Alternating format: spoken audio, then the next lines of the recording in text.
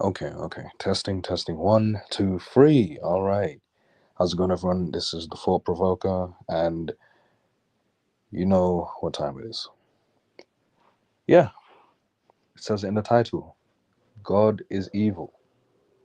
Prove me wrong. Prove me wrong.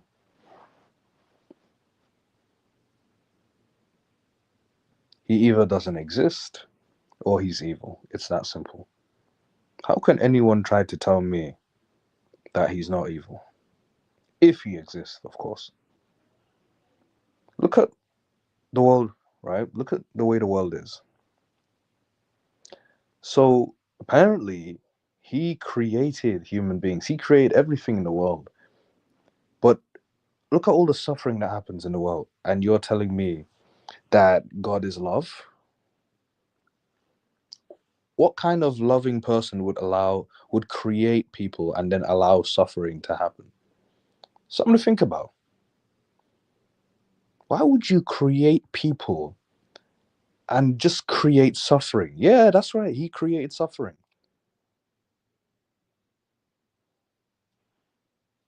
People like to say, "Oh, it wasn't God. It was the devil." Who created the devil? God, right? The Almighty.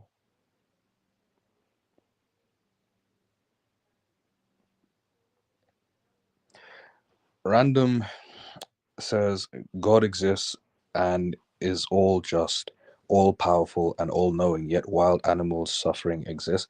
Yeah, no, a good point. Good point. Good point. hmm How can anyone say that, oh, it wasn't God who created suffering, it was the devil, when the devil was created by God?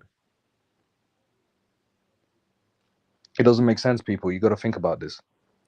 Does anyone here think that God is evil? Or do people think that God is all loving? Let me know. Let me know.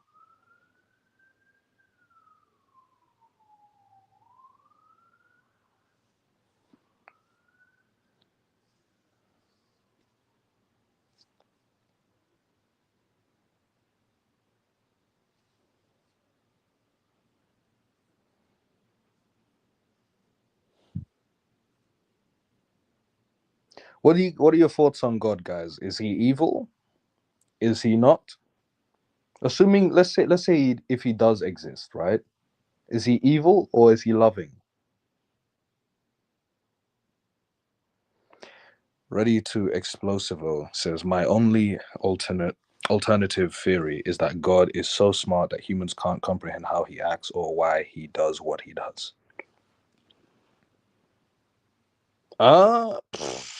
I mean, hmm. But most likely he's not real. Interesting.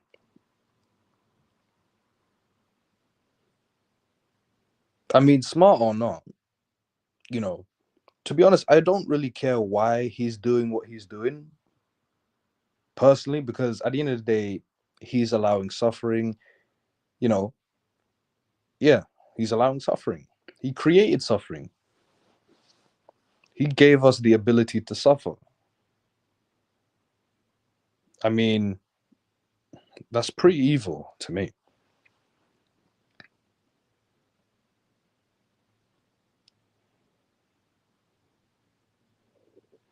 Ready to, oh, I read that one. Shaylin says it is neither good nor evil. It just is. What if good slash evil are human concepts? Shaylin, Shaylin, is God good or evil? Who's it? I don't know. Anyway, God, guys, let me know. Let me know. Because obviously my stance is that, assuming God exists, that he's evil.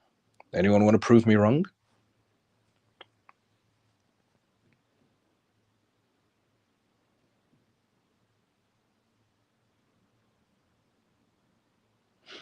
Random says, how can the Earth be 4.5 billion years old and God exist? For millions of years, there was massive animal suffering and primate pre-human suffering. Then God slash Abraham appears like 4,000 years ago.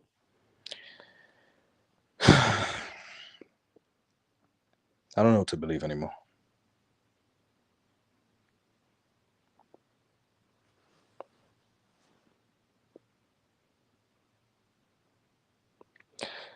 Ready to Explosive says, humans have selective depictions of good and evil. They'll procreate 1 billion kids into the world to suffer, then complain about suffering in the world. Humans are also hypocrites. Yep. Major hypocrites. You wanna have kids, because you want to play house. You want to have kids because you want to do, someone a favor. But here's the thing. I'm just bringing this to your attention, people. You say you want kids because you want to do them a favor, but here's the thing. You're not doing them a favor. I'll say this again. If you choose to have biological children, please recognize, because I want to bring this to your attention. That's all. No spite intended, but please recognize that you're not doing your biological children a favor by having them. Because once again, they never chose existence. You chose existence for them. You chose them to come into existence. You created them to existence. And now that you've created them into existence, they have biological needs that they never needed in the first place had they not have been, had they not have been created. Oh, I have to feed you, or I have to clothe you. You did not need to create that biological child of yours in the first place. I just want you lot to be mindful. For those of you who want biological children, I just want you to be mindful of what you're doing. Be mindful of the fact that once you choose to have biological children, you run the risk of them, not wanting to exist, given that they never asked to be here. Do you know what I'm saying? And if that happens, you cannot be mad at your child. You can't be mad.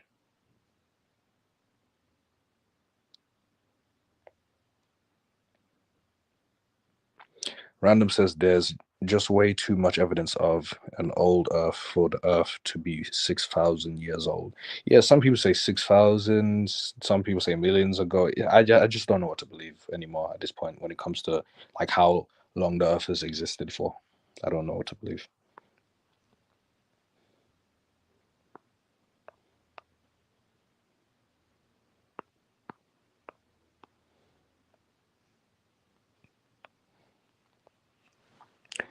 A lot of religious people like to talk about, oh, we have free will. We have free will.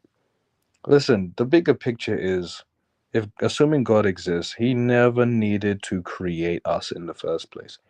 The question is, why would he create us? Why did he create us? What for? For his own pleasure? Like what?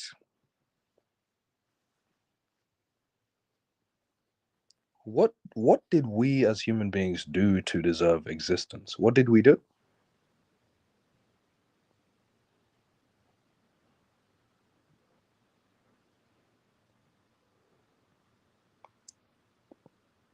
Give me a moment, please.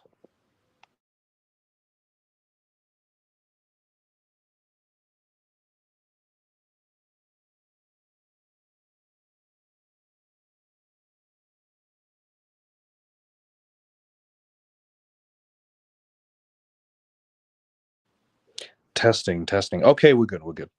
Um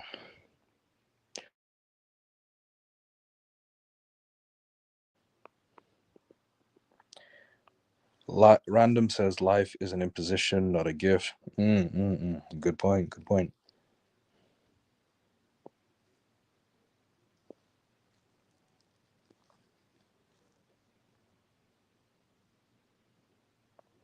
Shaylin says creation is evil. Yes, some indoctrinated folks might say it's benevolent.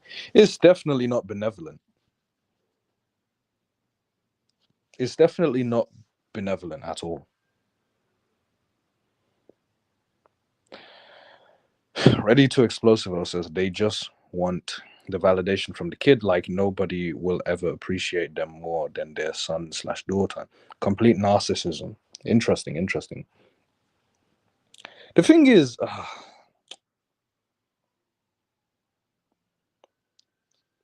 I don't know what to say. Hold on. Oh, back to basics. How are you? Hello. Hello. Hello. Yes. Yeah. How's it Um, going? it's not good. I'm trapped in existence, and Oh, there's only one way out, and it's not comfortable. So I'm yeah. pretty And that's much the a problem. prisoner. Yeah, no, that's the problem. That's the problem. You're created into existence, and if you want to exit, it's going to be very, very, very, very difficult. And that's what many parents don't take into consideration. They automatically assume that once you create children, they're going to be satisfied with the way existence is. And it's not a good way to think. Like you got to it's a risk. It's a huge risk, you know? It's a huge Nonetheless. risk, especially considering the world that we live in. We live in a world and systems that are so corrupt and human nature that's so corrupt that, it's guaranteed that there's going to be more losers than winners at the end of the day. And it's guaranteed that there's going to be more suffering than joy just because of how the way the world works. It's just Hmm. guaranteed.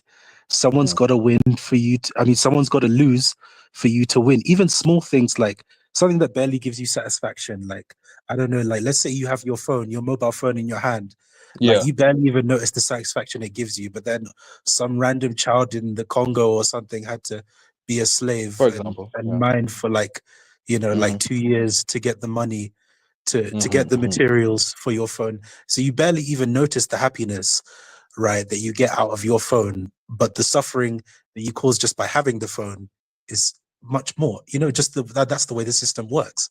You know, Hmm. so Yeah, no, yeah, yeah, yeah. No, I hear you. Let's see. Shaylin says maybe God was bored. Immortality is a heavy burden. Oh, whew, God forbid that I become immortal. Whew, I do not want immortality. Uh, hey, yeah, maybe he was bored. Maybe he was. But you either know, way, man, it's pretty messed up, man. It is pretty messed up. Creating people for what reason? Boredom, like you mean to tell me, oh my god, the Almighty is bored. Are you serious? No, it's a good point, don't get me wrong, but it's like it's so weird. Like he's known as the Almighty, right? How does he even have the ability to feel boredom? Well, I mean, then again, if he is the Almighty, if he can do anything, then surely he can be bored. But like, you get what I'm saying? Do you see how it's a tricky one? Because he has the power to make himself not bored. But whatever.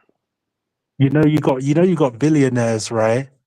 Speaking of immortality, you got billionaires who are trying to pay to get their body to be preserved in case in the future they actually invent technology to reverse the effects of death, So just so I'm in a clear, body you're that's saying not, that there are billionaires who are trying to create immortality for human beings yeah, for themselves mainly. for I themselves. mean, yeah. Oh yeah, okay, interesting. Would you want to be immortal? No way, Jose. But the thing is, yeah, it is kind of your opinion of that kind of can be relative. Like I don't what do you call it? Take your time. Like what was that? How am I going to list it? Like, I don't have the perspective of these billionaires who have everything in the world. Maybe they just have it so good, they just don't want it to stop. So I don't Mm-hmm. know. That might be the reason why. But I would personally want to die because if I had to come back and be myself, that would piss me off. But Mm. maybe if I don't know, Elon Musk died, he would might want to come back and be Elon Musk. That's what I'm saying. And you know what? Given that you never asked to be here, you have every right to feel that way. Some people are going to be satisfied with the way existence is, and others aren't. And that's the gamble, right? That's the risk you run when you choose to create children. This is something to be mindful of, people. Pay attention and leave the ad hominems to the side, please, because it's a You know, waste of time. you know what we have. You know what we. It's because of the freaking. It's because of the optimism bias that we have in human, the Pollyanna principle, and all that shit.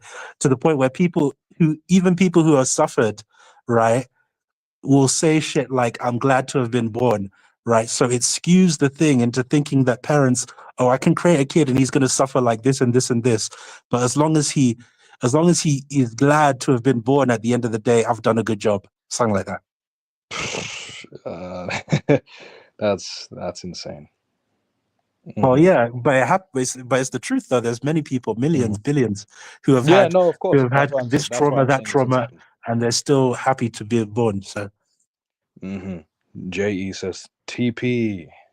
Indeed, indeed. Je says good to see you back, bro. Thank you. Likewise, likewise.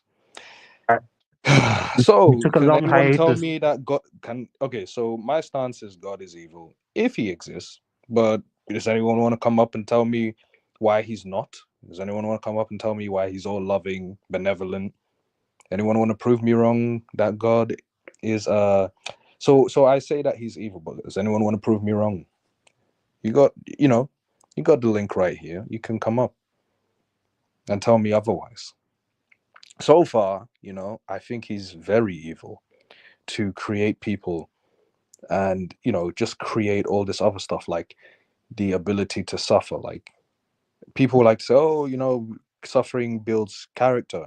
Now, I'm not here to argue whether that's true or not, but it's just irrelevant. It's so irrelevant. So what if it builds character? We never needed to exist in the first place.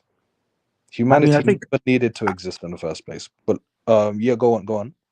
I think the concept of God in the Bible is the epitome of that kind of suffering builds character thing. Because in the Bible, I mean, he literally sends his son to suffer on the earth, like he suffers all his life, right? He literally sends his son down to suffer all his life, and then he becomes this like great thing, even though he suffered his whole life. So I think that concept is built heavily into Christianity, at least the Christian God. You And then know, even Islam, because Muhammad suffered a lot in his life as well, and he's like the prophet. So I think in those main religions, it's like Christianity, Islam. I think it's built into that whole suffering builds character thing. Like it's heavily part of that. okay. Well, here's the thing. This whole concept of this father, the son, and this is what confuses me about Christians. Like they say, oh, the Son of God, Jesus Christ, but at the same time they say that Jesus Christ is God. This whole concept of he's the Son, no, the Father, the Son, and the Holy Spirit. That's confusing as hell. Like what kind of concept is that? It's gonna cause confusion when having conversations about this. Like, oh, like, oh, he sent his son. Wait, so he sent himself? I But mean, anyway, yeah.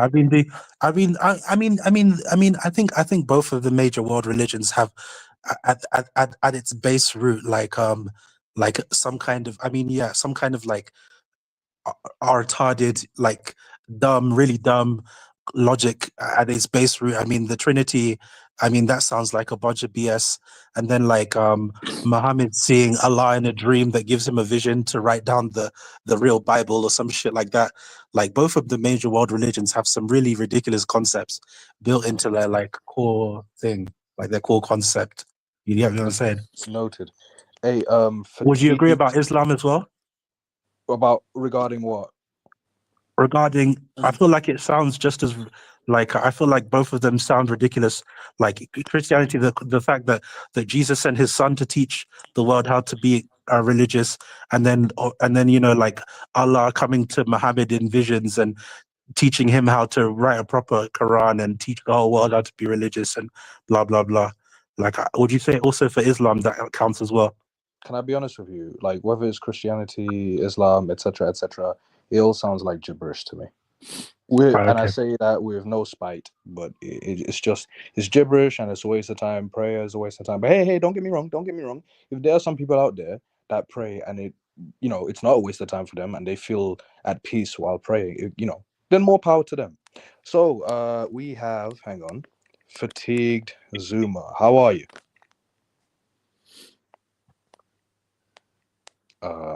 Huh.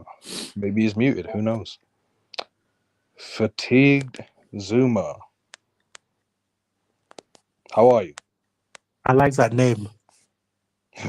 Fatigued Zuma. I don't know Oh wait, what happened. I I think don't he's know having what. some problem. He'll probably come back.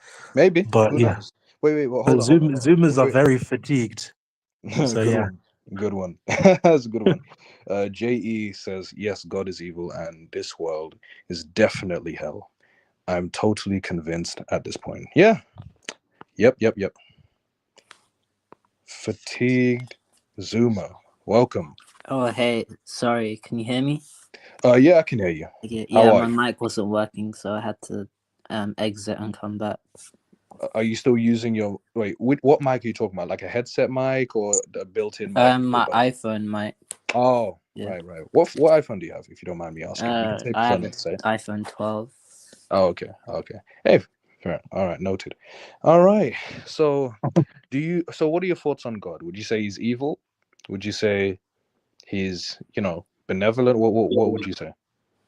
I'd say God is pretty neglectful at best and oblivious and like malevolent and malicious at Did you say oblivious? oblivious, yeah. Interesting. God the Almighty, oblivious. That's the first time I've ever heard someone say that about God. hmm Or Interesting. like Why would you from the say he's oblivious? Judeo-Christian perspective of God, I mean it's gonna be difficult for people of those faiths to comprehend that idea, I guess. Okay, interesting. So I what mean, makes you I was born into those faith. I can comprehend the idea, but it took me a long time for me to change my mind about these things. So yeah, I can Mhm, understand what you're saying. noted? A one PK done says, yo, welcome to the live stream. So a one PK done, if you're watching this, hey, what do you think? Do you think God is evil, or do you think he's loving? Like, what are your thoughts? Like, do you agree or disagree that God is evil? I certainly think he's evil. If he exists, of course. This is assuming he exists. JE says, hey, it's what, T or Tay? Hi, T. I don't know who is this Tay Oh, T that you speak of, but nonetheless, Lona Getting Stronger says, the Bible says it's, wait, the Bible says it is as Isaiah, I don't know, whatever. 45:7. I Oh, right. Lona Getting Stronger. Yeah, it's been a long time. I just realized you changed your image, your profile pic. But anyway, JE says JE says T as in fatigued Zuma. oh, Hey, hello, who knows? JE. Who knows, man? Who knows who that is? This is probably Yeah, we're not saying names over here. We're not baiting people out. who Like I don't this know is who why, this T is, man. like, so, like when Fatigue Zuma started speaking, I assumed maybe it was someone, but I didn't want to say the name because that's what we don't do here. JE, You know what I mean? you're hmm probably thinking of someone else, my buddy. Anyway, Shaylin says some say God is great because it created this kingdom of heaven. Yeah, I mean, a heaven is not gonna include suffering, man. Like, what kind of heaven is that? What kind of heaven, includes wage slavery? You know what I mean? Like that. What is this concept of? You know what? Let's work and sleep most of our lives and then die. That it doesn't make sense. Okay, okay, yeah. I'm looking at the verse that he just quoted, right? All right, Right what from this the one? Bible. Yeah. And it says, "I form the light, and create darkness. I make peace and I create evil. I am the Lord. I do all these things." And then some guy was explaining it on this Christian website that I'm looking at right now. And Okay, apparently, some people mistakenly, what this is what he says, right? okay, So this guy says some people mistakenly interpret this verse to mean that God is evil. But the context of the passage is about rewarding those who are faithful and punishing those who disobey. In this context, God is responsible for bringing prosperity to those who are faithful and calamity to those who rebel. So, okay. is it only evil people who suffer in the world and only good people get the good things? I don't think that's how it works. But, anyways. I mean, people in general suffer, like good or evil. Yeah, I know, Just but one question. it was implying that those who are prosperous right now is because God loves them more, which is bullshit. Because okay, fine, you would understand if a God only punished the bad people, but he doesn't only punish the bad; he punishes the good, and sometimes the good don't get the rewards that the bad people get. So you don't see this played out in the real world. So Yeah, no, you're right. You're right. Like this whole thing of karma. Like, listen, if you do something good, that doesn't mean you're necessarily gonna get good in return. You get what you get, good or bad. I mean, I've Uh, been, what do you call it? Uh, yeah, exactly. Yeah, no, you go on. It's cool. yeah. Just hold on. Let me see. J J says, I've oh, okay. Yeah, I'm probably mistaken. Wait, just hold that thought. Fatigue. Okay, outstanding innovation says, lol, makes no sense. Makes no sense. So wait. Yeah, no, exactly. It doesn't make sense. Yeah, I think he's agreeing that God's evil. You know, Back to why this would karma thing. wait, hold on, You know, I've been hold that looking. thought, Oh, hold okay. that thought, hold that thought, hold that thought. Why would he let innocent people to get? I assume he means raped and murdered. Yeah, why would he allow it? All this talk about free will, it's all irrelevant. The bottom line is he created us and he's allowing this stuff to happen, and it's not necessary. There's no excuse for it. Outstanding innovation. By the way, 1 PK done. If you're watching, I will get to your comment. It's just for context. Let me focus on outstanding innovations comments. The Bible contradicts itself as well. That would not surprise me. Shaylin says, so God just wants obedient slaves. Makes sense now. Yeah, and that's another thing. Some people actually no, hold on. 1 PK Don says, well, for me, it kind of depends. Some situations, like for me, I thank God well, and other times, I have to ask why. But for me, it depends overall. All I know for sure is this world is corrupt and evil. Noted. I want to go back to this karma thing because I think people misinterpret what karma is based on what I've looked into in religions like Hinduism and Buddhism. Because I think a lot of people take karma into being like, if you do bad things, you suffer in this life. You know what I mean? For the bad things you do, like someone does something bad happens to them, they get their karma. But in Buddhism, at least, which is the one I looked up the most, karma is supposed to apply to like your theoretical next. Like if you do bad things, right, then you don't get to escape this cycle of birth and rebirth and blah blah blah. And so it's like it applies to your next life. That's when you get the bullshit of this life. You know what I mean? So just so I'm Like, clear, is this implying that we have to be perfect or else we're coming back into existence once we're dead? no, not really. It's all about what do you call it? It's all about like the balance of the good and bad, and then how much you reject the things of the world, how much you don't cling onto the world. There's this thing called Maya, which is like an illusion. It's like how much this world kind of like drags you in with all of its bullshit, and how much you cling to it. And then obviously we're trying to. Well, I'm not Buddhist, so I'm not going to say me, obviously. But then you have something that what do you call it, is samsara in Buddhism, which is like the cycle of rebirth and death, for like what do you call it, and misery, obviously, because this life is miserable, and that's caused by having bad karma and stuff like that. So it's like it's not like you have to be perfect, otherwise you're reborn, but it's something about like it's not just linked to how good or bad you are. It's about how much you cling to the material world, how much you um, accept the things the way they are. Even things like procreation can be considered in Buddhism, at least partially, not fully, obviously, not all the way. That's why they ban Buddhist monks from procreating. But Wait, partially what? Partially, like like procreation can even be. Go on. partially it can be partially considered like giving into Maya, because it's like you cling on to the things of the world, like having a title, having a legacy, blah blah blah blah blah, Uh-huh, by uh-huh. procreating. And that's why they ban in Buddhism, they ban the monks from procreating, like they ban them from having wives and shit. But Okay. Wait, yeah. let's So get to Fatigue Zuma because you wanted to say something. So Yeah, I just wanted to quote a Bible verse. So okay. it's Can I ask you something? Genesis. And you can say prefer not to say. Are you a Christian? You can say prefer not to say. I was raised as a Christian, yeah. But Okay. before that, I was born into like a Hindu family. But Okay. like, yeah, All right. it's complicated. That's fine. That's fine. Just curious. Yeah. All So right.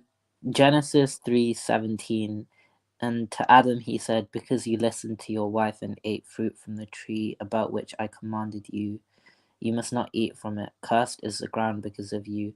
Through painful toil, you will eat food from it all the days of your life. And like, yeah, so the Christian God doesn't sound particularly benevolent to me. I'd say, cursing the ground, cursing the creation that God made. It sounds like a pretty malevolent thing to do. Interesting. I mean, if I'm saying that, oh, he's allowing suffering, and it's pretty messed up that he's doing that. I think it's rational for me to say. I don't think it's irrational. Mm-hmm. Shaylin says, oh yeah, I read this one. So God just wants obedient slaves. Makes sense now. You see, this is what annoys me about religious people, right? Some religious people claim that they had children because they wanted to please God. I'm like, oh my God. So what, if you don't have children, what, you're gonna go to hell for not having children? So it's a bunch of excuses, man. Oh God, like, people, you don't have to have children just to please God. I mean, are you or are you not already pleasing God as you currently exist? Or is that not enough and you need children in order to please God? I mean, I What do think that's why. I think that's part of the reason why, like, people, or these people who follow God, like to a T, do everything to please God. Because at least the God of the Bible, he has some pretty harsh punishments for stepping out of line. I mean, he wiped out entire cities because they were like doing sodomy or something. Like they were like gay or what something. the fuck? What the that just caught me off guard, man. But it's true. What the anyway, Jesus Christ, man. you, I'm the type of person where I'll laugh when something catches me off guard. Doesn't matter what it is. Okay. Hey, back to basics. Have you looked a lot into Buddhism or just a little bit? Recently, yeah, I have been looking. I mean, like, in the pub before, like 2 weeks ago. No, I've never looked into it at all. But I looked Okay. into Hinduism, but I didn't like things that they have in Hinduism. I looked into Hinduism because I found I found it like some of the, like a YouTube video that I watched that showed about certain aspects of Hinduism that kind of align with my antinatalist viewpoints. So I looked into Hinduism, but then I didn't like the things that, like, they have like 20 gods and a caste system and all that bullshit. So I was looking into Buddhism as kind of like a better version of Hinduism. So I've been looking into that for like the past couple of weeks. Yeah, I've just read briefly about it. Apparently Buddhists, they don't believe in a permanent eternal soul. So like how does the karma system work if like there's no permanent soul and the next Are person you who's referring to born immortality? in the next life, like who is it? Are you referring to immortality? No. Well, yeah, kind of. Right, so like an immortal soul. Yeah, there's no such thing as an immortal soul. Well, at least the Buddhists don't think there is. Okay, so okay, cool. No, yeah, Uh, in Buddhism, yeah, it kind of doesn't make sense to me. I mean, I take all I take no, I take all like religions with a pinch of salt. Obviously, it's not like I'm fully gonna starting to follow. But like in Buddhism, I like from what I looked up, right, to explain what you said, like Buddhism, like the whole concept of rebirth is kind of like It's kind of like a changing. It's kind of like a constant change. It's not really like passing the soul from one body to another. Like you don't have the same. You don't have the same. I don't think you would have the same soul, or it's not like passing the soul, like from one body to another. I think that's how they try and explain it. I need to look it up a bit more, but Well, I think that's it's what like That's what Hindus believe. Like a soul is called Atma in Sanskrit. They believe in a permanent soul. I don't think Buddhists do. Guys, let me okay. read this. Hold up, thought. Let me read this. Lonely Getting Stronger says the verse clearly doesn't say that Bible. What? The verse clearly doesn't says that Bible apologists always make lame ass excuses for the God of Abraham. Noted. I mean, there's a lot of gibberish in religion anyway.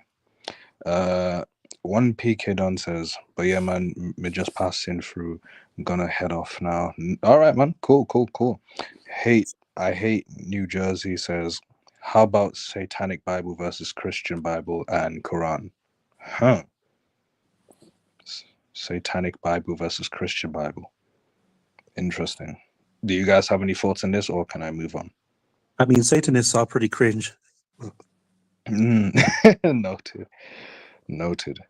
What about you, Zuma? Any thoughts on this, or can I move on? How about Satanic Bible? No, I don't have any thoughts on that. That's cool, man.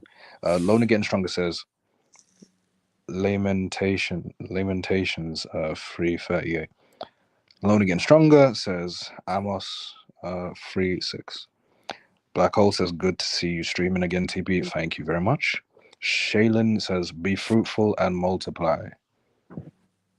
You know, it's funny when some people say, oh, I'm gonna have children because the Bible says be fruitful and multiply. Like, stop with the excuses. Just say you want children. Just say that. Four Don't words, act like, don't four use the words in a Bible as a book. scapegoat. 4 words in a book convinced you to bring a whole child in this world for 80 years to live. 4 Jeez. words in a book, bro. I read 4 words in a book, and it convinced me to do this whole big thing. Nuts. The point is, guys, if you want children, that's one thing, but don't try to use a book as an excuse. If you really didn't want children, you wouldn't. All right, just say you want children, even though, I mean, they won't be able to really say like a good like reason, except maybe no, that's it. Yeah, they don't really have a reason except, oh, because I want to basically give someone a life. Then adopt. I'm not forcing you. Listen, I'm not gonna adopt. But I'm just saying it's something to consider. You'd be doing those foster kids a favor because they are in need of parents, whereas you're choosing to create life into existence that never needed to exist. You're not doing those children a favor. Just keep that in mind. The ones that you create, you're not doing them a favor. I'm not saying this as an attack. I'm not saying this to be spiteful. I just want you to be mindful of that. It's the truth. Mm-hmm. It's just too much about seeing yourself in your child. It's pure narcissism. He has my name. He looks like me. He has my race or whatever. He has my looks. It's pure narcissism. I mean, you're not wrong. 88 says, well. Indeed, 88. Welcome back.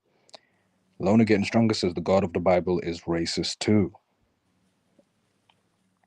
In any thoughts, or can I move on? I mean, he did curse Ham and his whole people because Ham, well, actually, no, that wasn't directly related to Ham being dark skinned, but I think he used it. I can't remember, like they were explaining this to me. Even in school, they explained it to me. They were like explaining how slave owners used it to just because God cursed some guy called Ham who was black because Ham disobeyed him, but then God also cursed all of his people to just suffer too, and so they made it like an excuse on how for how they said that Europeans use this as an excuse to enslave African people because of they already cursed, so you don't need to care about what you do. Something like that. Mhm. Okay.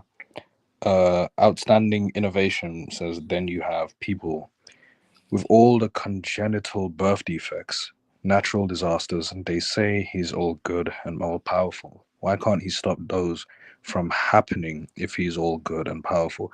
Yeah, no, it's a good point. Good point.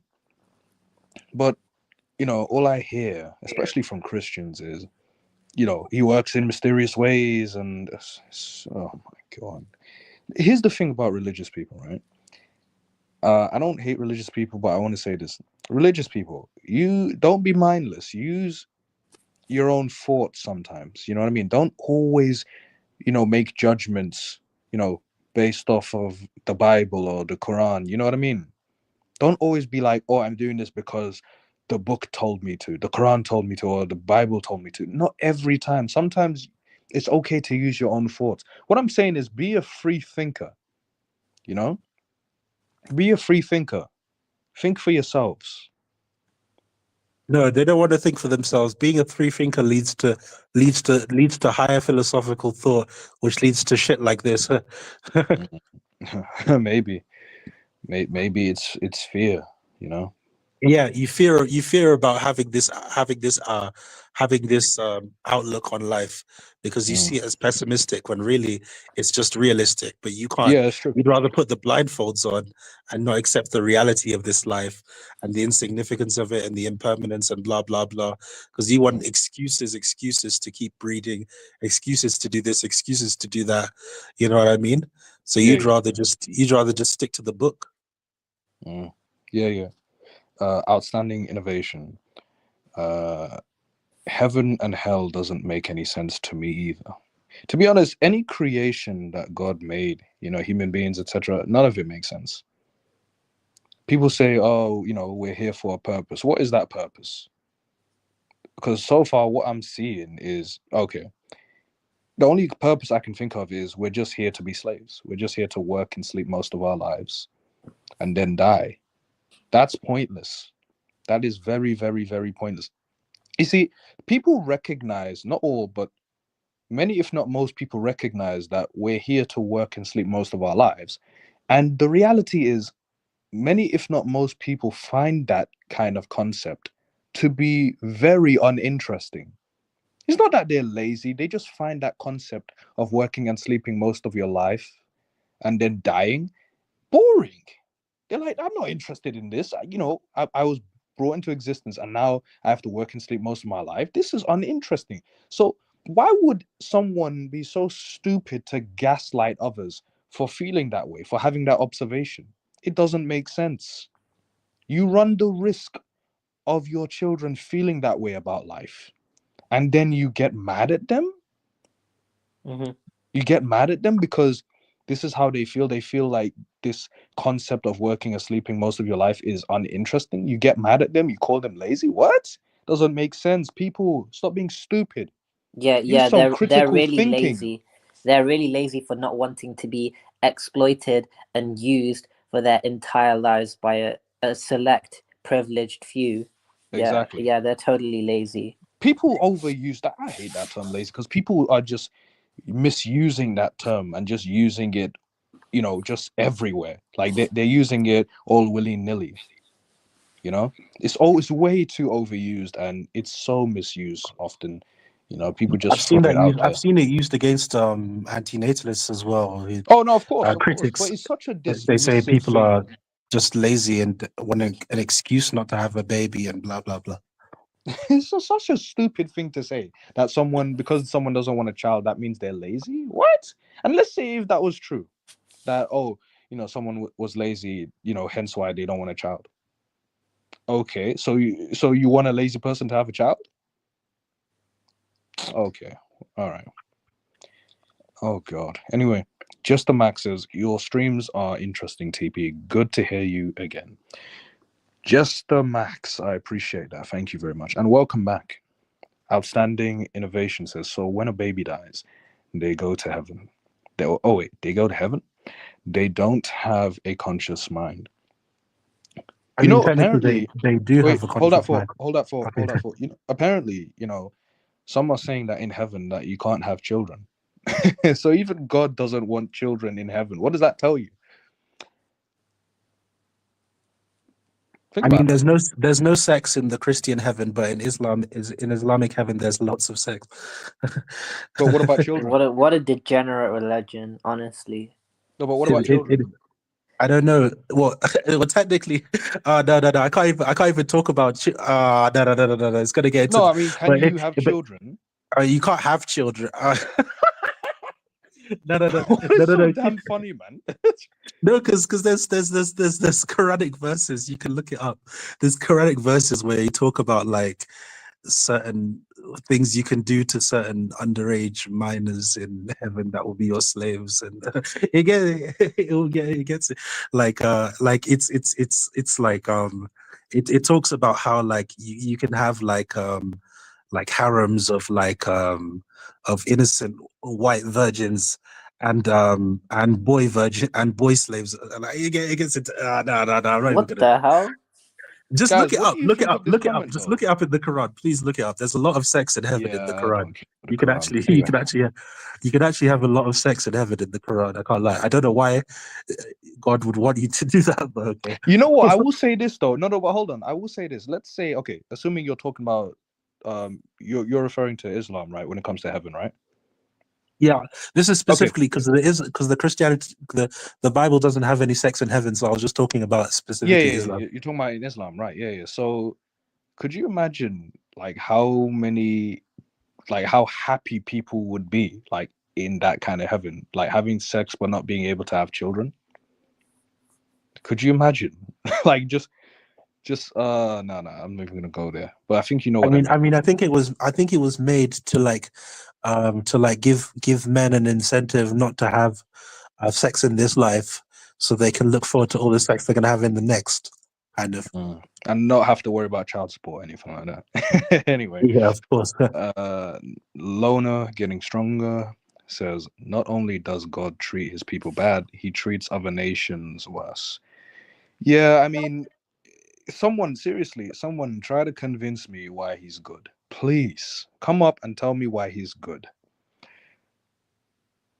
I hope I'm pronouncing this right. Tadarius Mont Tadarius Montgomery.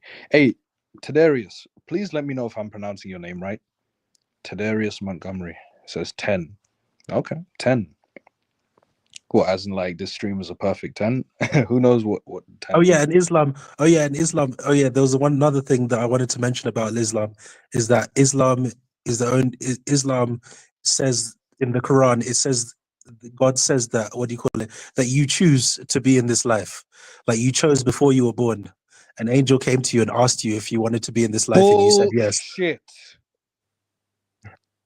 Absolute nonsense when people say that. Not you, I'm not saying your nonsense. I'm just saying just that this idea that this gaslighting, you know, oh, you chose to be born, you know, like it's all nonsense. It's and I find it insulting when people say stuff like that, you know? It's such But apparently, bullshit. It's such gaslighting bullshit that, oh, we chose to be born. No, our parents chose for us. Period.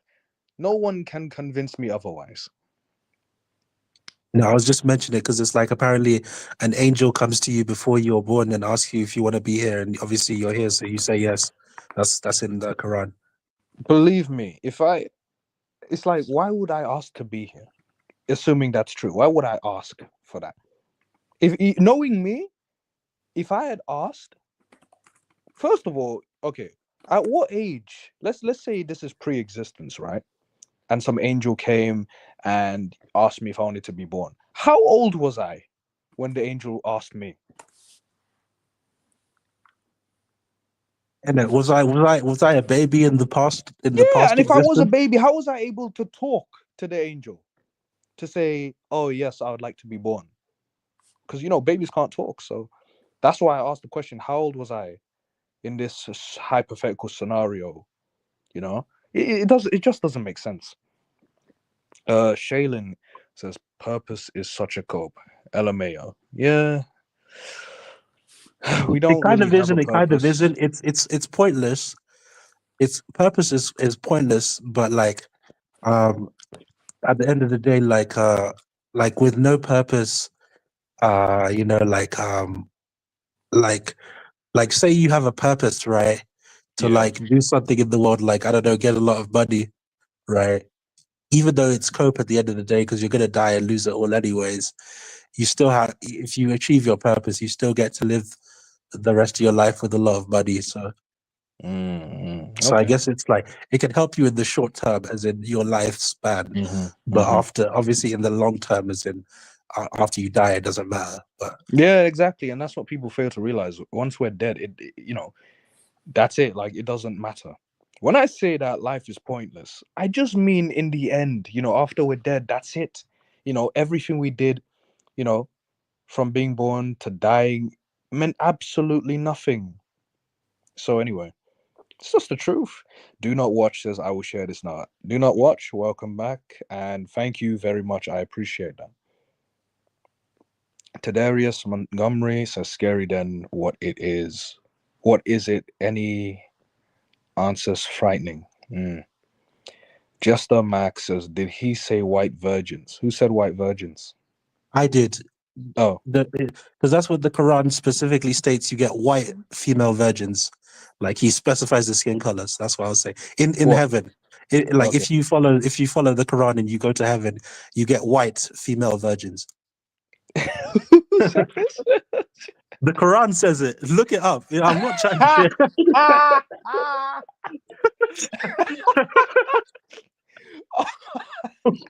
What the? Oh my god. Oh, that is hilarious. Why specifically? Why specifically white? I don't know. Like What the hell? Can Muhammad anyone had a confirm this in the Muhammad had a comment? type. Hey, because I Muhammad don't had a keep the type. Quran or anything or the Bible, or because I'm not religious. But my goodness, for fuck's sake, this is wow, wow, wow. Life, has its moments like this. So seriously, are you BB? Are you serious? It says this in the I'm Quran. serious. Look it up. I'm saying you can look it up right now. You'll find it right now. Muhammad's the Quran specifically states you get white-skinned female virgins. In heaven. Yeah, they say skin as white as and as pure as skin as white as the freaking, I don't know. I forgot the analogy, but they definitely specify that the girls are white. That's what I'm saying. Okay, okay, interesting. This is just. Oh wow. Okay, okay. That was a good laugh. 88 says, if I had the power like God and I had the power to stop world hunger and homeless, but I sit and do nothing, people would call me evil, yet they make excuses for God. Good point. And homelessness. Yeah, yeah, no, I know what you meant.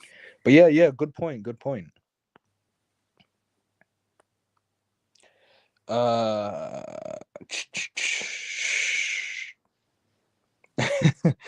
let's see. Lona getting stronger says, my grandma told me I chose to be here. Like, get the fuck out of here with that bullshit. Yeah, tell him. Tell him.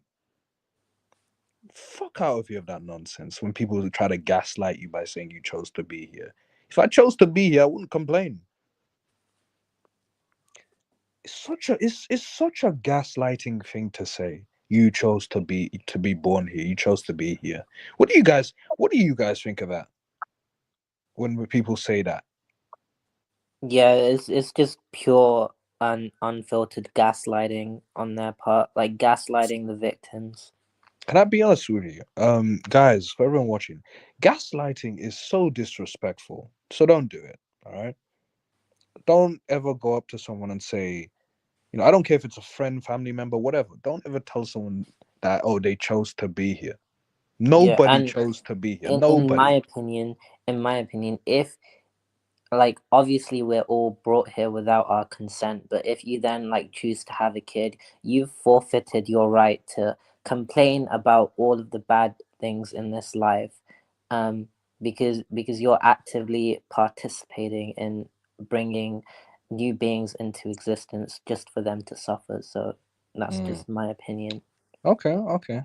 I say that if you create children and then they grow up to realize that, you know what, life is uninteresting. I never asked for this. I want out.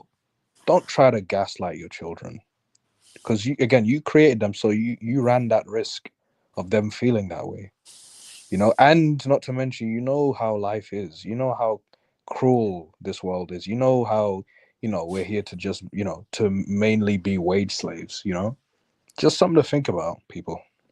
Think before you have children. If you choose to do it, hey, be responsible. Just ask it. Honestly, just my opinion is this: people should just live their lives instead of creating children. Like, creating children just so that they can live their own lives. Like, what sense does that make? Why would you do that? When you think about it, I'm not saying that out of spite. Just serious question. Why would you create children just to live their own lives when you can either just live your own life or just adopt?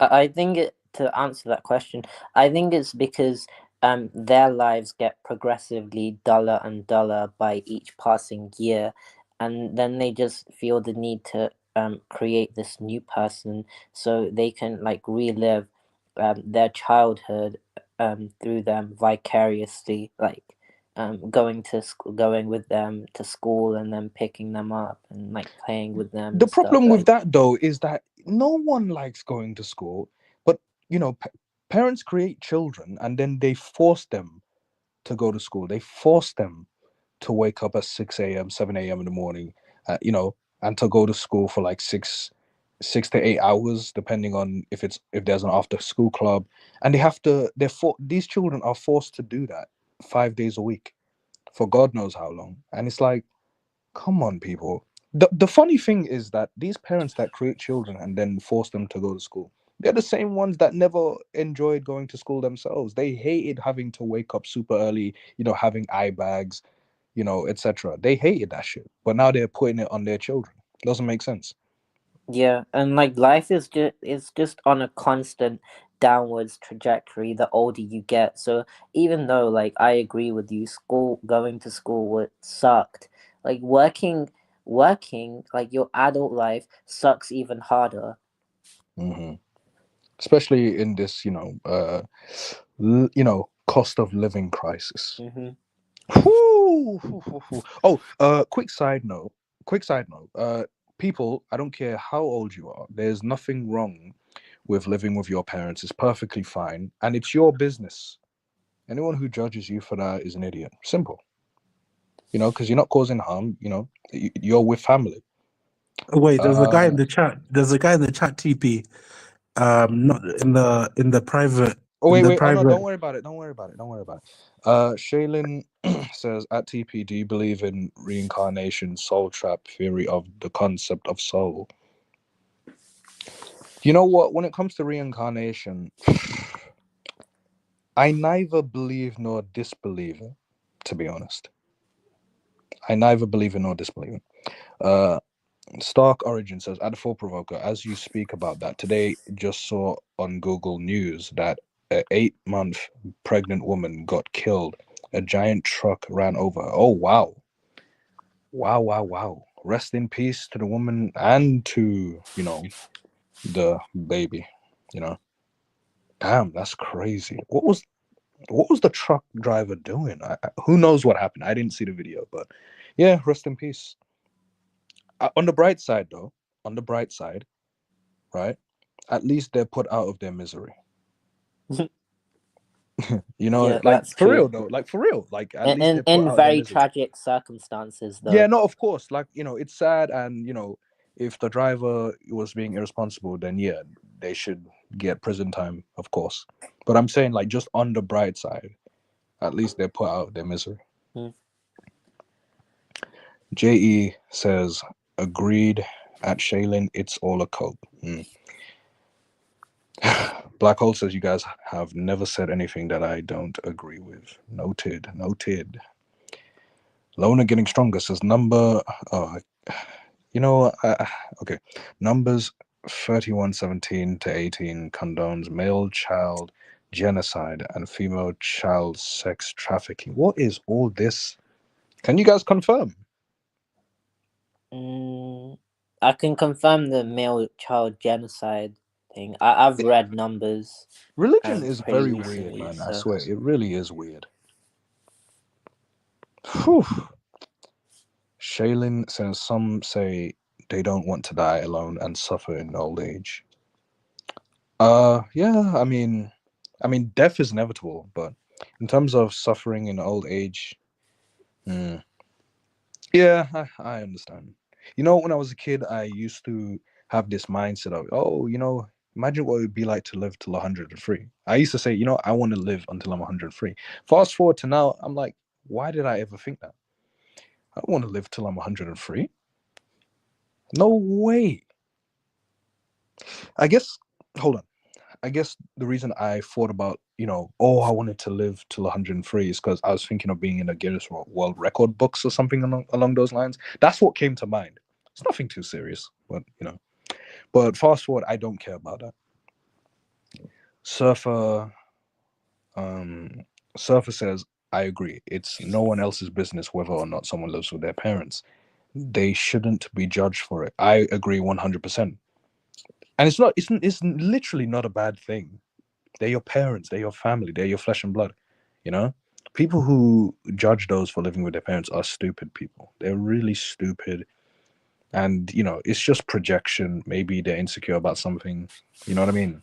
Maybe they got kicked out at such a very young age, and now they have to, and most of their money goes to rent, so they're jealous of those who live with their parents and get to spend less.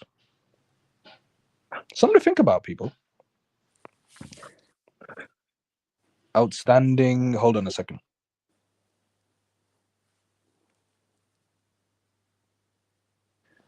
Outstanding innovation says if you have children, you are gambling with their life. Fact. They can have mental health issues like depression and anxiety. They can be vulnerable to bullying. They could have body dysmorphia, etc. And you see, the problem is, right, when parents choose to have children, a lot of parents are just irresponsible. That's the problem that we're dealing with. A lot of parents, they have children, but they're just irresponsible. That's just what. Would you guys agree or disagree?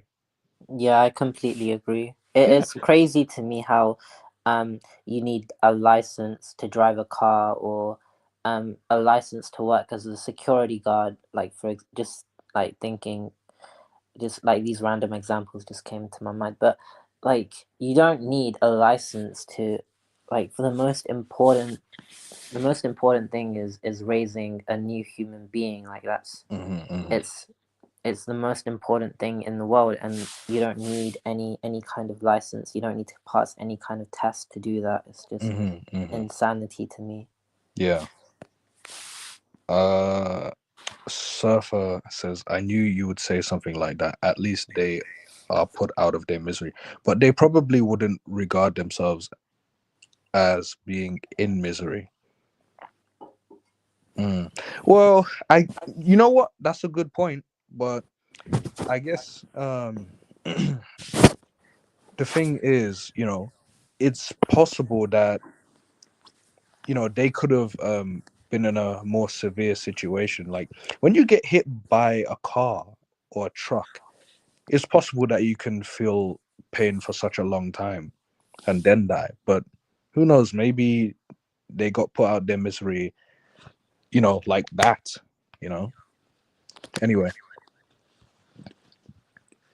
uh, it was probably a quick death, is what I'm trying to say. Outstanding innovation says everything is getting so expensive. More people are choosing to not have kids, and you know what? Shout out to those people, especially Gen Z, especially Gen Z. People are like, you know what? For example, like, oh, I don't have the finances to, you know, afford to have a kid. Do you know what I mean? Stuff like that. It's very considerate. Shout out to you lot. Instead of being like, oh, you know what? It doesn't matter if I'm poor, whatever, I'm still gonna have children. Like that's so irresponsible and hella selfish. Like, come on, people. How would you like it if you were born into poverty? I don't think that's fair. Anyway, Black Hole says, "Do you believe we create God?" No, absolutely not. Do you guys believe we created God? Everyone on the panel, do you? What do you think? We could have created the concept of God if Oh, it's not does he? real. Do you think that's what he means? Maybe, I don't know. Mm. If he's talking about the concept like this, oh, okay, we're gonna call it God. Maybe. I feel like a concept like hell sounds like too emotional something like of a concept for like a god himself to have. Like I feel like that would only come out of human emotion and anger over people that they believe do wrong on the earth. Like we're gonna send you to hell, we're gonna burn you. Like you know when people, you know when someone does a really fucked up crime, right? Like I'm not going to go into what those type of crimes are, but you know when people do really fucked up, I talk about the sick crimes, right? Like severe And then crimes. Yeah. yeah, the sick, not just the severe crimes, because there's crimes like murder that are severe that they don't get this much response depending on who does it to who. But I'm saying there's the really sick crimes. Anyways, when someone gets caught for doing those crimes, right, and then their face gets put on the news, everyone's saying, "Oh, let's hang this guy, chop him into little pieces and throw him into acid and watch him boil slowly and blah blah blah blah blah." Jesus That's Christ. that sounds like the same anger. That sounds like the same anger one would have to create something like hell where you burn and burn and burn and it gets to 3,000 degrees and you're still burning and your eyes are open and someone's stabbing you in the eye while you're burning. Like you know what I mean? It sounds like Yeah, something yeah, that yeah, yeah, yeah. No, of course. it sounds like something that comes from human emotion more than something that a god could create for humans. Yeah, and also, putting pineapple on pizza as well. That's also hell. Nah, I'm joking. Jokes aside. Jokes aside. Yeah. No, you're right, Peter. Um, 88 says another crazy thing is how people are having kids and they aren't financially stable. Yeah, a lot of them. I bet you they really don't love their children. I bet you. Like, you create children, you're not financially stable, you can't afford children, but you have them, and then fast forward, you try to gaslight them, you try to manipulate them by saying that they should be grateful for the life that you've given them. What? Whatever. Yeah, and they expect their children to get them out of poverty and like to That's study that and is like why get a many of good them have them. career and help them because like they raised them up and like oh like we're your parents, you wouldn't be in the place that you are now if it weren't for us. Like it's just emotional blackmail. Mm. Oh yeah, yeah. And let me tell you something. Don't let your parents ever do that to any of you.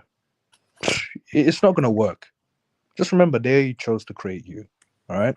So all this talk about, oh, I created you, I raised you, etc. So you owe me. Go fuck yourself. Go fuck yourself. All right. I'm telling this to everyone who's watching me right now. If your parents ever try to pull that crap on you about, oh, I created you, I raised you, so you owe me, they can do one. Honestly, they can do one. All right. Any parent that even has that mindset, they're toxic. Don't allow Most yourself to parents be have that mindset, manipulated. to be honest. I mean, even the so-called good parents, they still will expect some level of success or some level of like not disappointing. I don't want my child to disappoint me after all I done for them, something like that. Entitled people, my goodness. Let the ones that they created, they chose to create. Amazing. Anyway, Demolish, how are you? Peace and respect. Better than I deserve since February the 8th, 2012. Okay, cool. Welcome back. Thank you so much. I saw the title to this and I just could not resist. Of course you couldn't resist. Of course. All right, all right.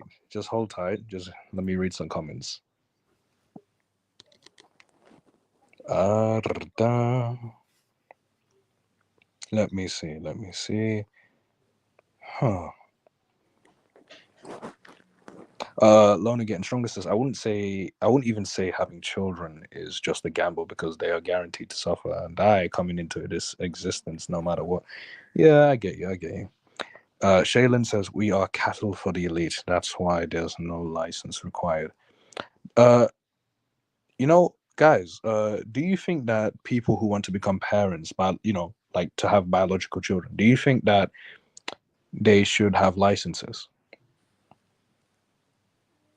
I'll start with Demolish. Demolish, should people who want biological children get licenses before they can have children? Like to prove their ability? I think that's a grand idea. I also think it'd be a good idea Agreed. if people didn't reproduce until they were 80 and knew something. Until they're what? About 80 years old.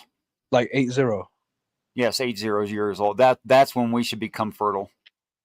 Oh, okay. Interesting. But yeah, no, I'm glad we agree that people should get licenses before they're able to have any biological children, because anyone can have children. Anyone, literally, and that's a very, very big problem. Let's see. It's a scary thing. Have you ever seen the movie? I know it's just a movie, and it's awfully cliche to quote a movie, but the logical necessity of professionals who are intelligent not reproducing, and people with no education and no real means reproducing like rabbits is exemplified in the movie Idiocracy. What's the movie called? Idiocracy. Oh, literally. Okay. You will laugh if you watch it. Oh, but it's a little bit too true as well. Like too real, eh? I see. It's a little bit too real. Okay, Idiocracy. When did this movie come out? I don't know. It's older. You could probably show the whole thing on your channel and not get a strike. Oh wow, it's that old. Yeah, it's older. I see. All right, interesting. I appreciate the suggestion. Let's see.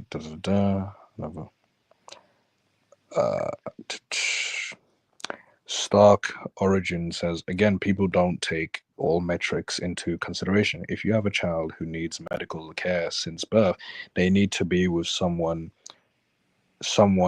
house. What? Okay. In someone's house. Okay. Noted. 88 says, I think the God. Wait, actually, no, let me ask you a question, Demolish. If someone knew that they were going to have a biological child with a defect and they chose to have that child anyway, what would your thought be on that? What my thought? I don't know. What's the severity of the defect? Wrong color eyes? Let's say, you're a funny dude. Let's say, did you come across a video that I made about that little boy with that gigantic tumor all over his face?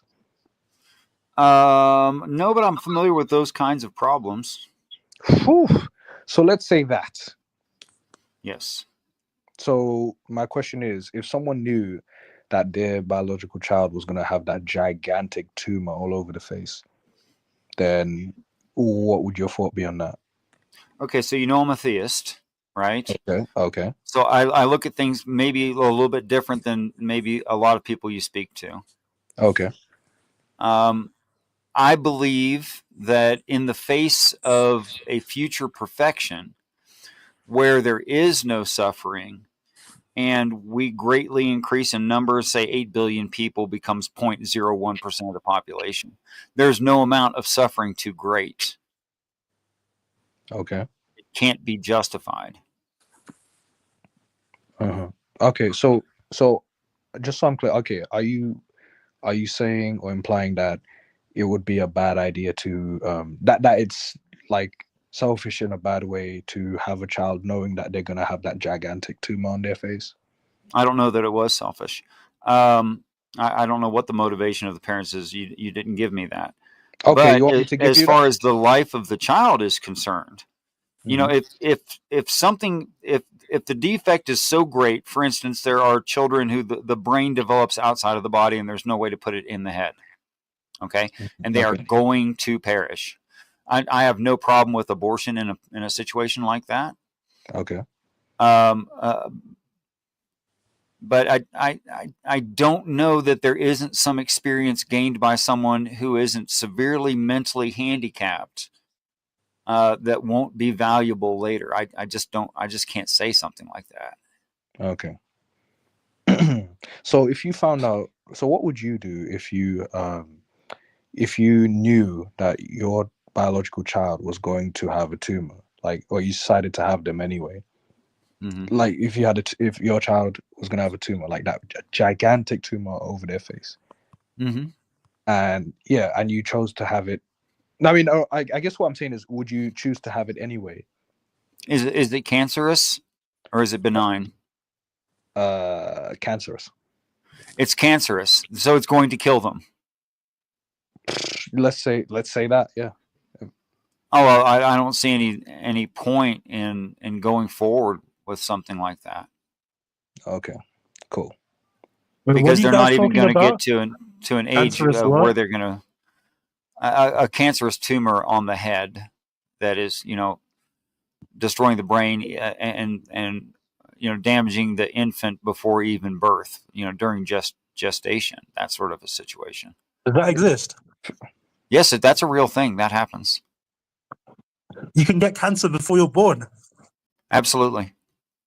Damn.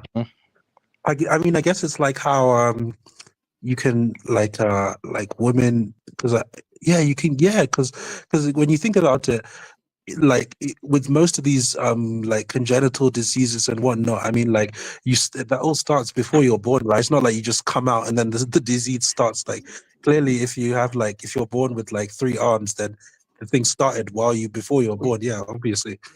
Even without even without biological attack, to our cells and free radical attacks to our cells, even without that, we normally produce cells that don't work right. We also produce antibodies and what are they called? White blood cells, leukocytes, to kill those cells. See, so what cancer is when the leukocytes aren't numbering high enough, and the faulty cells are numbered too high, and the faulty cells that don't work for whatever they were supposed to work for become too many in number. We call that cancer, but everyone fights cancer every day.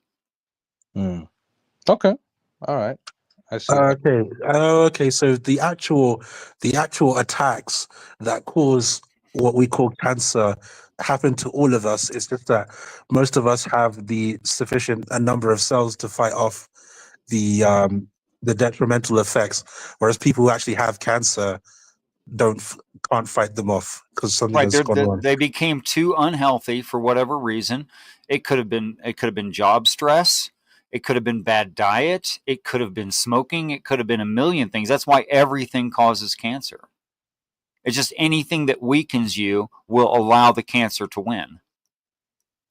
Yeah, I guess. Yeah, it's I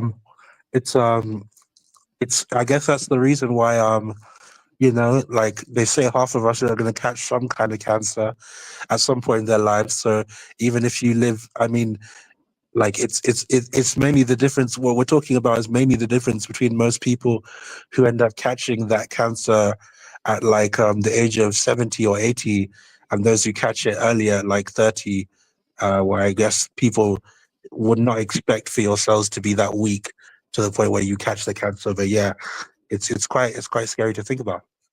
Right. Well, I'm just gonna say this, like, if now obviously I'm not gonna have children, but let's say if I was the type of person who wanted children, if my child, if I knew that I was going to, that my spouse was going to give birth to a child with a defect, any kind of defect, doesn't matter, I'm not gonna have it.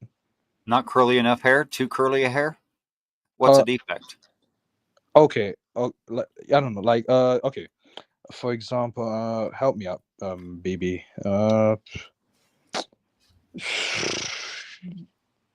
Let's see. Besides tumors, what else?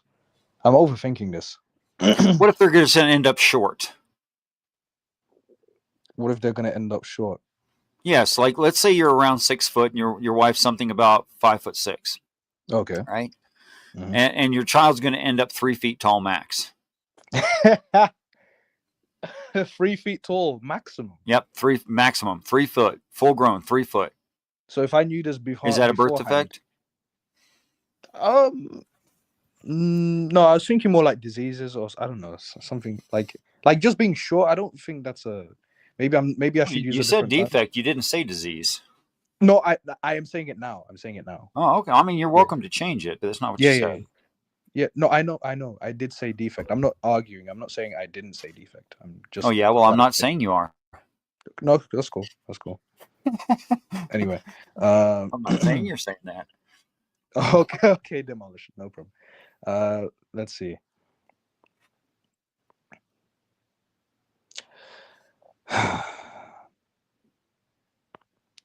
Black Hole says, "Do you believe we create everything?"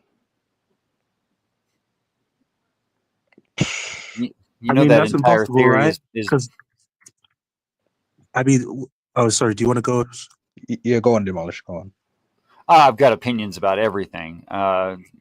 You'll get used to it.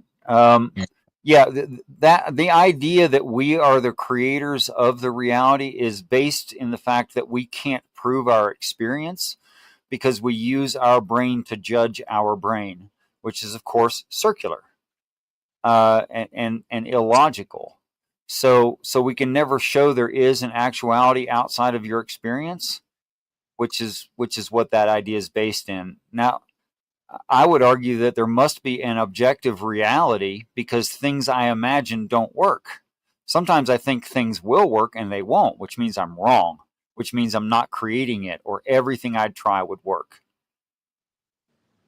And also, Okay. surely if humans have only been around for like 10,000 years, like surely everything before humans that was already created was not created by humans. So That's a good argument too. So, demolish. Let me ask you this: would you say God is evil? If he Would I exists? say God is evil? Okay, great topic. Love the question. Used to be an anti-theist myself. You may not have been aware. Okay. So I would ask if there's a difference. Okay, no, I'll do it as a statement. I believe there's a difference between what practitioners say about whatever given religion and what the religious story says about itself. Do you think that that's probably valid or must be Wait, valid? repeat that Or one more time. The difference between. Say that there's a again. difference between what practitioners say. I'll give specifics. There's a difference between what Christians would say about the Bible and what the Bible actually reads. Yeah, there's a difference. Yeah. Okay. So if you're asserting something like the Abrahamic God Yahweh is evil because we've been taught a certain reading frame and things like, oh, let's just take something simple and obvious, babies drowned in the flood narrative, which must be true, right? Then obviously it's doing an evil thing and that thing is evil. Okay. That's the argument, yes? Yeah, like all that basically there's all this suffering that's happening, and since God created us, He's just allowing it to happen. When He's the Almighty, He can literally prevent that from happening. No, that's exactly perfect. Perfect. Right. If there is a rational solution that's plausible in reality that would replace the suffering, then there's no justifiable way to not do it if you are good. Okay. That stands? Yeah, okay, yeah. Cool. Okay. And for me personally, I don't think that traditions are valid just because they're old. I don't think that traditions are Demolish. valid I just because they're sincerely popular. apologize. I Go ahead. apologize. You got cut off for like 5 seconds. Say that again. Oh, life happens. Thanks for letting me know. No problem. I said just because something is old doesn't make it right. Agreed. Okay. And we should freely think using all the evidence we have at our disposal at the time and not say this must be true, but we should be saying this is most reasonable to believe. Sure. Yeah. That works too. Cool. What you're saying We're on makes the sense. same page. Yeah. Good. Okay. All right. So since the word mayim in the Arabic nation, in those languages, the Semitic languages, which is more than just Jewish, it means watery substances. And the important watery substance of mayim, it shows relationship. That is to say, it's semen. That is that we are blood, and we have a variation of the same idea in the American tradition that says blood is thicker than water, meaning distant relatives aren't as important as my near relatives, or other people in my community are less important than my family, something like that. Okay. So we still use water that same way in comparison to blood, you know? Okay. Okay, and that's the way the text is using it, which is obvious because the mayim does things that H2O does not do, cannot do. Like, for instance, Jesus walks on the mayim. The mayim attack an island city like waves of an ocean, referring to soldiers, and just on and on and on like that. So I think there's justification for suffering if the benefit is big enough. Ask women who've had children, they'll tell you the same. Okay. And that there's a difference between what a practitioner says about some certain piece of literature and what the literature says about itself. And you did prove that on one of my live streams long ago. Yeah. It's pretty easy to show. All right. Cool. So my God is not evil. The Christian God is evil. Okay, the Christian God is evil. According to what the Christians say is God is obviously evil. I mean, Okay.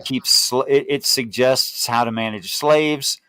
It drowns people in mass. I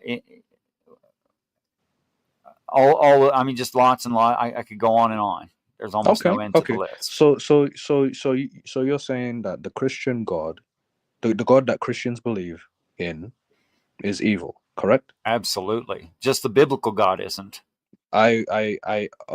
Wait. So the biblical God is not evil.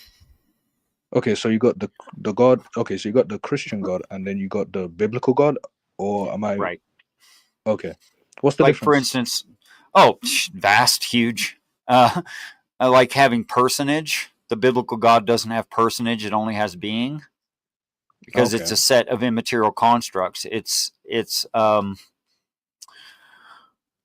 foundational to human flourishing. What I think is a perfect set of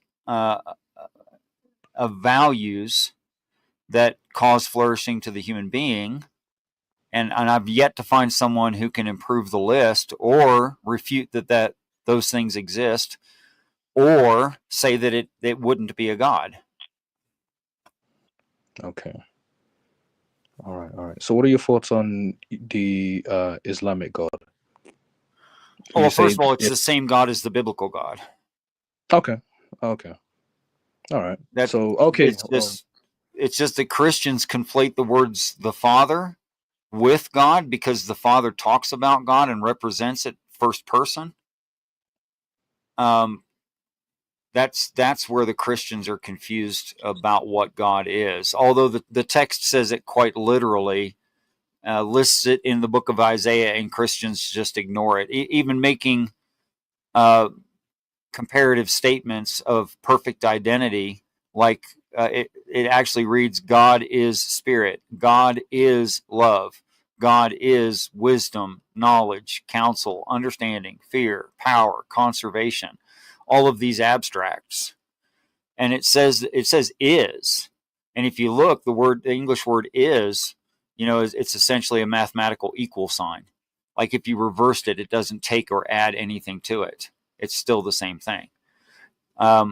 They'll just deny that and assign a set of immaterial constructs personhood and morality and lots of things that it just doesn't have.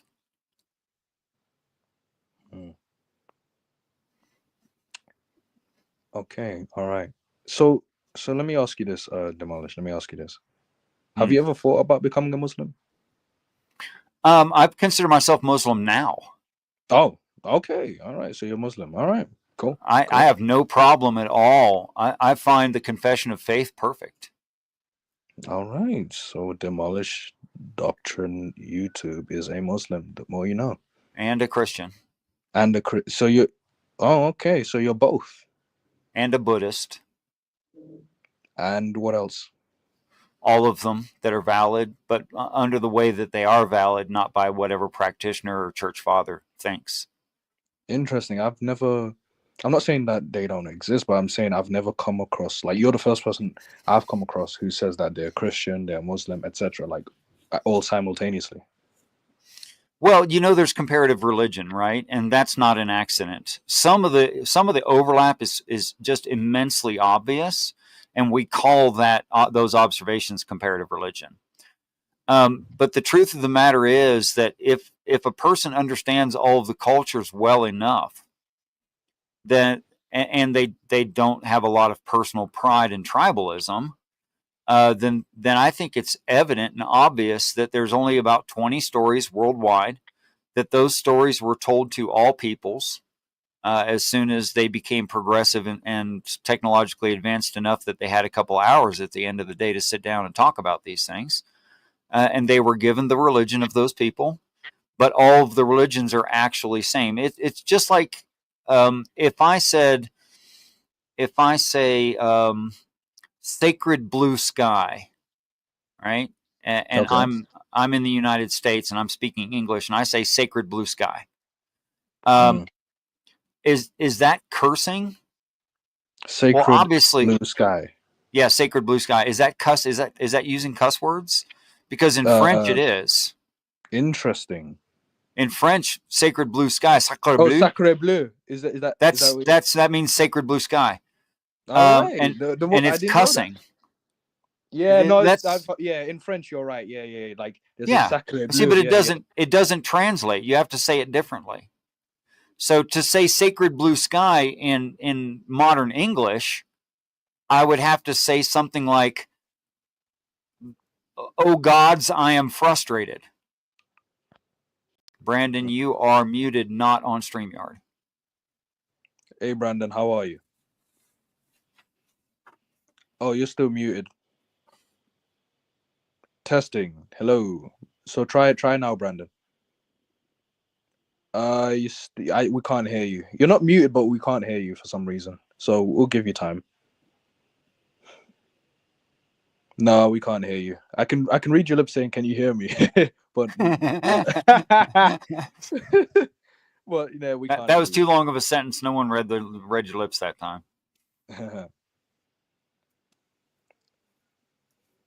Nope, still can't hear you, bro. Can you guys hear him? I can't hear him at all. So I'm just going to go on until he figures that out. Okay. Maybe I'll gladly concede as soon as he figures out the problem. Okay. But okay, so because every language and value system by culture is different, and like if I say that I like cows, you could where I'm from and what you know of me, you might think that I think of them as pets, and you might think that I think of them as food, right? But what you're not going to think is I think of them as a dead relative who's come back to life. Right? So cow to a Hindi man means something very different than cow to someone from the United States. It's two totally different ideas. Could you repeat that last part? You said the cow Sure. to a Hindi man. Yeah, go on. Cow to a Hindi man is a very different idea than cow to an American. Okay. Noted. So using the word cow doesn't mean the same thing. You have to use different words. Okay. Well, that's the case in every culture. Noted. So what they did was they told them same story in what looks like very different ways that those certain people would easily understand.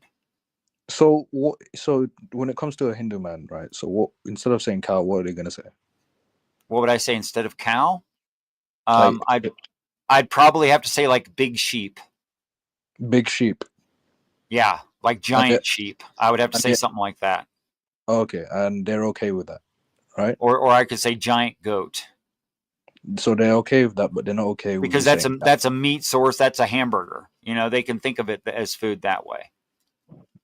So just so I'm clear, That's what so she said. Yes. okay. That's a meat. That's And a meat sauce. I was referring to and good for you. And good for her, by the way. that. This dude. Let's see. The Last Emperor says, "I'm new here, so do y'all discuss the soul trap, archons, and such?" I mean, you can talk about whatever you want. To be honest, if you want to come up and talk about it, I'm just saying that God's evil. Ooh, the amount of people that be pissed off at me saying that. Well, you know, they should actually, you know, bite the bullet and admit what they believe. Look, if you have a choice of showing up to the planet and exposing yourself and your abode and all your workers, and instead you choose to drown what is probably millions upon millions of people, and you know there was that choice because you know all things, and there's no positive to that, then you Agreed. are evil. I mean, Yep. that's It's just simple, but I think people don't want to admit that because of fear that they might go to hell, or I don't know, just for admitting that. But anyway. you know, maybe they think something like that. I mean, Mm-hmm. but you know, that's the thing. Like Christians, I don't know why. I do know why. I think I know part of why. Mm-hmm. The traditions of churches stunt normal reading ability and comprehension. Okay. Okay. So they're locked into this mindset like a child who never grows out of it. Mm-hmm. So when they read in their translation that, I'll give you another example. First sentence of the Bible: in the beginning, God created the heavens and the earth. The word "in" and the word "and" are not there. That was just stuck The in. word and the word what? In In. the beginning, there is no word "in" there. That doesn't exist. Okay. All right. And the word beginning, it comes out in English as beginning. It's actually Barashit, yeah, Okay. which means the capital thing, the most important thing. Well, what kind of most important thing? If you look into the etymology of the word, it's the most important thing that rattles your head, the thing that makes your head shake. Mm-hmm. So Noted. it should read something more like it should read something more like the thing that's been bothering you. That would be more accurate. Or the thing you think is important. Or maybe the big existential question you've been asking. That's the actual first word there. Right? Okay. And then it says, then in the English it reads God. Well, actually, the actual word there is Elohim, which means a multiple of powerful beings. And Mm-hmm. the Hebrew had a word for a singular powerful being. That's Eloach. It's the singular form. But it's purposefully Elohim, powerful beings. Mm. And then in the Hebrew, to say that you make something like absolutely from scratch, like if you wanted to say, I totally made up this sentence, and I just made it up whole cloth out of nothing, right? How you would say that is actually abracadabra. That is abara. I'm serious. It's abara kadabara, which Harry Houdini popularized, and he was Jewish, so he Which knew one how is to. the correct pronunciation? What do you mean? Which one? No, you said abracadabra. Like which Well, is you it? know it is abracadabra. If you said it in Hebrew, it's abara kadabara. Abra. Say that again. Kada bara Kada bara. with a soft H at the end of bara. Yeah. Okay, interesting. And that's to make something of nothing. It literally translated what Harry Houdini was saying on stage was, I create with voice. I create with voice. Okay, that's what it That's what means? he was saying. Yeah. All right. Now, if the Bible was trying to say, as Christians claim, that God created things from nothing, it would read abracadabra. But you know what? It doesn't. It just reads bara. Okay, so why does bara need the qualifier kada? Why? Because bara does not mean to create from nothing. It means to reform and repurpose something. For instance, if you created a chair from an oak tree in your backyard, well, just because you create the chair doesn't mean you created the tree. True. Nor does it true, mean you wished wood to be existent. True. You didn't True. just True. wish wood into existence by speaking it. You didn't True. say chair and chair appears. Right. That Right. would be Right. abracadabra. Okay. Yeah. But if you take something and reform it and repurpose it, that's bara, which is what the text actually says. All right. Cool. Oh. Okay. I should be back. Okay. So it's those kinds of misunderstandings and traditions that keep people in a 6th grade or 4th grade reading level and make them unable to actually read what's right there in front of them. So would you ever consider making a channel to educate people on this? As a matter of fact, I think I will. I already have that. Oh, I mean, I know you have a channel. Wait, specifically for that? Yes, it's just for, I mean, my intent, I allow other things, but my intent is to correct people's understanding of these ancient scriptural stories. Okay. All of them. Interesting. This is interesting. Okay. So if you want, you can put your channel. Do you want to promote your channel? Well, that's most kind of you. I appreciate that. Go for it. And just how would I do that? I don't think I'm a moderator on your channel. Oh no, I mean, okay. So you can say it first of all, and then I'll just type it in. Oh, okay. Well, it's the only channel and has this symbol and has these words. It's demolish_doctrine, just like the moniker here says. Okay. Actually, could you do you think you could type it in the chat? Sure. Go for it. Demolish_doctrine. Guys, check out demolish_doctrine's channel. It's very he's a very interesting dude. So yeah, I believe you can learn a lot from this dude. Well, I've dedicated a lot of my life and time and given up a lot of things. I've sacrificed quite a bit to be sure that that the reading frame theory that I was shown works in reality, and I find it actually not only flawless in its lack of logical problems, and that it's plausible in reality, and that it works definitionally in the most confirmed original languages and definitions of words that we have, which languages I didn't know and don't speak. Okay. Noted. Hey, how many languages do you speak? Just English. Just English. All right, cool. Welcome to the club. But yeah, what do you call it? Fucking parents, man. They just every time you try and do something, I swear, even with my parents, I'm noticing it now. Like I really want to freaking move, right? My parents are like cock blocking. My parents, they want to fucking. My mum, Wait, she did has you this say cock blocking? Well, I don't literally mean cock blocking as in like the No, way I'm you asking would if say that's it. what you said. Yeah, I Regardless said of it. how I you said meant it, but like Okay. I was just giving a good word to use. Not Okay. in this, but yeah. So I'm trying to move, and my parents are cock blocking. They don't want me to. They don't want me to go back to fucking Germany, man. My retarded parents, right? They want me to try.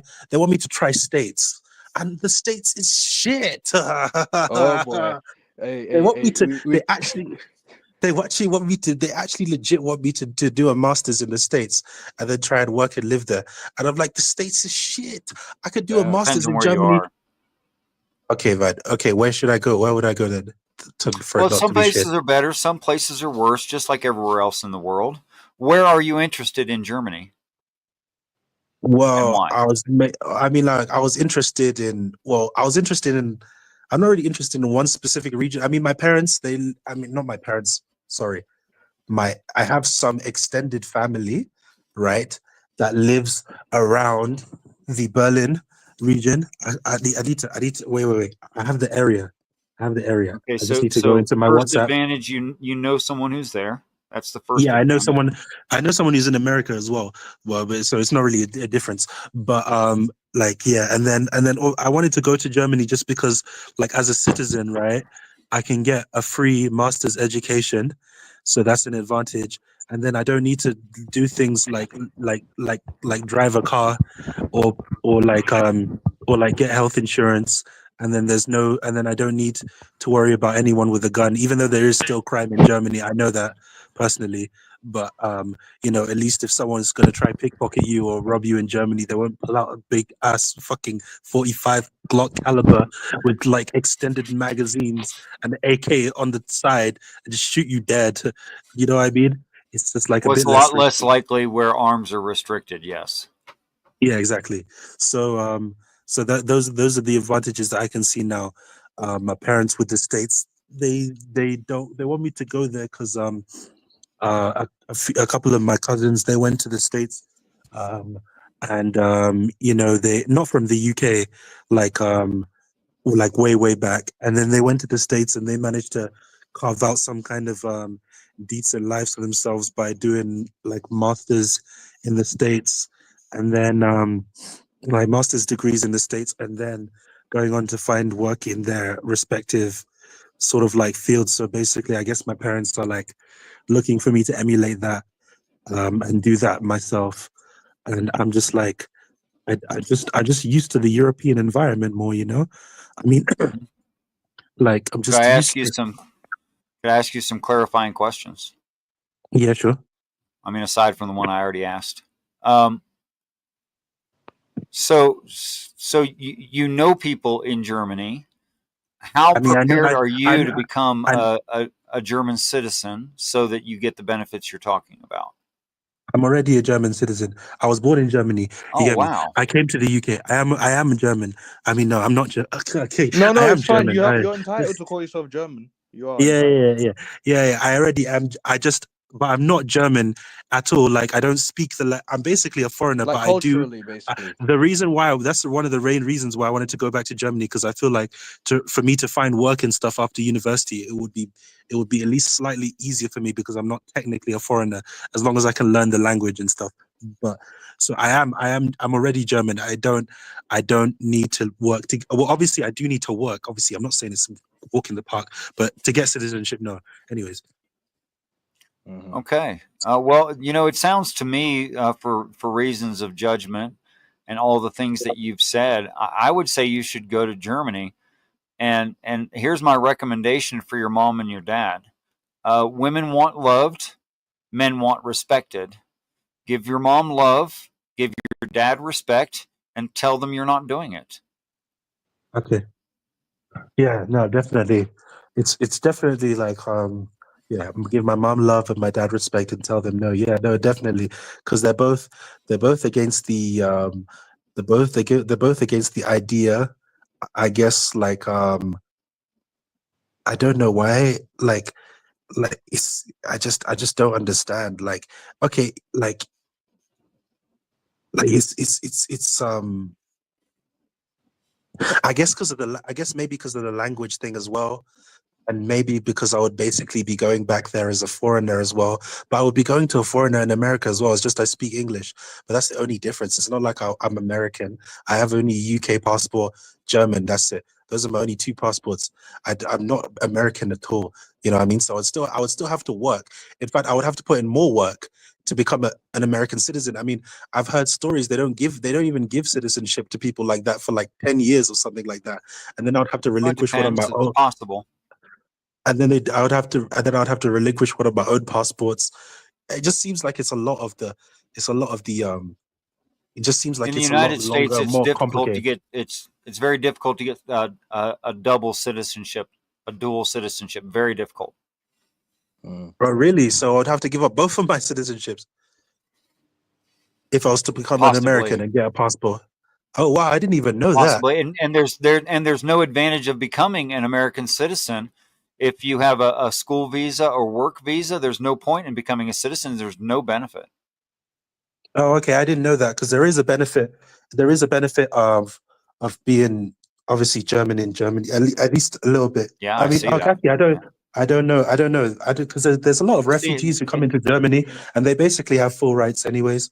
So, from what I so I understand, don't know how much. Germany considers education to be a necessity. In the United States, it's thought of as a luxury.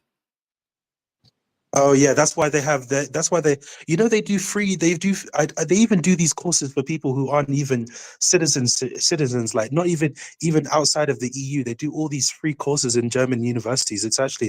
They actually offer a lot of provisions for people who want to come and work hard. You know what I mean? And obviously, Yeah, definitely well, for citizens. And obviously, definitely for that's citizens, you very can go different to in the almost United any uni. States. In the United States, you'll often find people who never had the money, but they do have the intellect. And we call them autodidacts, self-learners. And they Oh might yeah. have a college level understanding of some topic or topics, but they never went to anything beyond high school, which is required. Okay. Are these people because like if you have a college level like of knowledge, like are you still able to apply for jobs and stuff, or you need the actual qualification? Because I know in the UK you probably need the qualification behind you regardless of how smart you are, but I don't know if it's the same. Well, it depends on the job skill that you're referring to. A lot of things in the United States are not credited whatsoever. It's just either you can do it or you can't. But those aren't the kind of jobs that have any kind of prestige. Oh yeah. No, of course. No, I understand what you're saying.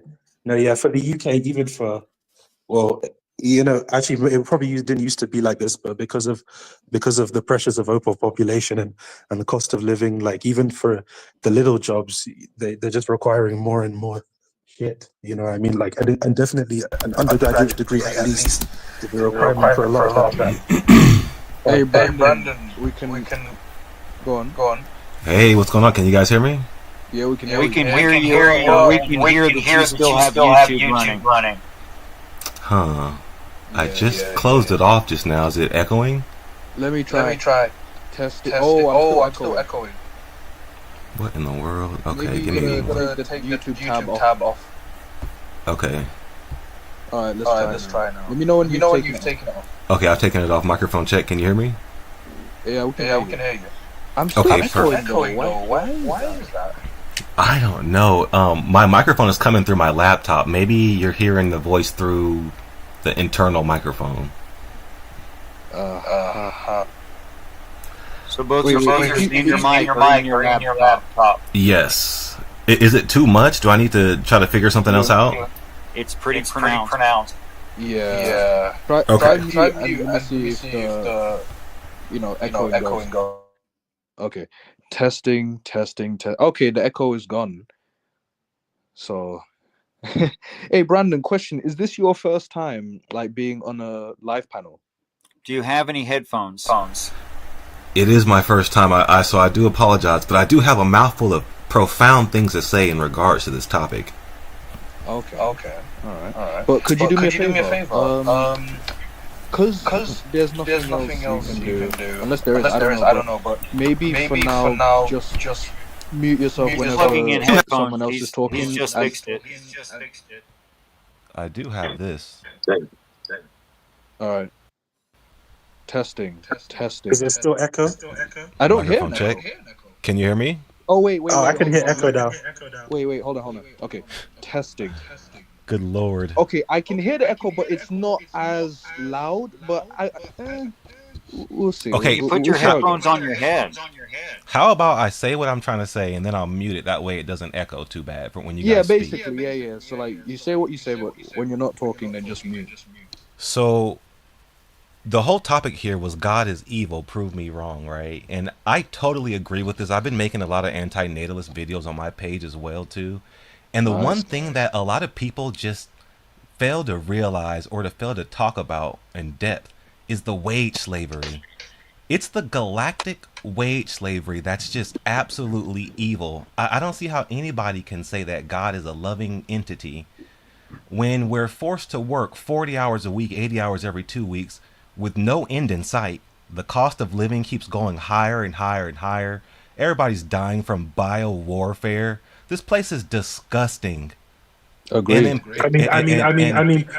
If you're talking like specifically about that, I mean, obviously God is evil. I'm not disagreeing with the point that God is evil. I agree, but if I would have to defend a God on this occasion, I would say that like most of the problems of the modern day are definitely caused mostly by humans themselves, like the cost of living crisis. You know what I mean, like the global warming and stuff like that. Like I don't think a lot of like the 40-hour wage week. You know, that's also, you know, that's because of industrialization. Like that didn't really have anything to do with what God did originally, at least. so I've been thinking, I think it was the thought provoker. By the way, I'm a big fan. I've been following you for quite some time now. I just haven't really I spoken to appreciate you that, yet. man. I really do. I think it was you who was saying that there was no point to this life, that there's no, that was you who said that, right? Yeah. That life is pointless. Yeah. See, but Absolutely. there's another aspect to this here, because life is supposedly eternal, and after we pass away here, if there is a continuation, then it wouldn't be pointless, because all the skills that we've learned, how to talk, how to walk, how to be, how to think, how to come up with solutions, how to show Hmm. up on time, all that stuff is going to be used probably for a different dimension, a different thing. You know what I mean? And I'm getting Rick and Morty vibes here. I don't believe that it was just for no reason. I mean, if there's an infinite amount of galaxies, that means that there's going to be people who haven't matured to our level yet mentally, that are going to need the skills that we've developed here in the third dimension. So Okay. I think that there might be a use for all of these things that we're going through, even though it's still demonic. Yeah. Okay. All right. So would you say? So are you saying we have a purpose, and it's to basically fight others from a different world, or I think that everybody's developing at different parts of their lives at certain times, and that some develop faster than others, yeah? like we have. And I think Mhm. that we're going to end up maybe protecting people until they get to our level of development. Okay, not to defend natalists here, but like I kind of agree with the like only like counter argument. Like if I could say there was a purpose on Earth, I would say that the purpose for humans, like all biological animals, is to reproduce at the end of the day. Obviously we shouldn't do it, but I'd say if there's any purpose of any animal being here, including a human, it's to just survive and carry on your genes, and that's it. If I could say anything like that, If like I I could, don't think there's Brandon, any real because other I've purpose. actually spent quite a lot of time thinking about what you've said before you ever came here and said it, and I had the opportunity to hear you.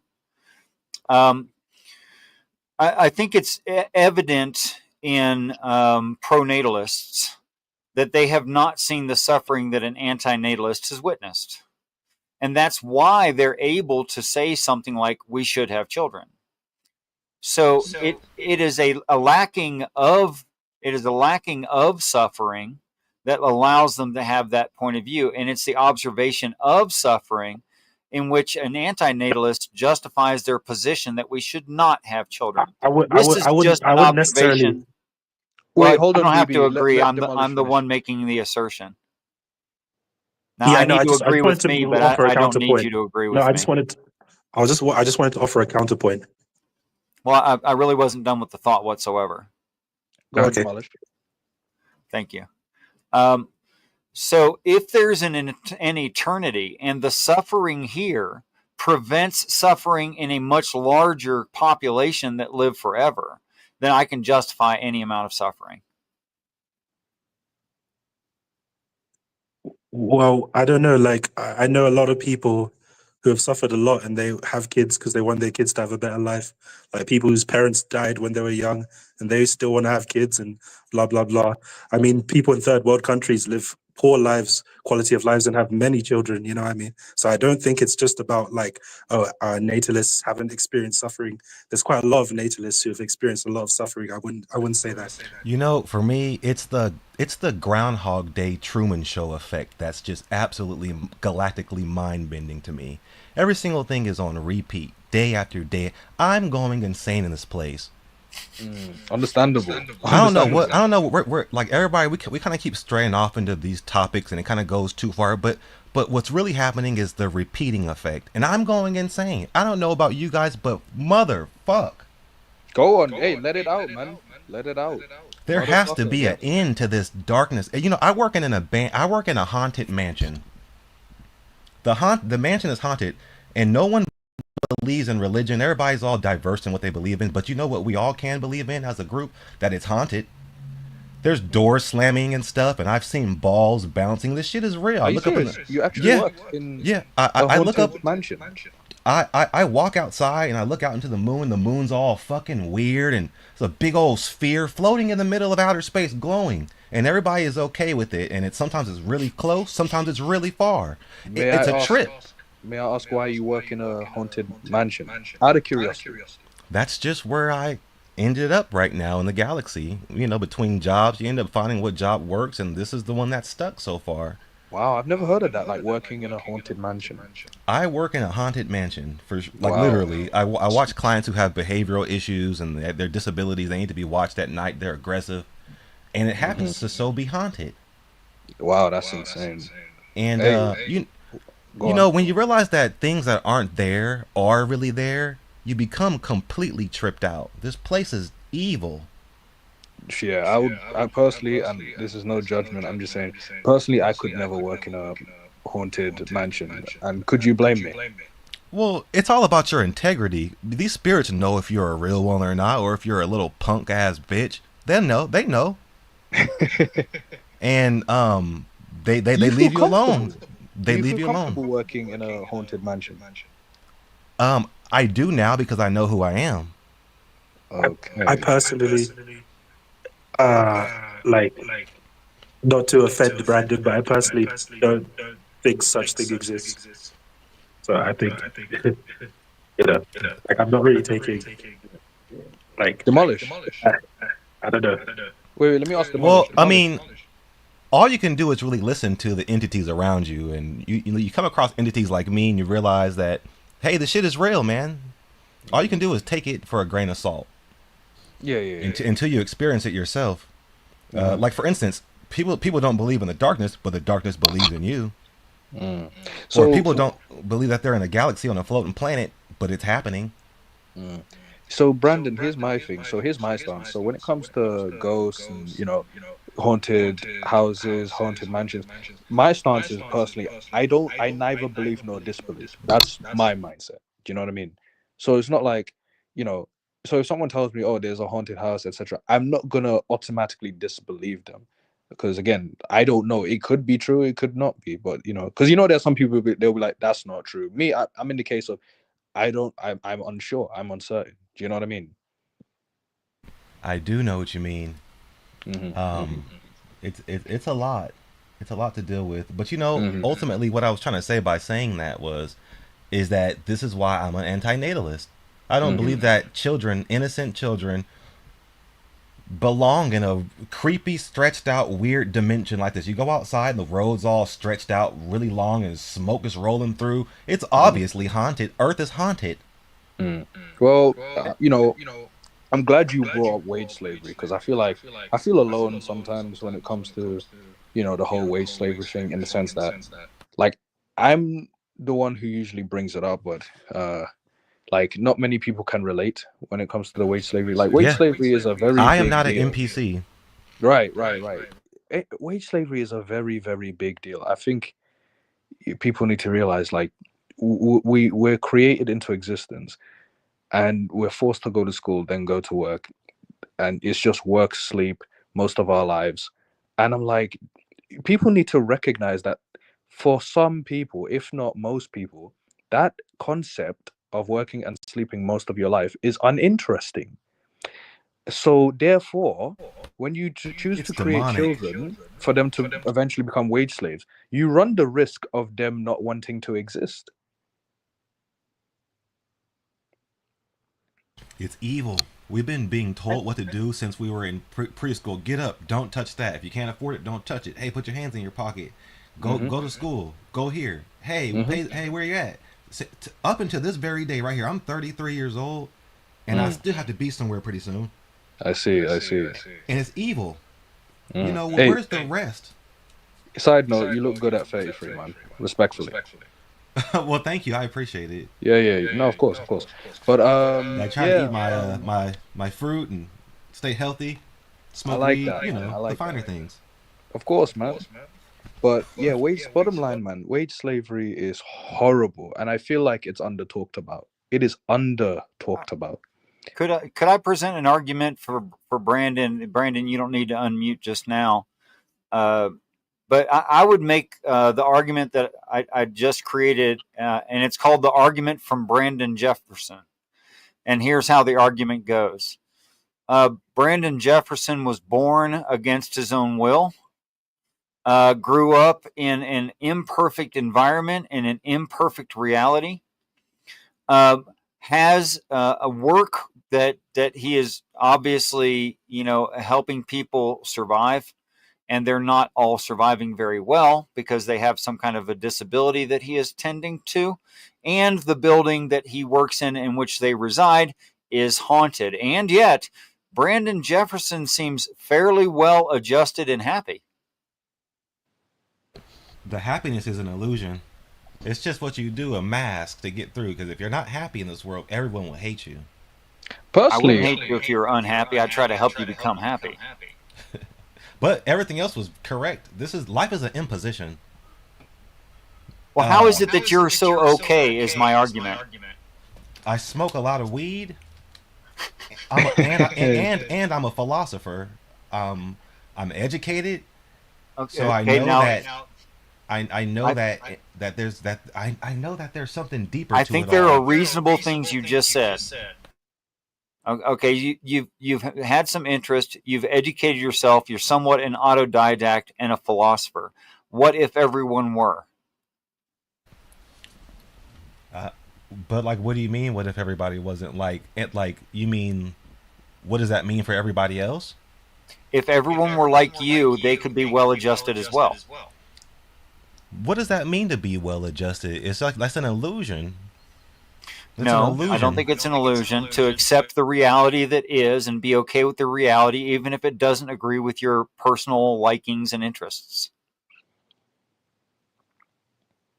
You ever seen? Do you watch anime by any chance? Never had the um, time. oh, you're asking Demolish or me? Any of you? Not. I'm not a regular anime watcher, but back in the day, I would watch like One Piece, Ultimate Muscle. There's this Uh, anime called Naruto.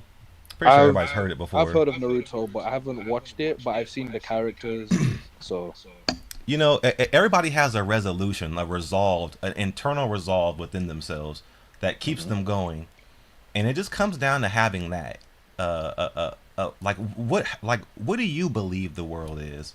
You know, everybody's belief on what the world is different, and that's very important to at least have a positive belief system about where you're at. And I've realized recently, it doesn't matter where you are or what you are. What matters is if you're a good person or not. You know, we could be inside of a hard drive for all we know, a who knows? terabyte. But I But will say this regarding happiness, right? What a lot of people, may not realize is there are some people who are just neither happy nor sad. Maybe, like for example, me. If you ask me if I'm happy, if the thought provoker is happy, I'd say it's not. I'm neither happy nor sad. I'm just chill. You know what I mean? I'm just literally chill. I'm not happy. I'm not angry. I'm not sad. I'm chill, and I am just existing. I'm only speaking for myself. So sometimes for some people, it's neither nor. It's neither nor. Do you know what I mean? I recognize that we're in this world. We are created into this existence, and I recognize that we work and sleep most of our lives. And to me, I don't know about you lot, but to me that is uninteresting. So I would rather exit as soon as possible. I'm not saying kill myself, but I'm saying I would like euthanasia, to be an option in the UK. So you know what's scary about all this? So What? I'm a video game developer as well. I create racing games in Unreal Engine. Okay. And I've been doing it since I was 15 years old, and I realized after putting a bunch of suns up in the sky and moons and developing the architecture and placing the lightings that I'm essentially playing God. And I'm getting like a taste of how God operates, right? And it Okay. made me come to the realization that God has the ability to just make all this better for us. And even if you did kill yourself, you would not escape. You Mm, can't escape this place through death because it's the design. mm. Killing yourself is a part of the video game. You'll just be reincarnated, So like reincarnated. respawn, like Yeah, Call of you, Duty. you yeah, you can't get out by murder. I mean, you just know it. You know it. I mean, a woman is having a baby every single day. That's the respawn point, Yeah, that's crazy, man. and it Not saying starts as in over. you're crazy. I mean, like just what I think of it. Like that's insane, man. It starts That. over. You'll be born as a Filipino. You'll be born as a Chinese person. You'll be born. Who knows? And then it'll start all over again until you come to this conclusion again. And maybe we're stuck in a cycle, a demonic wheel of reincarnation. But this is definitely God's video game. I don't Yeah, know what to do with this. I don't know what to do with that. that's crazy. But Brandon? What are your thoughts on euthanasia? Do you think it should be legal worldwide?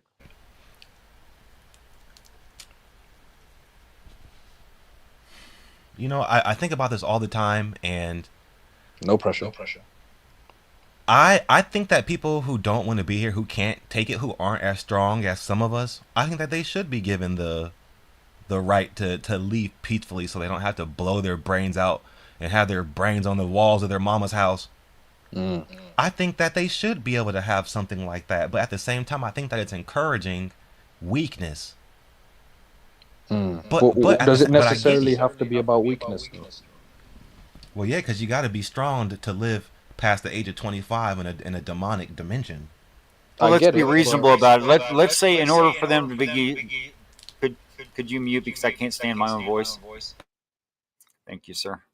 Um, let's be reasonable about it and say something like if a person wants euthanasia, they would have to have been in that want for some amount of reasonable time. That they would have had to have thought about it in a reasonable way. That they have to be mentally sound. You know, we could determine all these things and make them necessary for the euthanasia and then allow it. Yeah, I mean, if it's something that someone has been thinking about and that that's like the last conclusion of the game for them, then it should be available. The euthanasia pods, I've seen them. It's sad. It's sad that we live in a world like this. I was just 16 last night watching the Powerpuff Girls and doing innocent things. I don't blinked. I'm 32 years old. Everything is hell. mm-hmm. And then I fight with my sisters and stuff all the day. They go, this isn't hell. What are you talking about? It's because they don't understand what they don't understand. They're so oblivious to what's happening.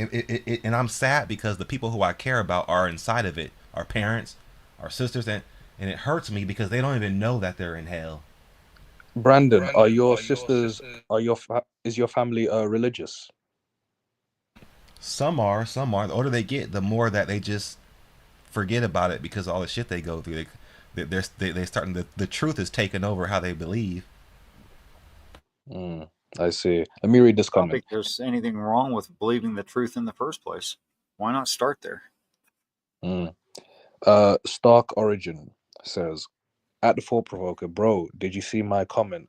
Globally, 2.3 million children died in the first 20 days of life in 2022. 6,500 newborn deaths every day. World Health Organization data. Wow. Yeah, that's a lot. A What? quarter of the human race died 2 years ago with a biological attack called the chemtrails. There's fucking, I mean, not chemtrails, but what was it called again? The disease, COVID. And then that we're not even talking about the chemtrails.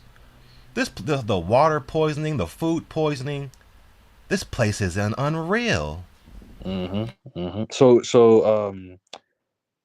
So yeah, so Brandon, you're choosing to not have children.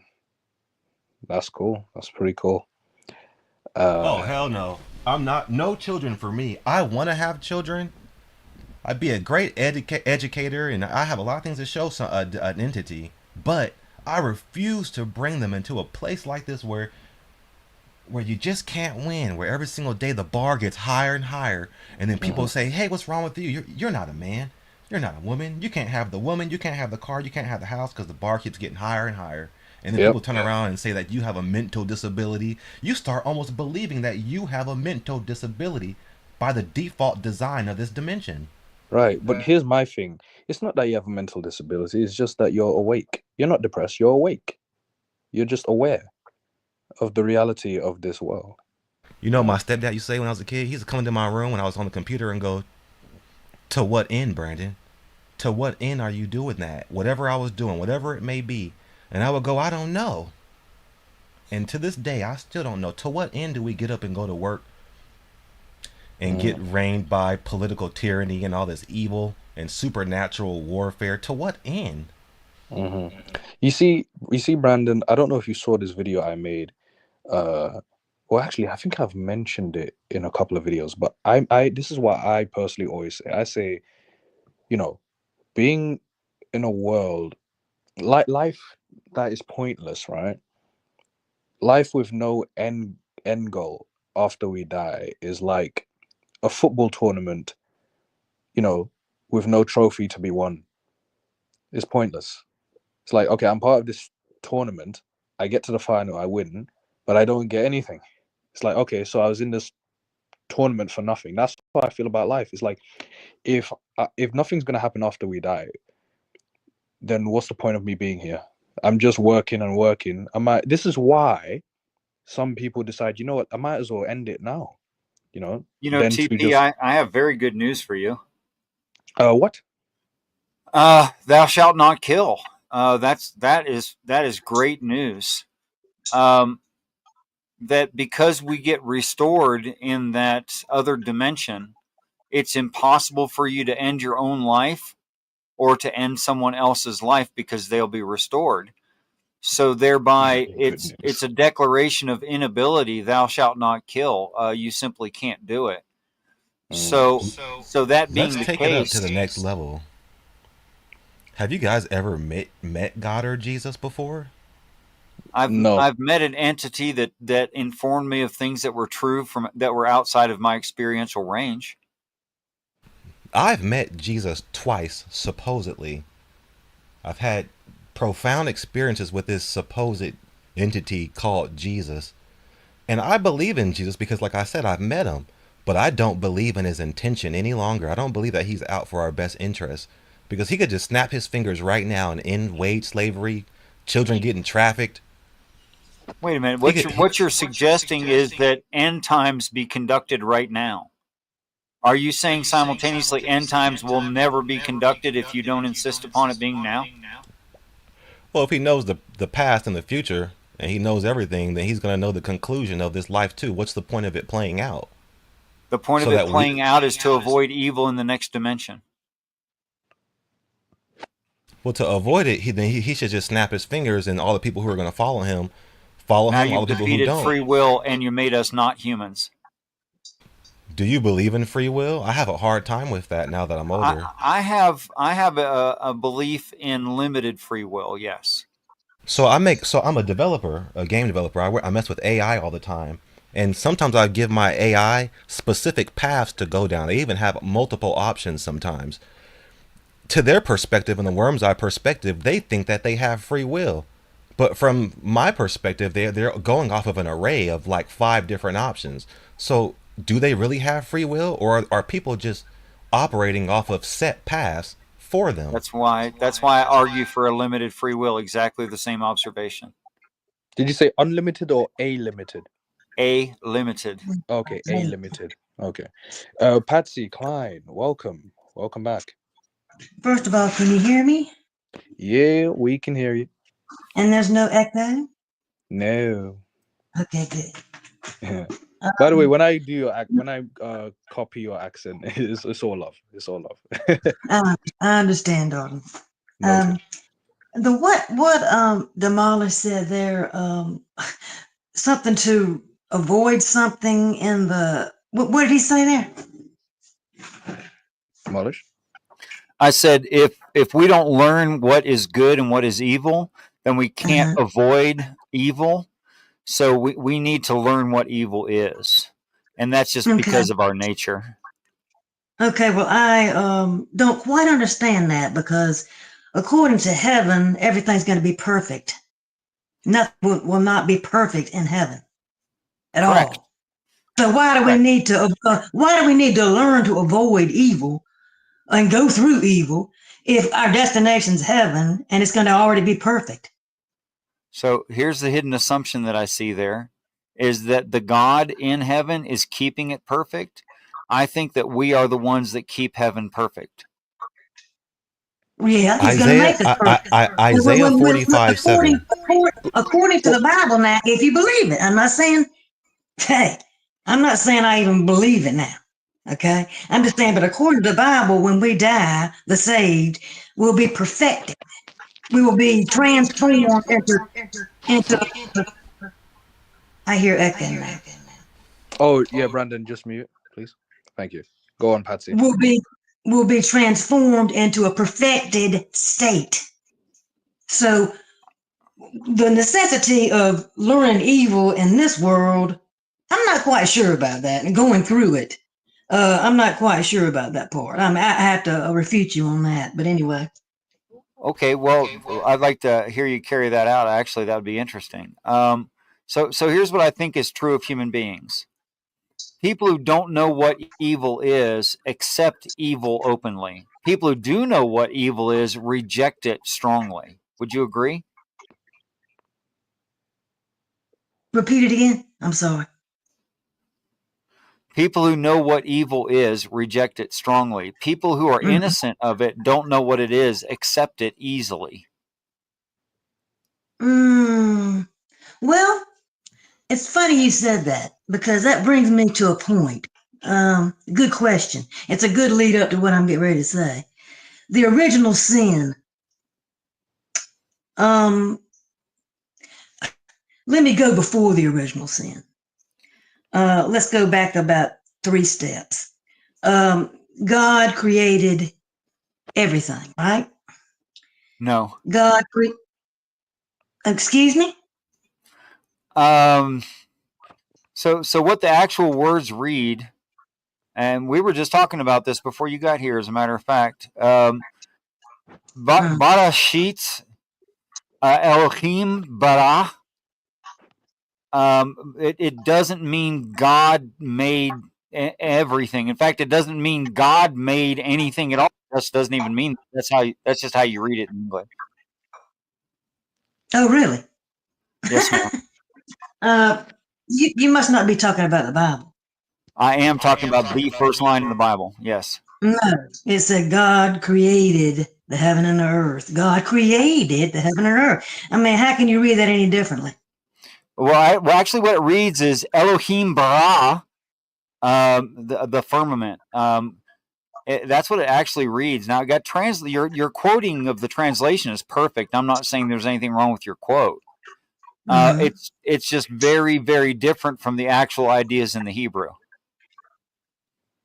Okay, can I get through with my thought process? Naturally. All right. God was first. That great I am, okay? He was first for it. And how God got here, we don't know. Okay, we don't know that part. But let's just start from that point because that's what was said first in the Bible. God created the earth. I mean, he's starting going through all these things. Then he creates the angels. The angels are one of the things he created even before he created the earth and the firmament and everything else. So God, and then he created the angels next. Okay. God created all of the angels. Lucifer was an angel. Lucifer, he created Lucifer with the capability to go against him. Okay? He created him, because he's all knowing, he created him with the capability to go against him. And you know, because God was supposed to be the ruler of the heaven. Okay? So he created him knowing. Yeah, I'm sorry, but I'm very familiar already with the Christianity that you're describing. Yeah. Okay. You go ahead and take over the show then. Okay. Go ahead. No, I'm just hoping you'll wrap it up instead of teach me Christianity. Okay. Let me interject I'm here. about, Wait. I'm not just Hold on. talking to you. I'm Hold on, you talking to guys. people. Hold on. This is a very touchy topic. So just you guys take it back a notch. I know it's a difficult topic. Yeah, I want to interject and say something here. I agree, Brandon. There is a scripture that really just strikes a chord in me, and it makes me upset because I hear what you're saying, Mrs. Klein, and I hear what the other gentlemen are saying, but who's going to take accountability? When is one of these deities going to take accountability? There's a scripture that says, Isaiah 45:7, I, the Lord, create the darkness and I create the light. I, the Lord, do all these things. So he's sitting there saying that he's imperfect. He created darkness for a reason, because the darkness and the light give each other meaning. Without one, the other wouldn't be able to exist. And that's why we're evil creatures. But we're good in heart, but we do sadistic shit.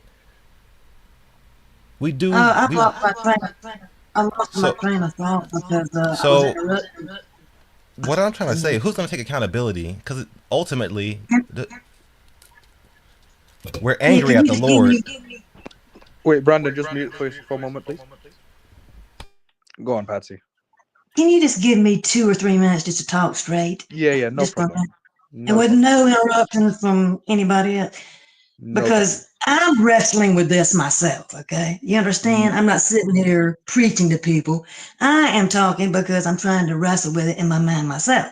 Noted. And I have been for months now. So I'm pretty, I don't know, I don't even know the word I'm trying to say. But okay, so going back to what I said, he created the angels. Lucifer was created by him. He knew, because God knows everything, he's omnipresent. He knew that Lucifer was going to do this, was going to rebel against him.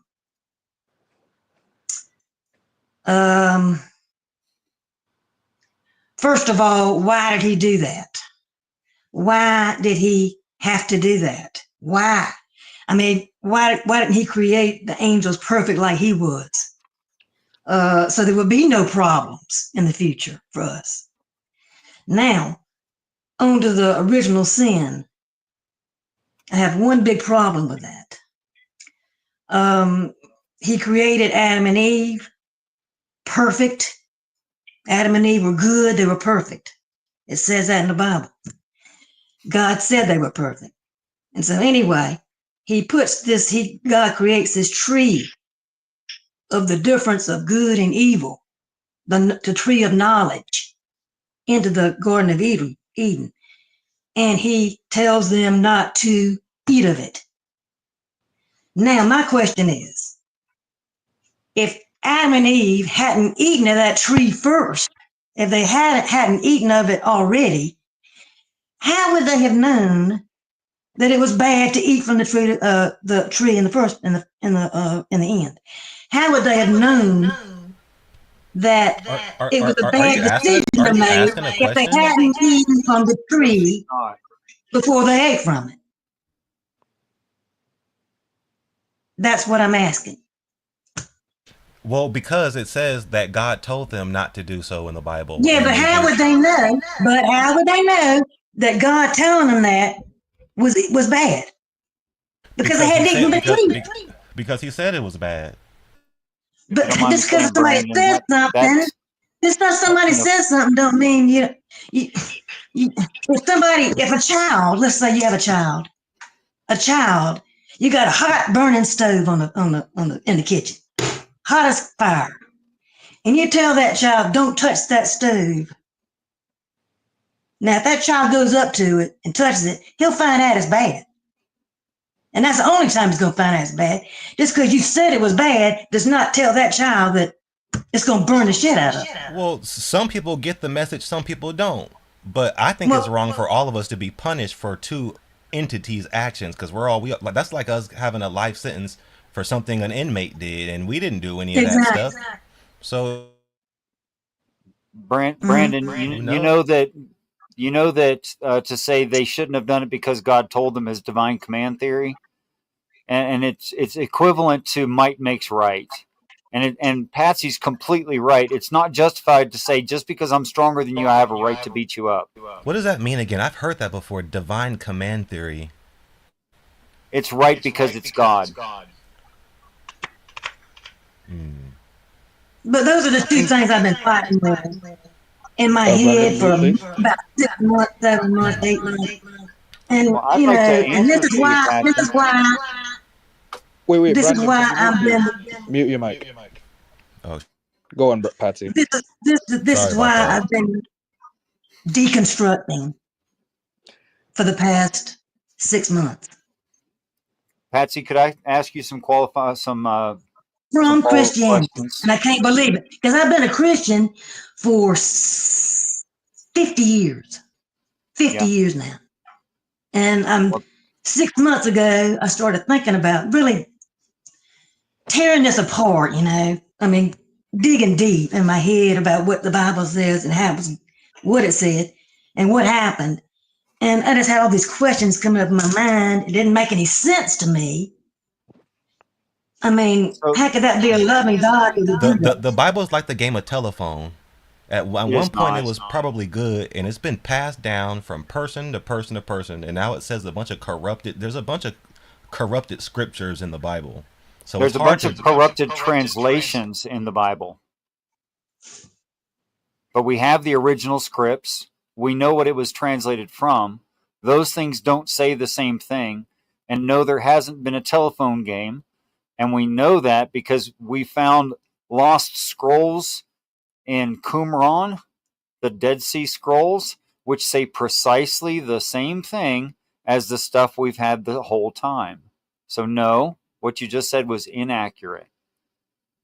Interesting. I didn't know that. Yep. You can double check me. It's factual. Patsy, could I ask you some clarifying questions so I can understand? Yes, sir, you can. Thank you so much. Okay, you said you've been a Christian majority of your life. Yes. And you said that the Bible says things, but you and I both know that the Bible is a translation, what we read in the English. You recognize that? Oh, yes. Okay. Are you aware that the Hebrew people say that the English translation is inaccurate of the Hebrew text? Are you aware of them saying that? No, but I'm not surprised. Yeah, not very surprising. Okay. So like the opening line in the Bible, most people in the English and in Christianity believe it says that God created the heavens and the earth. Right? That's what they think it says. But what it actually says is Rashit Elohim Barach Samayim E Eretz. And what are those words?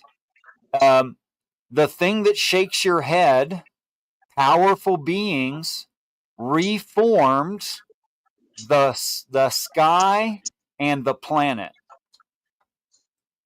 Now that's a literal word for word translation I just gave you. You're kidding.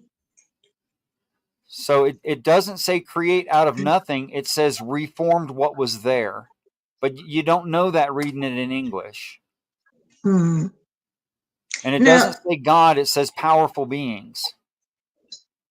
How in the world is anybody supposed to believe or even know if they want to choose to believe if they can't even understand what it says? Well, I'm at that point in my life too, where I hear one thing from another person's mouth. I hear somebody trying to explain something, trying to make a point. But at the end of the day, what the hell is going on? And why does it have to be dark and demonic? Why can't it be full of love and light?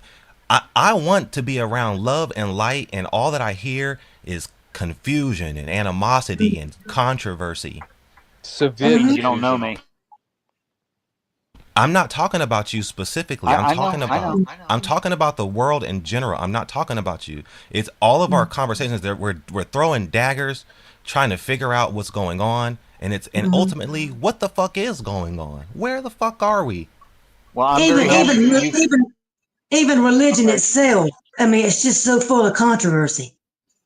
I mean, When I was nobody in thinks along the college, same line. when I was in college, I took a science course and they made me choose a topic, and I chose the Space Hubble telescope.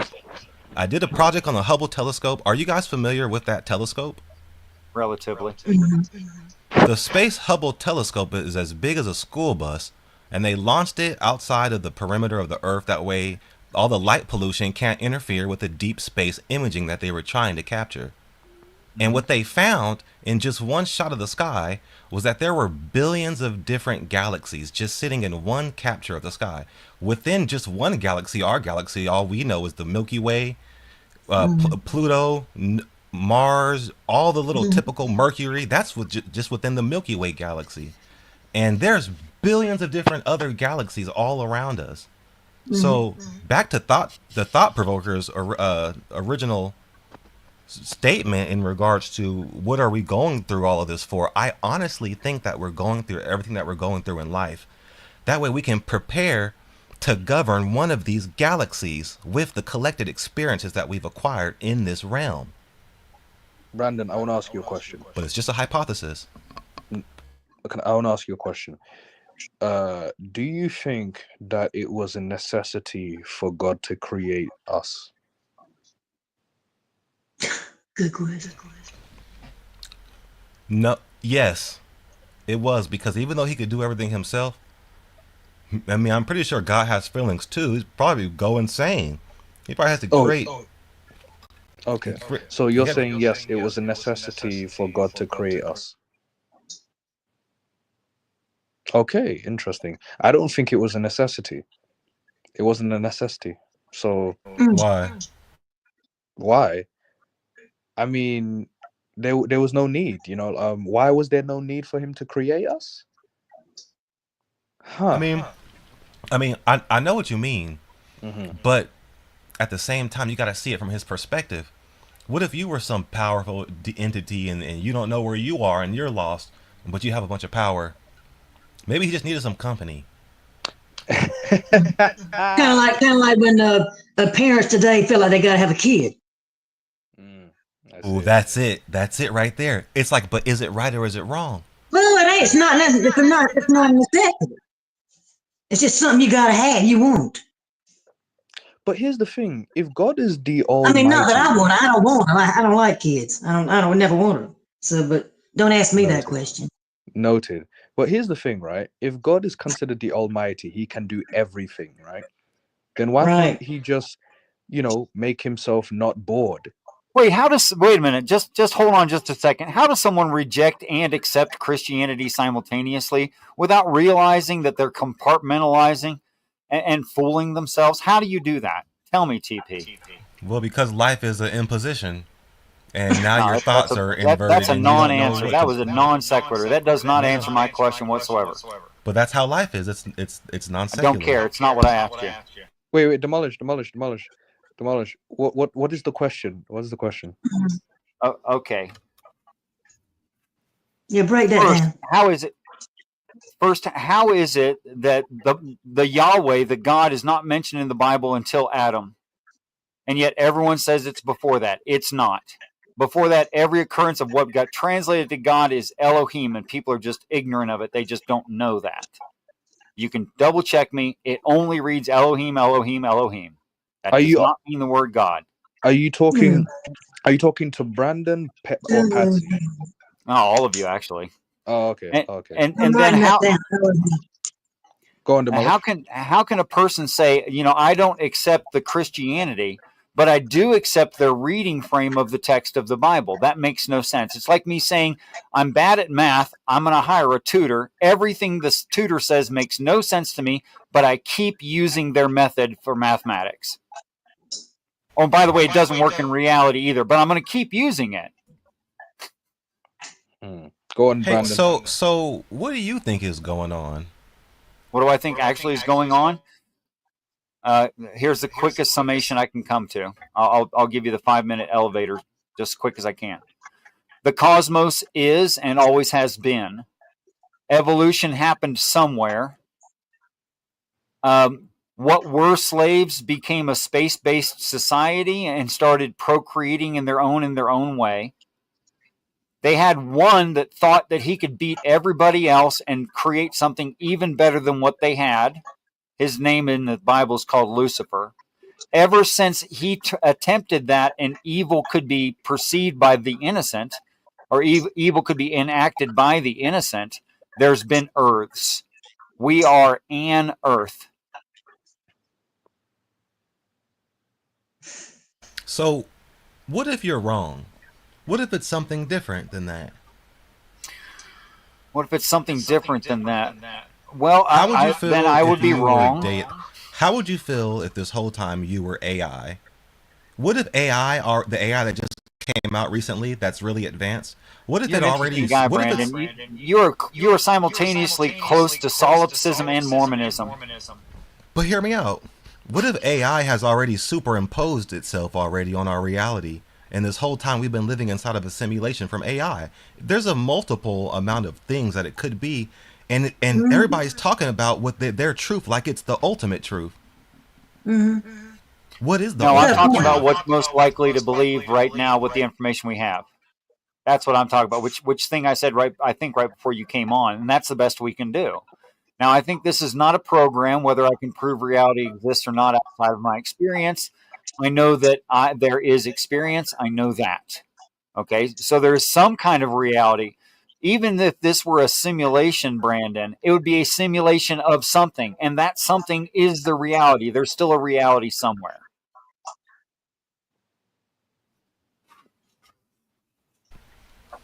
Every single day I go outside when I'm driving to work and I look at the moon and I go, oh my fucking God. What the hell is that in the sky? Where am I? What's going on? And I'm in fear. I'm 33 years old and I am in fear. I have no idea. I can't put my finger on it, on exactly what the fuck is going on. I see this weird spooky stuff inside of people's eyes. Sometimes I'll see a demon inside of somebody's eye, and I'll go look at them again. They'll creep off in the shadow somewhere. I'm like, what the fuck? That's my dad. What the fuck? That was my brother. I want to The ask roads are Patsy. all stretched out. I'm tired of this place. I think about suicide every day, but I don't do it because I'm trying to develop a video game. Do you think about euthanasia? No, I think about a gunshot right to my head, real quick. Bam! Just get the fuck out of here and see what happens. Have the courage to see what happens. Is there anything I can do to encourage you to make the game much more difficult and intricate? It is intricate and difficult. Hopefully you guys check it out. The game is called Tuned Out Duo Dipping. It's a race car game, kind of like Mario Kart Double Dash. I've been working on it for like 8 years. About to release it on Steam. Has anybody seen True Detective? Random mute, please.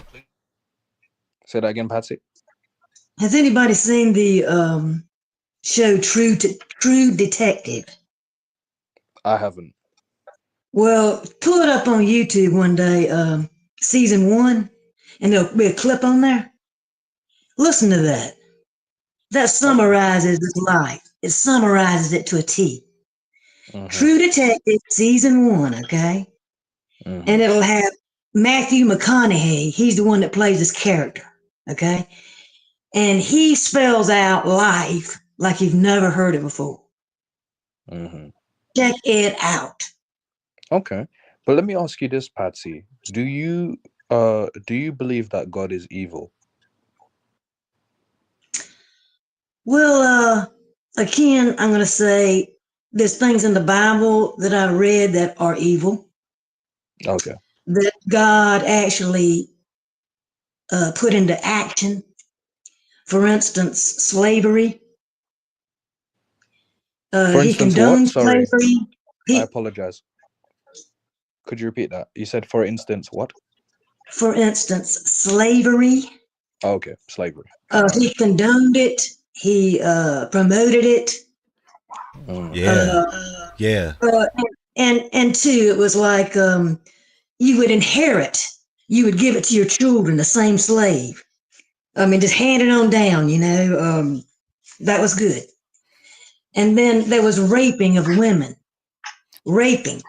Could we talk about slavery just real quick? And particularly of the virgin women. Could we talk about slavery before we move on to rape and Sure, that's fine. virgins? But I'm just trying to say these are the things that leads me to believe that would you call him evil? Well, that's not something I would call good.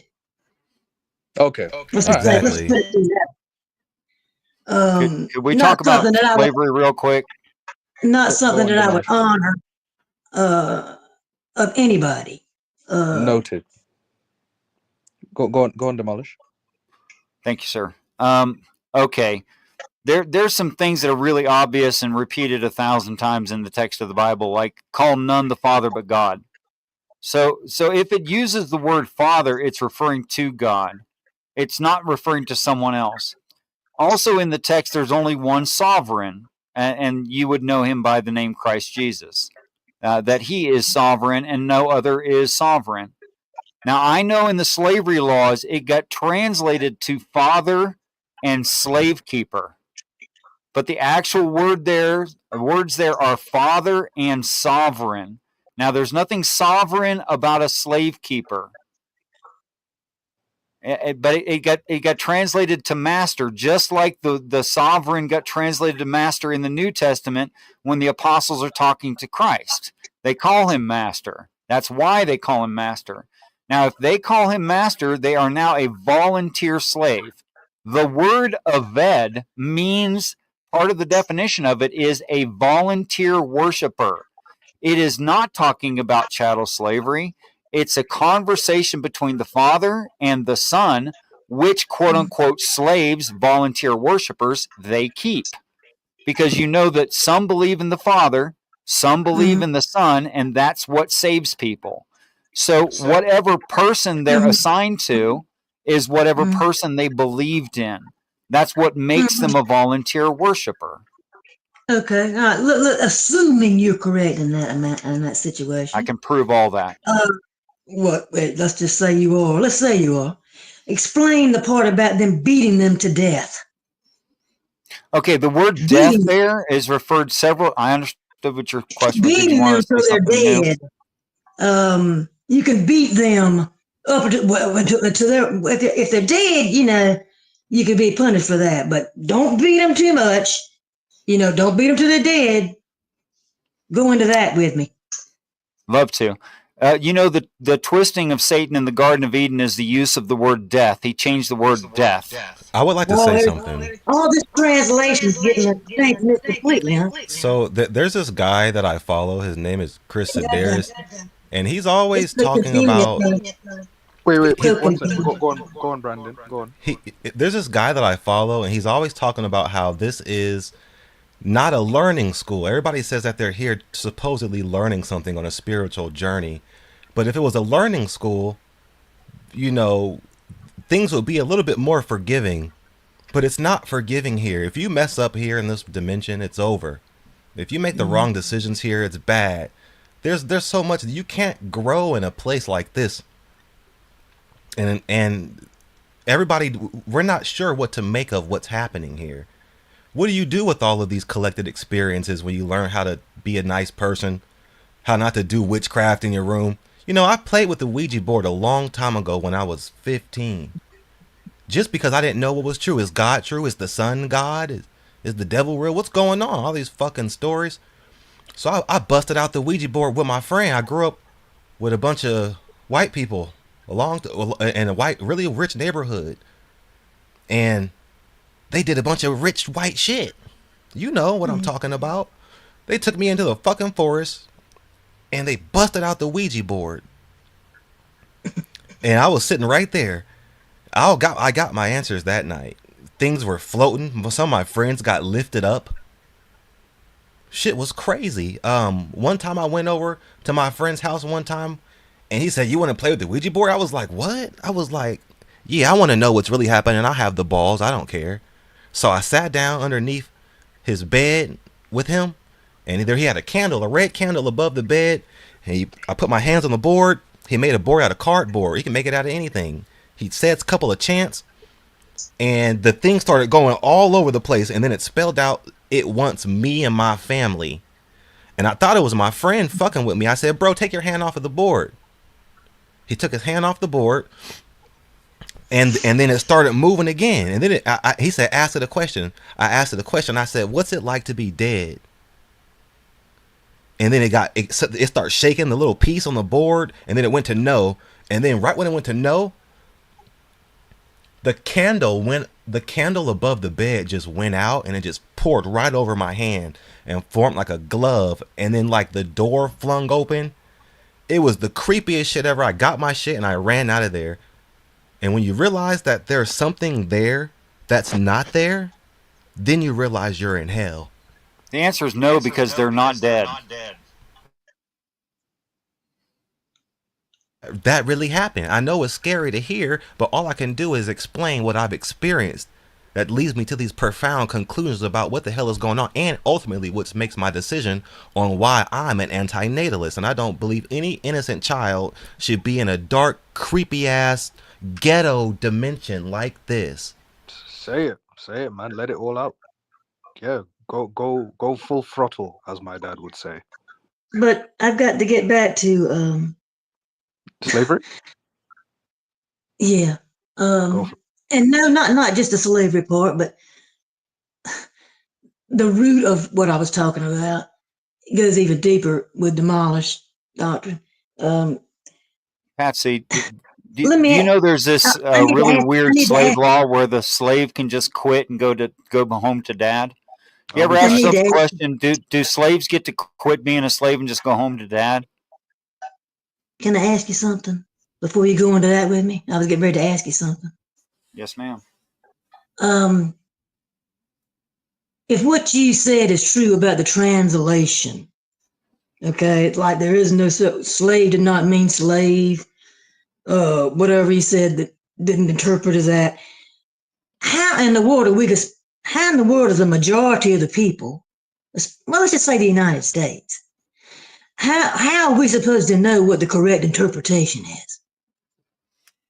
Well, years ago, when we didn't know what the actual words were, and that wasn't available because we weren't in the years of information like the technology age we see today, it had been very difficult for a person to find these things out.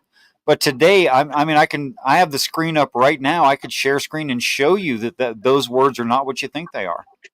Yeah, I mean, what do you have a reference we could go to?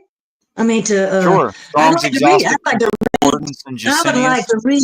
I'd like to read the whole thing.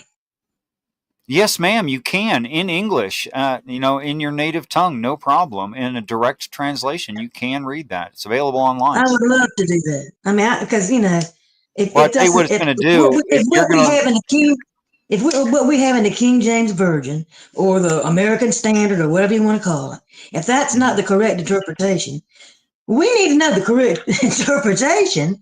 Everybody needs to know the correct interpretation to even know whether they want to believe it or not. well, I would warn you of two things. You're going to lose your Christianity. You're going to see what's in the Bible. You won't be able to go to church again. That's I'm not already questioning never it. going to. I've already questioned it. I've already started questioning Good it. for you. I congratulate you for questioning it because it doesn't make sense in reality. Good for you. I mean, the That's a King great James, start. what I've gone through with you, doesn't sound See, like something. it's the confusion that makes it so sad. I hate to hear the confusion in the argument, There are whether it be so an many argument. there's so many controversial elements in the Bible, There really aren't. inconsistencies in the Bible. The way it's There really. written as a King James or that version. Okay, There's a there's saying: so if many there's smoke, inconsistencies. look, listen. There's a saying: if there's smoke, there's a fire. And if we keep talking about this every single day, and where's God, and what's going on, is he good, is he bad? Then that means that there's a fire. That means that he's bad. Because if we keep talking about it every single day, something's wrong. Could I present a different idea, Brandon? I'd like to suggest that people are scared of each other and they're tribalistic. and because of that, they're prejudiced. So here's what really happened. The nomadic raiders, who were very, very tribal and against everybody, and everybody was against them, called the Ebru people. We now pronounce it Hebrew people. Now they have a religion, and Christians, the more modern, some of the Romans, etc., adopted a variation of that religion. And they kept the pride, even though they were never nomadic raiders. They kept the prejudice, even though they were never nomadic raiders. So the reason that they're so proud of themselves and so angry at everyone else, the reason they go to heaven and everyone else goes to hell, the reason that their God hates everyone except them are those reasons. It's not what's in the text. It's who's reading it. You know what? It hit me right in my third eye. And it hit me that we're missing the whole mark completely. We're not talking about what's really going on. We've been lost in a compartment. That's what I'm saying. There's something even worse going on. I really believe, I'm starting to believe that not everybody is a person around me. I know it sounds crazy, but it's a possibility that you have to consider. Everybody is starting to mimic artificial intelligent behavior.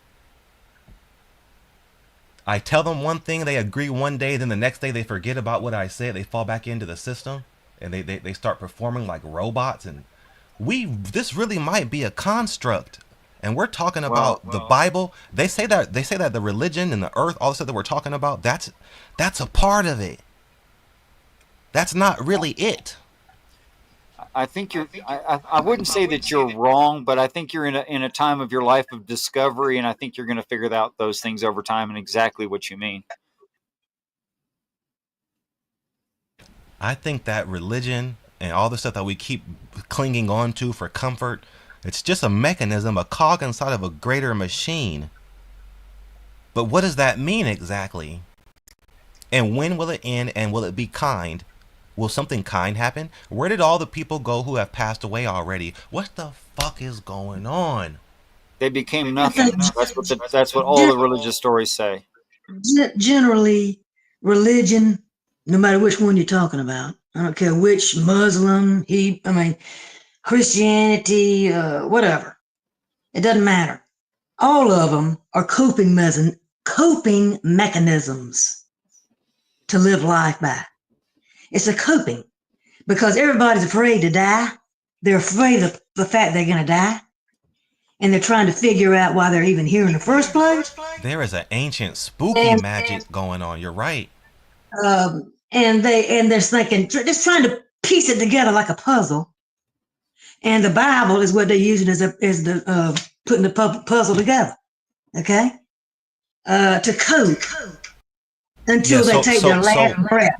My new conscious question to myself is what is beyond religion? There's something beyond religion. That's the question I'm stuck at now. What is beyond religion? And that's a brave adventure. That's what. What? Truth and success. That's what's beyond religion. That's just a hypothesis, though. You don't know for sure. No, it's not. That's the problem. I know religion doesn't work in reality. I know truth does, which is the definition of truth. I mean, the first thing there was a mind blower. That's your truth. That's not my truth. That is the truth, and I can prove it's your truth too. You want me to do that? Go for it. What would you say? I forget your name. I'm so sorry. His name is Brandon. My name is Brandon. Brandon. Yes. Sorry about that. Brandon, what do you say of this statement? This statement is false. Tell me about what I just said. This statement is false. Tell me about that. What do I think about that statement?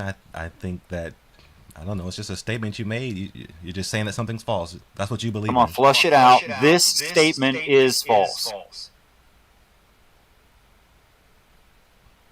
I'm not really sure. I mean, that's just what you believe in, right?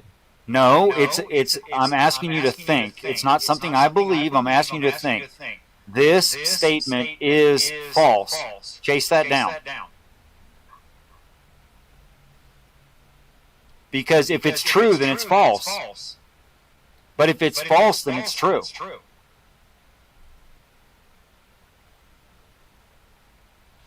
But that's See, I based upon. cannot say this statement is false, right? Okay. So what I see what you're trying to say, but what makes it complicated is you're going off of something that's based upon what you believe and understand in this space that you're in. What about what's outside of this space? Like, for instance, they say that time only exists here on Earth. So what you understand is that you're applying that to this space that you're in. What about the greater space beyond your observable reality? Cowboy. Look, smart people always want to go too damn fast. Let's just start with your claim. But see, the thing is, though, that's your statement to not being able to have the answer to the question. What about what's beyond your bubble of understanding? And that's what I'm talking about. That's what I'm trying to do. Okay, is there truth? You said something like there's not necessarily any truth. I can show you that there is truth, and we should accept it. In the statement, this statement is false. If this statement is false, is true, then it's false. If this statement is false, is false, then it's true. It's a purposeful, illogical statement. What it shows is there can be true and false statements. Because there can be a statement that is literally has to be false no matter what. So I've heard something a long time ago. They say that if it doesn't make sense, then it's not right. If you can't properly explain it to where all four of us can understand it in one sentence, then it doesn't make sense, and that's the problem. I think I already did. Now maybe I said it poorly. I would give it another attempt. If I said this statement is true, now there is a possibility that the statement is true, that it's true. However, if I say this statement is false, then in order for the statement to be true that it's false, it would have to be false. I get what he's saying. Mm-hmm. In order for the statement to be false that it's false, then it would have to be true. Okay, but what I'm trying to figure out is, but now what? Now what? We've understood it. We get it. The point in that mental exercise is to show that there has to be truths. Okay. All right. So that's okay. If there are true things and false things, then that's a true dichotomy. It has to be one or the other, and everything has to either agree or argue with reality. That is, it either agrees and it's true, or it disagrees with reality and it's false because of that. Then, if I can say that there can be false statements, then by default there has to be true statements. Okay, I have a question for you, or for everybody, I should say. Have you guys experienced any extraterrestrial or celestial or divine encounters with anything that told you messages about what's happening to you and what's going to happen by any chance? No. No. Who said yes? Richard. Demolish. So you've met something that's told you something? And I went and investigated the things. They were outside of my understanding and knowledge range. I did not know they were true. I went and looked, and they were true. I have a quick story, a true story. I don't even know what to make of it. But one time I went to bed, and I was transported. I felt myself being transported, and along to the right there was another person from a random person in a part of the world. I don't even know who this person was. I manifested in this living room of a woman. This woman was absolutely beautiful. I've never seen anything like this woman before in my life. She was a divine creature. Did she have exceptionally long hair? I don't really remember. I just remember that she was just so captivating to me, whatever she was. But she looked like she was it looked like she was in a ghetto house or something. But I looked out, and the first thing I realized was that there was no darkness in this dimension. I could kiss her. You could feel it in the air. There was no darkness in the dimension. And I was looking at her, and then she was typing on a computer. And then I started asking her questions. I said, "What's going on? Where are we?" And then she was telling me that what's happening to me is going to end soon. I just need to endure it a little bit longer. And I was like, what? I was like, what does that mean exactly? I need to endure it. Like, what the fuck is even? But I couldn't truly express myself. I was so captivated by her beauty, like I was a sex addict or something. Like she was enchanting. Like I wasn't even ready to see this person. It's the truth. I can't explain it to you. This is what happened. I had essentially the same vision, but I was so taken by her, I actually like started leaning toward her to kiss her because I was just so taken. me too. No, I swear, I naturally wanted to make out with this person. Yeah. It was totally an entity, a sexual entity. Yes. And it was but it told me that I had to. I can tell you a few things about it that you haven't mentioned yet. You want me to tell you a few things you haven't mentioned? But yeah, tell me. I'm curious. These are things you already know, and you haven't mentioned them today, and I'm going to say them, and they'll be true of her. She wasn't overly confident. She was absolutely sure. She wasn't cocky at all or proud. She was actually humble but perfect. Yeah, this entity was like that, and I felt like I wasn't supposed to be coming on to her, but I was. I wanted to be with this person, whoever the hell this person was. I know, me too. But she told me that I had to go back, and that it will end soon. Whatever the fuck is happening here. Yeah, she told me the same thing essentially. And I'm very confused about what it is. I know it's strange what I'm talking about, but all I can do is express what's happened. I'll tell you the weird part. When I leaned in to kiss her, all of a sudden I was like a 1 foot from my lips from her lips, and all of a sudden she felt like mom. No, like she got shy or something. It was like she was shy. This stream is hella entertaining. I swear, this sounds bizarre. This shit really happened, you guys. All my parents die right now if I'm lying. I'm not lying. I'm not lying either, and you know that I'm not lying. Wait a minute, is that truth or not? Wait a minute, hold up. There's something big going on here in this world with sex and semen retention. That's a sacred knowledge is called semen retention, and what I've experienced is that we're being cursed in a dimension for not mastering our sexual desires. That's entirely possible, or at least a big part of it. Something is going on, spooky. We're being tortured. We're being forced into wage slavery because there's something disgusting inside of us, and I think that that's what's really happening. So we're experiencing wage slavery because there's something disgusting within us. Because there's a pervert in every single fucking human. Everybody's nasty. Everybody does little nasty, creepy boy shit. Everybody does nasty, creepy girl stuff. They sleep around. How can that exist in heaven? How can that exist in a heavenly place, right? You could choose to quit. I did. Yeah, what about me? I don't have any sex. Okay, but are you not a sinner? If you were perfect, you wouldn't be here, right? Why would she leave just because she was perfect? That didn't even make sense. Well, because this is obviously a place of education or suffering or a lesson or a punishment of a sort. And if you were perfect, then you wouldn't belong in a place where you have to piss and shit and pay bills and go to work and slave around. What's imperfect about pissing and shitting? What's imperfect about that? It's very imperfect. It's not sanitary. It causes obstructions and diseases if you do it wrong. It can cause health issues. It's not a perfect creation. And if you were perfect, I don't understand what you're doing wrong, but I don't have any of those issues. Just the mere fact of it's not a perfect design. It's specifically implemented to torture you. You know, it's not a perfect design. It's good enough, and it survives because of the evolutionary process. Evolution isn't about things becoming perfect. It's about things surviving. Mm-hmm. Do you both agree with each other's point? As it's eating and defecating, right? All I know is that I wouldn't bring my child into a place where you have to piss and shit and pay bills and watch your parents die. Everything is so dark here. Would you demolish? Would you? What's that?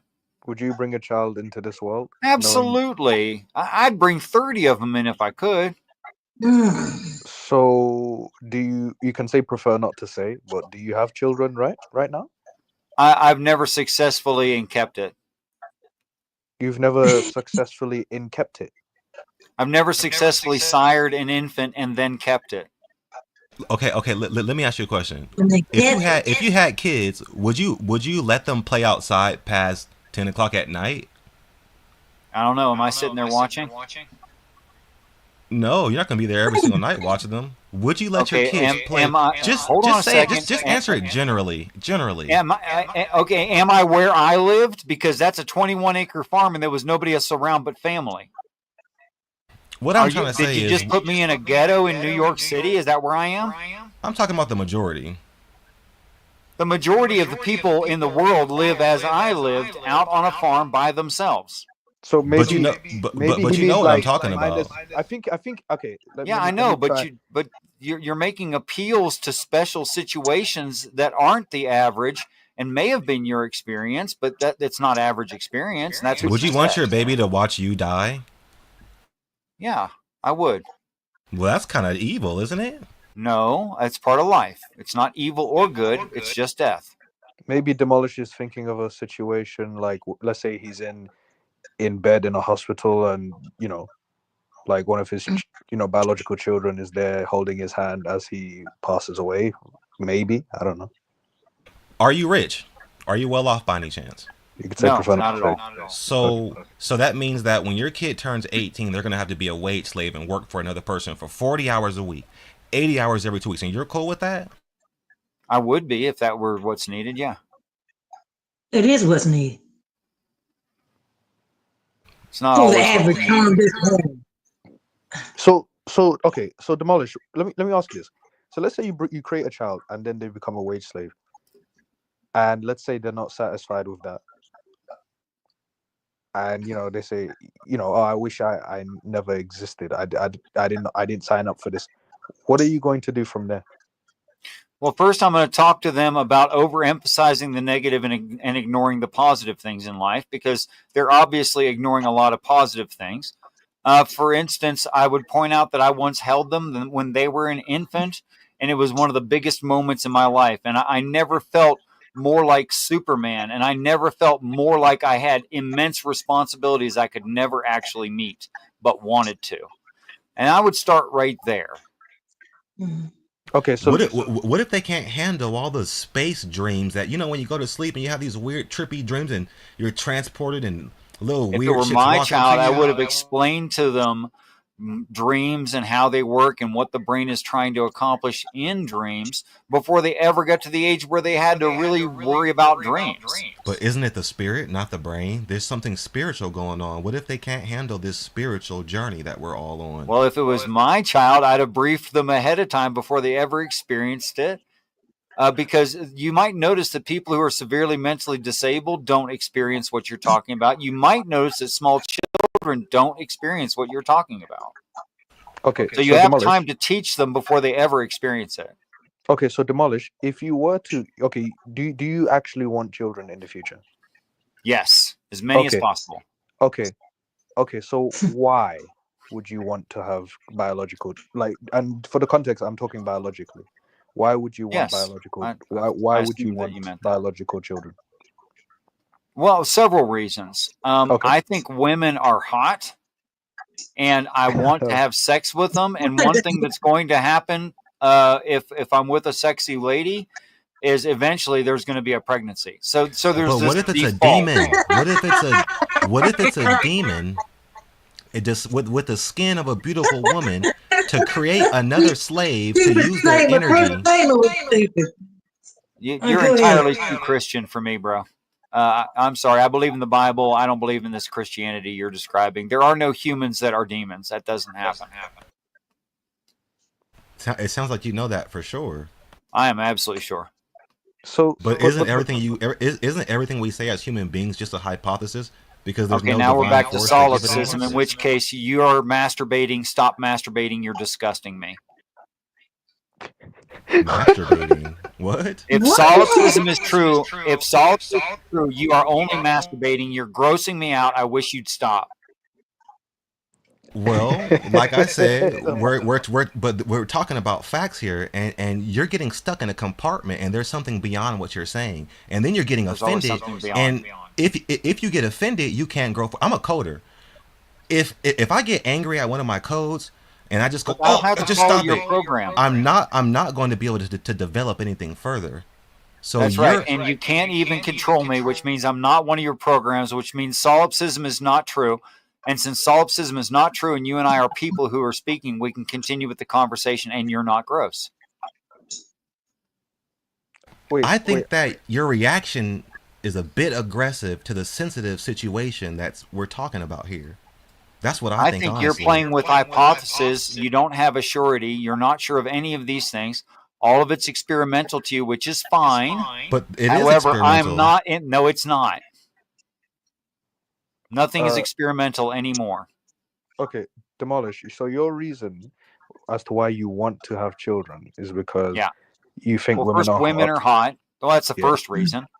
Second of So all, what?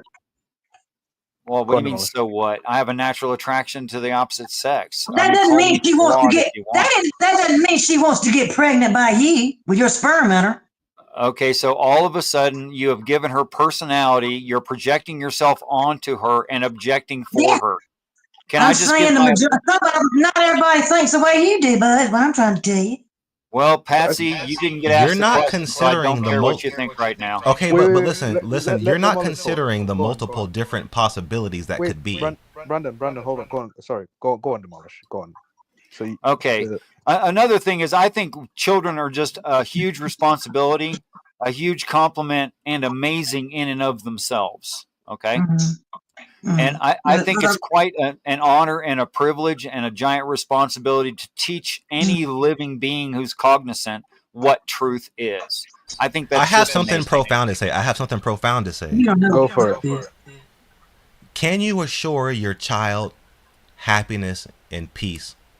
Yes. Or can you really guarantee? Or can you guarantee them pain? Oh, both. I can guarantee them both. So you're sure that your child's going to be happy when they manifest here? Mm-hmm. Oh, I never said anything about here. But you are sure that they're going to experience pain, though. For sure, you can promise them the pain, huh? So if that's the case, why would you want to bring them here if you can't even promise them happiness, but you can promise them pain?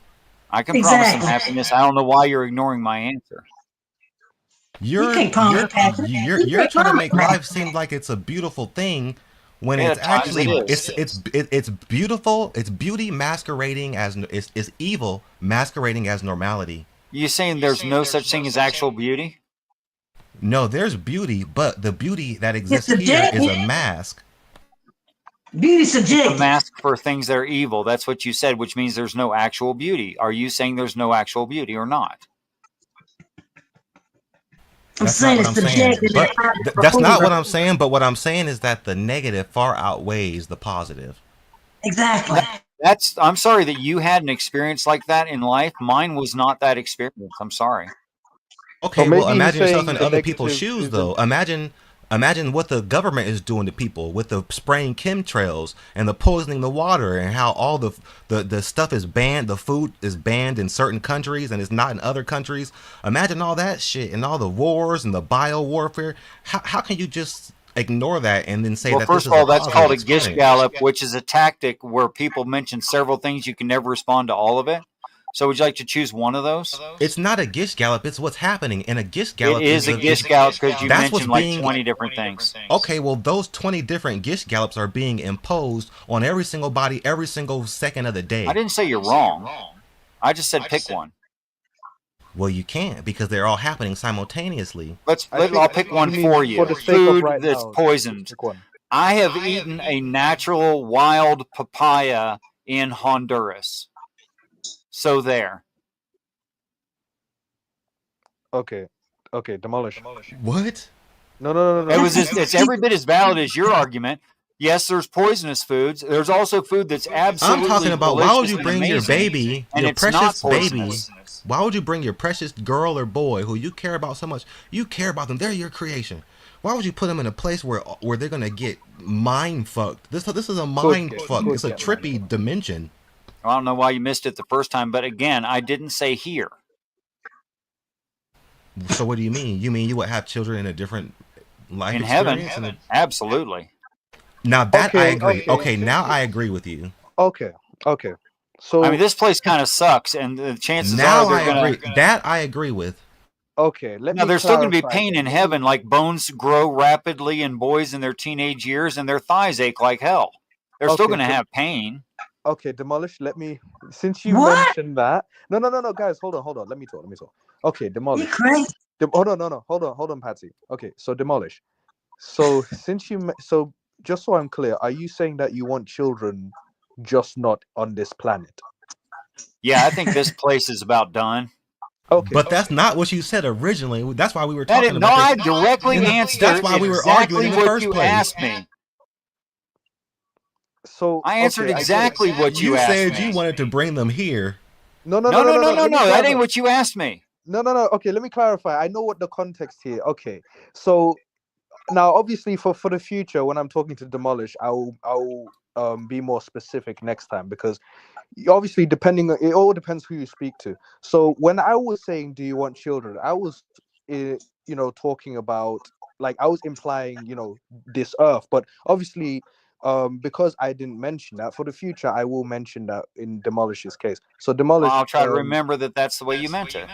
yeah. So that's the context. So I I'll totally just agree with that. I want to have children too, but not fucking here. okay. Yeah, I'm actually a monk. I'm so against this situation. Okay, so next time for the future, when it comes to someone like Demolish, I'll say, do you want children on planet Earth? I'll add the planet Earth part That would of be it. Yeah. wise, yeah. You guys ever heard of the Pleiadians? Yes. Jesus. What do you know about the Pleiadians? Almost nothing factual and a whole bunch of speculation. But for some reason, it just keeps coming up, huh? Yes. Do you know what Pleiades is? I know it's a place, like a planet or something, or like a dimension or Okay, something. the Shit. Pleiades is a constellation which appears on the front of the Subaru vehicle. They only did 5 of the stars instead of all 7. They're called the Seven Sisters. It's Oh, a really? star system. Yeah, I don't know what's going on with that, but I keep hearing shit about the Pleiadians, and I don't know what that's. Can I clarify to the audience watching? So for everyone watching, for clarification, basically, it Demolish wants children, but just not on planet Earth. So he wants children in heaven. Am I correct, Demolish? That's correct. Once we're a space-based society, understanding all things good and all things evil, and we can keep evil out for our children, and we don't have a lack of resources because we have availability to all of space instead of this planet. I don't see any reason why we shouldn't have as many children as we like. Okay. Just for future references, though, Demolish, just be mindful, right, that when someone asks if you want children, like, Uh-huh. they're like, but from my personal observation, people are likely talking about on planet Earth, so not heaven. Well, if I can glean that from that, I will grant it and answer accordingly. Okay, just saying, be mindful of it. That's all. Sorry, And my brain is just very literal. where did you get the idea that you would even be able to have children in heaven? Well, let's see. Where'd you get Every that idea? ancient religion, including the Bible. How's that for a start? That's not much of a start. For instance, if you read Book of Revelation, chapter 7, verses 9 through 15, it recalls where angels come from. You guys are funny. I like you guys. You guys are fucking funny. Cheers, man. Cheers. Because This there's is more an than just the entertaining Earth. Look, we're not even the center of the known galaxy, never mind the cosmos. Why is this planet so important? Why does everyone just refer to this? So good It's almost news. insignificant. It almost doesn't even exist. It's so small. So, guys, good news is that what's his name? Demolish won't be having children on this planet. You're not kidding. That is good news. That's Yeah. wonderful. Hey. Yeah, Woo! so Just for years ago, I We would have. saved another one. made We saved several another one, you attempts, guys. We don't We need saved another another one of one. him now. We don't need another one of him. So yeah, all four of us. So I myself, mean, Demolish, Patsy, Brandon, we're all deciding we're not gonna have children on planet I Earth. need to put a It hurts. caveat to It your hurts, claim. but yes. Go I on, need to Demolish. add a caveat to your claim because we're very close to the Earth ending anyway. So are you saying that that's your Because reason we're as to why you're kind. not? Wait. So are you saying that's your reason as to why you're not having children on this planet? It's one of the reasons. Yeah. One of the reasons. What's your number one reason why you're not having children on planet Earth? That's because we're about to enter into end times. That's why. I would not put Well, a child through that. we're about to enter what? The Christians use the phrase end times. Oh, end times. Yes, sir. Okay, so You what are you realize they talking about? said you realize they thought there would be an end times thousands of years ago, right? Patsy, I The think you're a 2000s. very, very dear and sweet woman, and I want you to know that I was an anti-theist, having all of the arguments which you're apparently recently considering for the past 30 years. Okay, so So, I'm familiar with these observations. I'm not saying you're wrong. I'm just saying I'm already familiar with the arguments. I'm just saying people have been saying that for I don't know, have umpteen years that the end times were coming. Yes, ma'am, and it's a flawed argument, and I Okay. can tell you why So it's a that flawed means you could have argument. a I kid. can That means tell you could you. have a kid. That means you could freely have a child right now. No, whether I'm right or wrong, it's still my belief.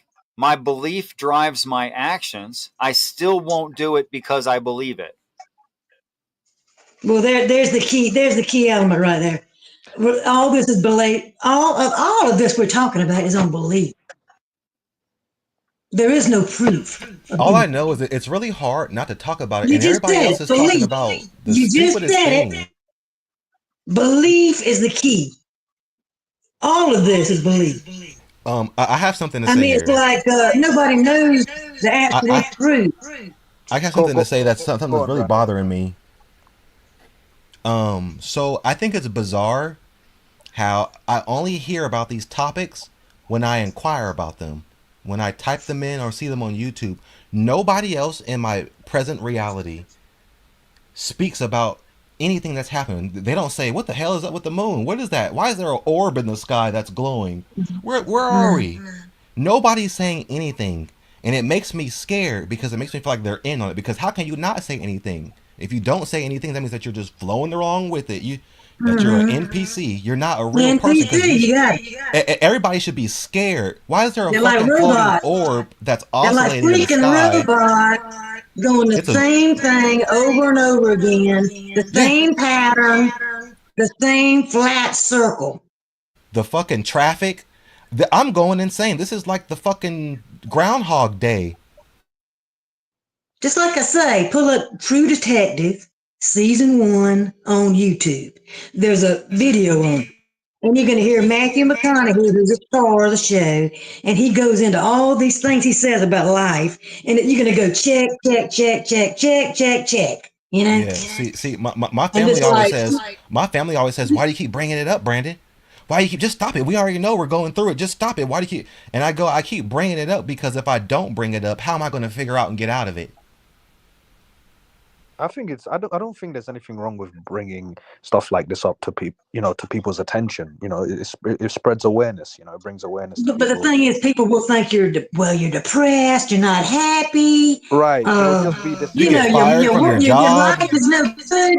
Your life is just crappy, and you're just thinking about this stuff because of Nobody that. wants to hang And that's around not you. true. I think people like that are very annoying I'm in the sitting sense here with a that house that's paid for, a car that's paid for. I got a boyfriend. I got all this stuff. I got a dog that I love. I mean, I'm not looking for anything, but I still realize reality. I right. still acknowledge it. But you see, the problem with these people is they're such time wasters when it comes to saying stuff like that. Like, so it's so time wasting to, say Yeah, stuff I'm like, a "Oh, you're fucking just depressed." scientist. Wait, wait, wait, I wait. want to get out. Right. So it's just, yeah, people who say stuff like that, those gaslighting phrases, it's a waste of time because it doesn't invalidate your point. So it's like they need to just focus on the point you're trying to make, rather than trying to, attack you by saying, "Oh, you're just this and that," as if that changes your point. You know what I mean? But they're not gonna do that, so it's just they're a waste of time. When people don't identify the truth, it makes me feel like they're a part of it. Like they're like I feel like when I turn the corner, sometimes they look at me like we got this motherfucker, like I'm in hell or Mhm. something. I swear it crosses my mind all the time because nobody brings it up, and if they don't bring it up, then that means that they're a part of it. And I'm conflicted living here. So Mhm. demolish. Oh yeah, he said back in. Oh, that's my yeah. I just realized. I just realized. But everybody's living in a their own little bubble. You know what I'm talking about? Their own little life, and they're on a constant pattern every day. Get up, go to work, have breakfast. Get up, go to work, have breakfast. Come on, put your feet up for a little while. Have dinner, and wind down to get into bed again, and then get up in the morning and go and do the same thing seven If damn if if days I was in later. if I was in outer space Um, and if I was in outer space and I looked at Earth and some entity told me, yeah, it's gonna cost you about 2 grand a month to stay in a fucking box, I would have said I don't want to go there. yeah. The cost of living. Why does it cost so much money to live in this dimension? This is Mm, evil. I wouldn't bring anybody here so that they can scrape up and I'm sorry, yes sir, yes ma'am, holding the door for people and shit, just so that they can have the right to live in a shitty ghetto apartment. Mhm. everything you can think of costs money. I don't care what it is. You tell me something that doesn't cost money. People go, money doesn't buy happiness. Yes, it does, because if you didn't have any clothes on and you were walking outside, you'd be embarrassed and you wouldn't be happy. Right. So it's a Let me ask you necessary guys evil. this It's a question. necessary evil, and it's disgusting Let me ask you that guys it this has to be. question. Since Brandon's on here, let me ask Brandon. Did you see my video? Have you seen a couple of my videos? Yes, I have watched many of your videos. Oh wow, I appreciate that, man. So did you Yes, by any I've made chance? some anti-natalist videos too myself. If you scroll on my page, there's some serious shit in there that people overlooked. That's awesome, man. So did you watch in particular a video I made about charging children rent? I believe I did. Right. That's I was how in I my was car getting like, my point. yeah, Yeah. yeah.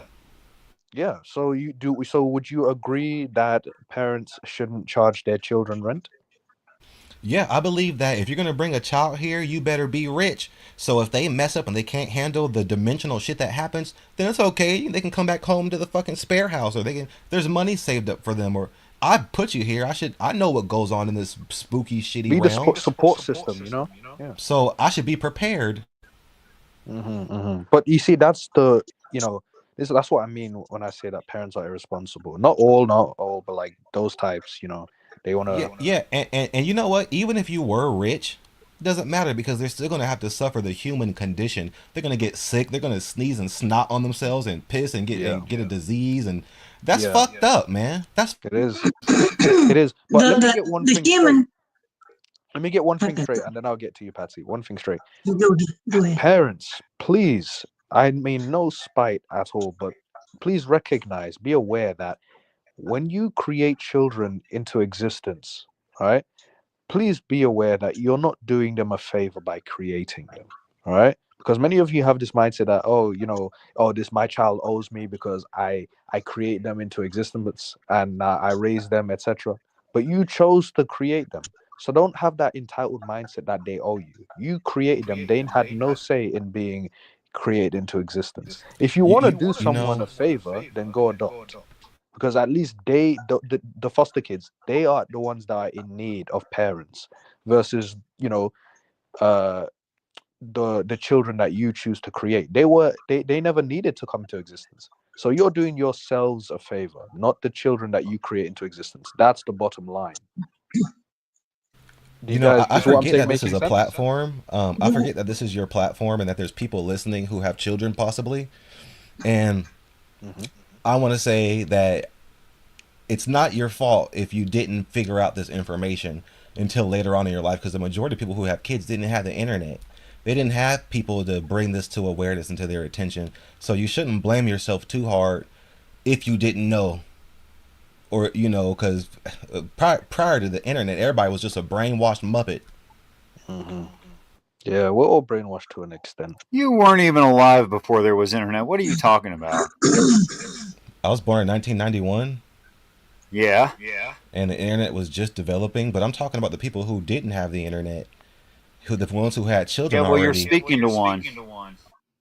Well, that's What what do you I'm want to saying. I ask me? said.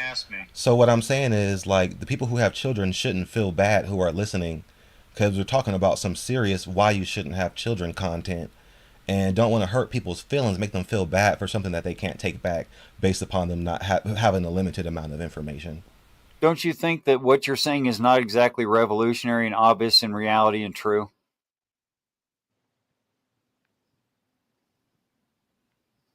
What?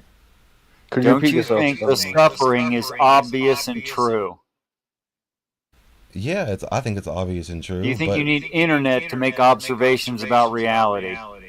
well, I know that at the time that people were more brainwashed and just listening to what other people had to say, getting persuaded by their family, like it's tradition. There was more pressure and there was no other influence to draw from a different way of living of what could be, or a different outside perspective of the standard. And that's There's all that I always been mean. And antinatalists. I think Brandon's point is about the whole internet thing is that correct me if I'm wrong, Brandon, but like because during a time there was no internet, so it was a lot more difficult for people to come across, you know basically get the message about antinatalism like compared to now. I bet you if we didn't have the internet, we would be confused thinking that the sun was still God or something. We would be Dude, just people were just smart stuff enough like. before there was internet to invent the internet. Think about it. But I You guess know, I Come guess on, maybe man. his wait. Honestly, what I was just trying to be nice to the That's people what who I already thought. brought I thought life it was here. nice. And I don't mean to go so far into it. I'm just trying to surface, be nice about it, and move on. Not really go so off in the depth about what I said. You gotta see the bigger picture. No, I thought it was nice. I just thought it was also inaccurate. You're missing the point, my friend. No, the point was to be nice. I'm not missing the point. no I think You're you're talking about okay. self forgiveness. You're talking about a person, You are a dagger thrower. You You are say so. throwing daggers, and I'm trying to be nice and say I'm just trying to be nice about the people who already brought, and then you're still like, just change the subject to something different. There's just a big difference between being nice and saying things that are true. You can do both. What did he what wait, demolish, what did he say that was inaccurate? People were really brainwashed then. That's just not true. There's always been people who are brainwashed. There's always been free thinkers. There's always been antinatalists. Always, always. Maybe he means like brainwashed, like the brainwashing was more severe back then compared to now. Maybe, I don't know. Is that what you mean, Brandon? I don't just like arguing. I just Like hate bad it was, arguments. like it was more traditional. Okay, all right. Now you So may what do have you? a That's point just there. that's just the thing that they did pre-internet. They just had kids. They couldn't stumble upon anti-natalist content or red pill or black pill As information. easily Or compared to now? Is that what you're trying to say? yes. Okay, would you agree or disagree with that statement? Demolish. The Bible, the book Ecclesiastes, all is vanity, vanity. I tried becoming rich. It was nothing but vanity. I tried women. Nothing but vanity. I had many children. Nothing but vanity. These are not new ideas. Okay, no, but okay, would you agree or disagree that it's a lot easier to come across the antinatalism message now compared to back then? Easier? No, I wouldn't think so. Okay, all right, Everything that's on the internet was in libraries. okay. But would you rather the library or the internet? Oh, internet's much easier, and you don't have to walk around. Okay. So would you say that therefore that it's easier with the internet, like to come across the message of antinatalism compared to, let's say, the library? No, it's not any easier. It's the same amount of difficult or easy. It all depends on what you're interested in, what you look for. Okay. You Okay. know what's more interesting of a topic? It would be, what is everybody's coping mechanisms to deal with this manifested reality? What Okay. are you guys doing to cope here? Okay. So I'll go first. So currently, I, in terms of coping, I would say social media. So I just, you know, I Mm. enjoy watching videos, looking at memes, you know, entertaining myself with stuff that makes me laugh, you know. What else? I also choose to throw anger out of the window, because if I get angry, I'll develop a headache. So I may feel sadness, you know, or happiness, but I refuse to get angry. So I treat anger like I'm Bruce Banner, because you know Bruce Banner, right? He turns into the Hulk The if Hulk. he lets his anger overcome him, right? So the anger is what triggers the Hulk. Me, that's how I treat anger. So, you know, the Hulk is basically, in my case, the headache. I really, really don't want a headache. So if someone's trying to stress me out, I just like, you know what? It's not worth it. Just don't get angry. Just take everything they're saying with a grain of salt. Just don't get angry. That's how I treat myself. And this is why, you know, in my own space, I have a peace of mind. I'm able to maintain a peace of mind. It's because I treat anger like, you know, it's not worth it. It's out the window. All right. Do you want to age horribly? No. Okay, then just don't get angry. What about you, Mrs. Klein? How do you handle this dimension? What are your coping skills? On a day-to-day basis. Can you turn your thing down so I don't echo? Okay. Um, on a day-to-day basis, I would say I stay pretty much to myself.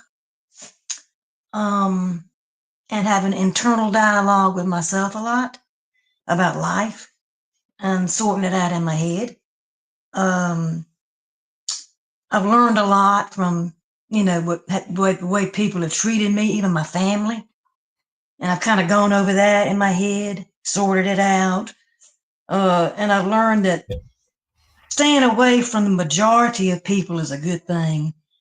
Only the people that have like minds like that you can relate to.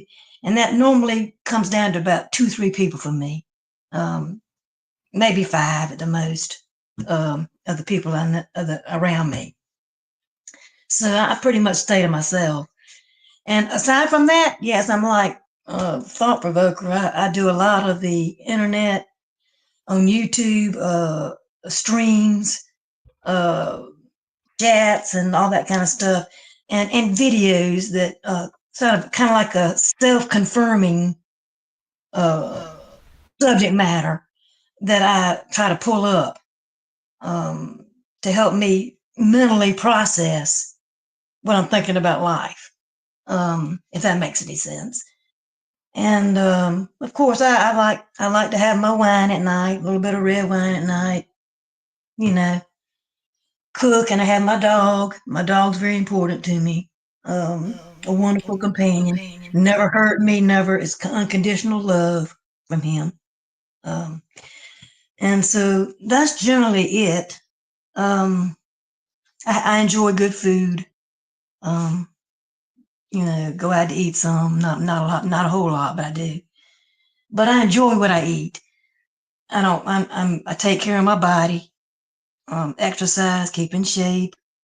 But right now I've been doing more mental exercises than I have been doing physical exercises recently, because I've been trying to sort things out in my mind a lot. So that's how I'm coping. What about you, bro? Well, I have both an answer and simultaneously a retort to what TP said and a suggestion. You could call it a growth opportunity. I think it is.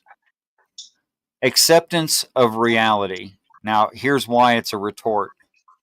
I think that anger, the kind of anger that we're talking about here, is multiple occasions of frustrations. I think that frustrations are a lack of accepting of what's reality. So when people think something should be a certain way and then it's not, that frustrates them. If they get frustrated enough by enough of that, they get angry. So acceptance of truth is happiness, and it's also Mhm. coping. Okay. Well, And you know what? I do that's a good accept point. reality. Go on. That's a Go good on, point. Patsy. I'm glad you mentioned that, Demosh, because these past 6 months, I told you I've been doing a lot of deconstructing and just really thinking deeply about all this Congratulations. stuff. And you know what I found? I have found that my emotions are numbing. They're numbing out. I'm not as sad anymore. I'm not as depressed anymore. I'm just kind of like numb. You know what I'm talking about? Well, if you mean like Does that make stoic, any sense? like you Indifferent? have Well, more of an even keel, like you're more stable, then congratulations. yeah, you could say that, but it's kind of like before I was just triggered so much about, if somebody said something to me that really made me mad, I'd kind of like get very sad, hurt, that kind of thing. But But now it's kind of like, man, I see the world as it is, and I'm thinking, yeah, this is the way it is, man. I mean, you there's know, no use in it's getting upset about it. it's funny to me, Patsy. People will say like, "Oh, that person right there is stupid." Well, if they really believed that and understood it and it was true, then they'd treat them with kindness and they'd treat them with gentleness because the person is stupid. So they'll say things that are true and then they won't accept the repercussions of it. Hmm. Oh, in case it's worth mentioning, I also play football as well. I love playing football. That brings me happiness. But what do you think of my assertion there, TP, that if you're unhappy with something, there's some truth you haven't accepted?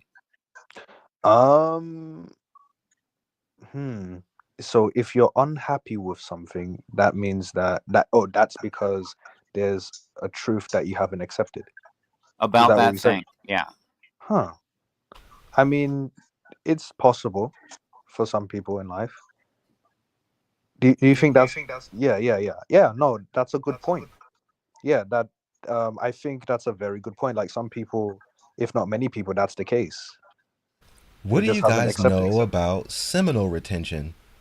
Can I add one more thing for you? Say that, Go Brandon. for it, Patsy. Uh,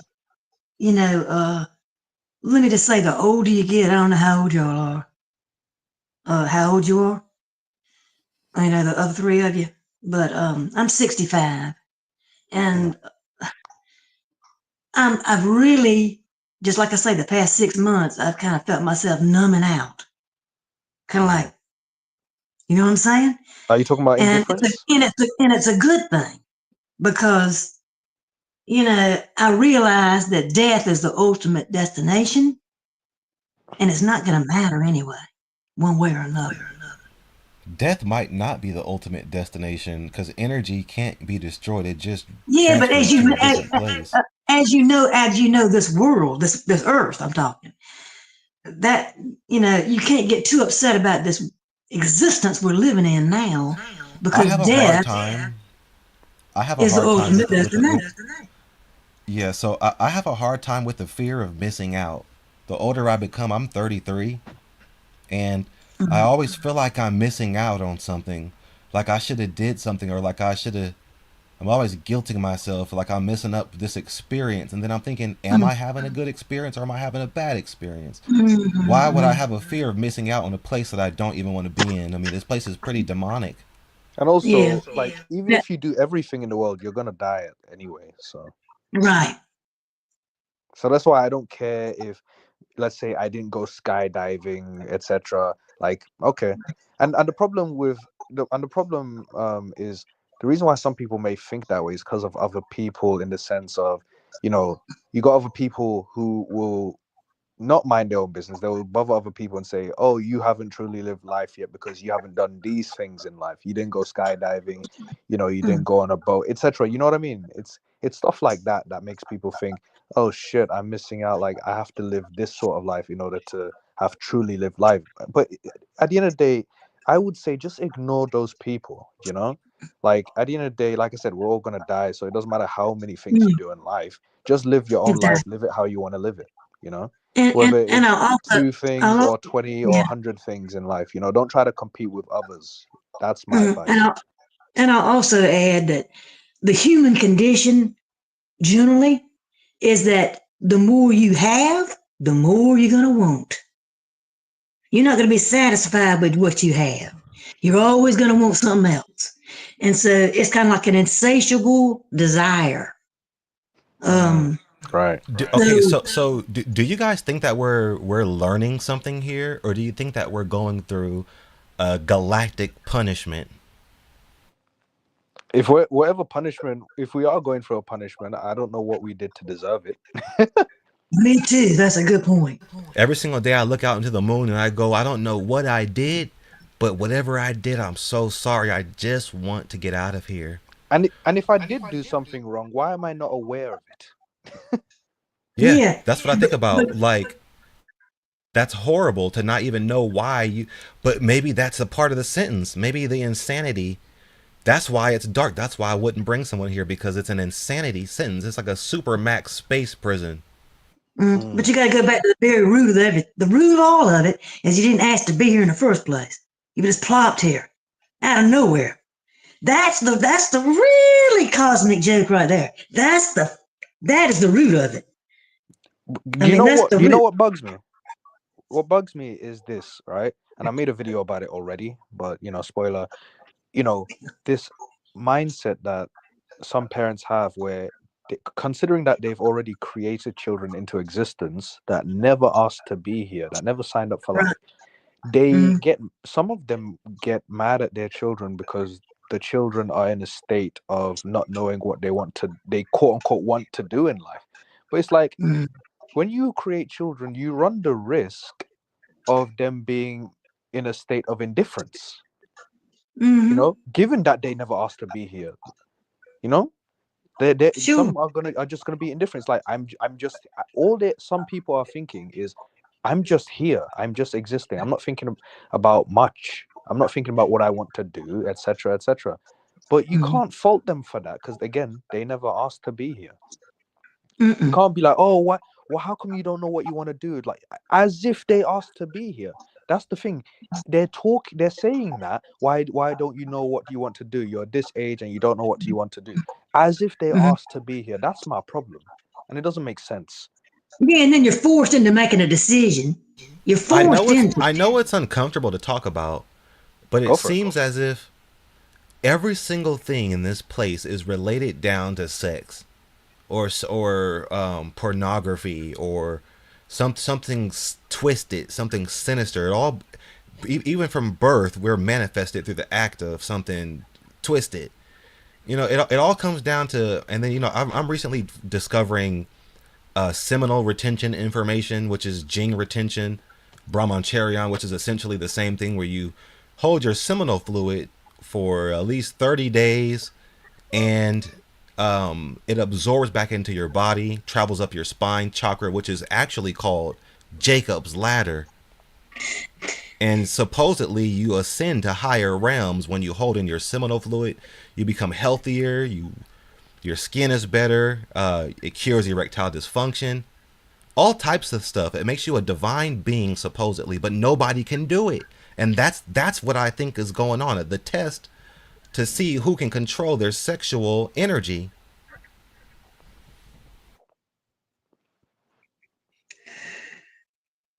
Noted, man. Let me ask you this, Brandon. No, Regarding no, speaking of, yeah, speaking of sex, Brandon.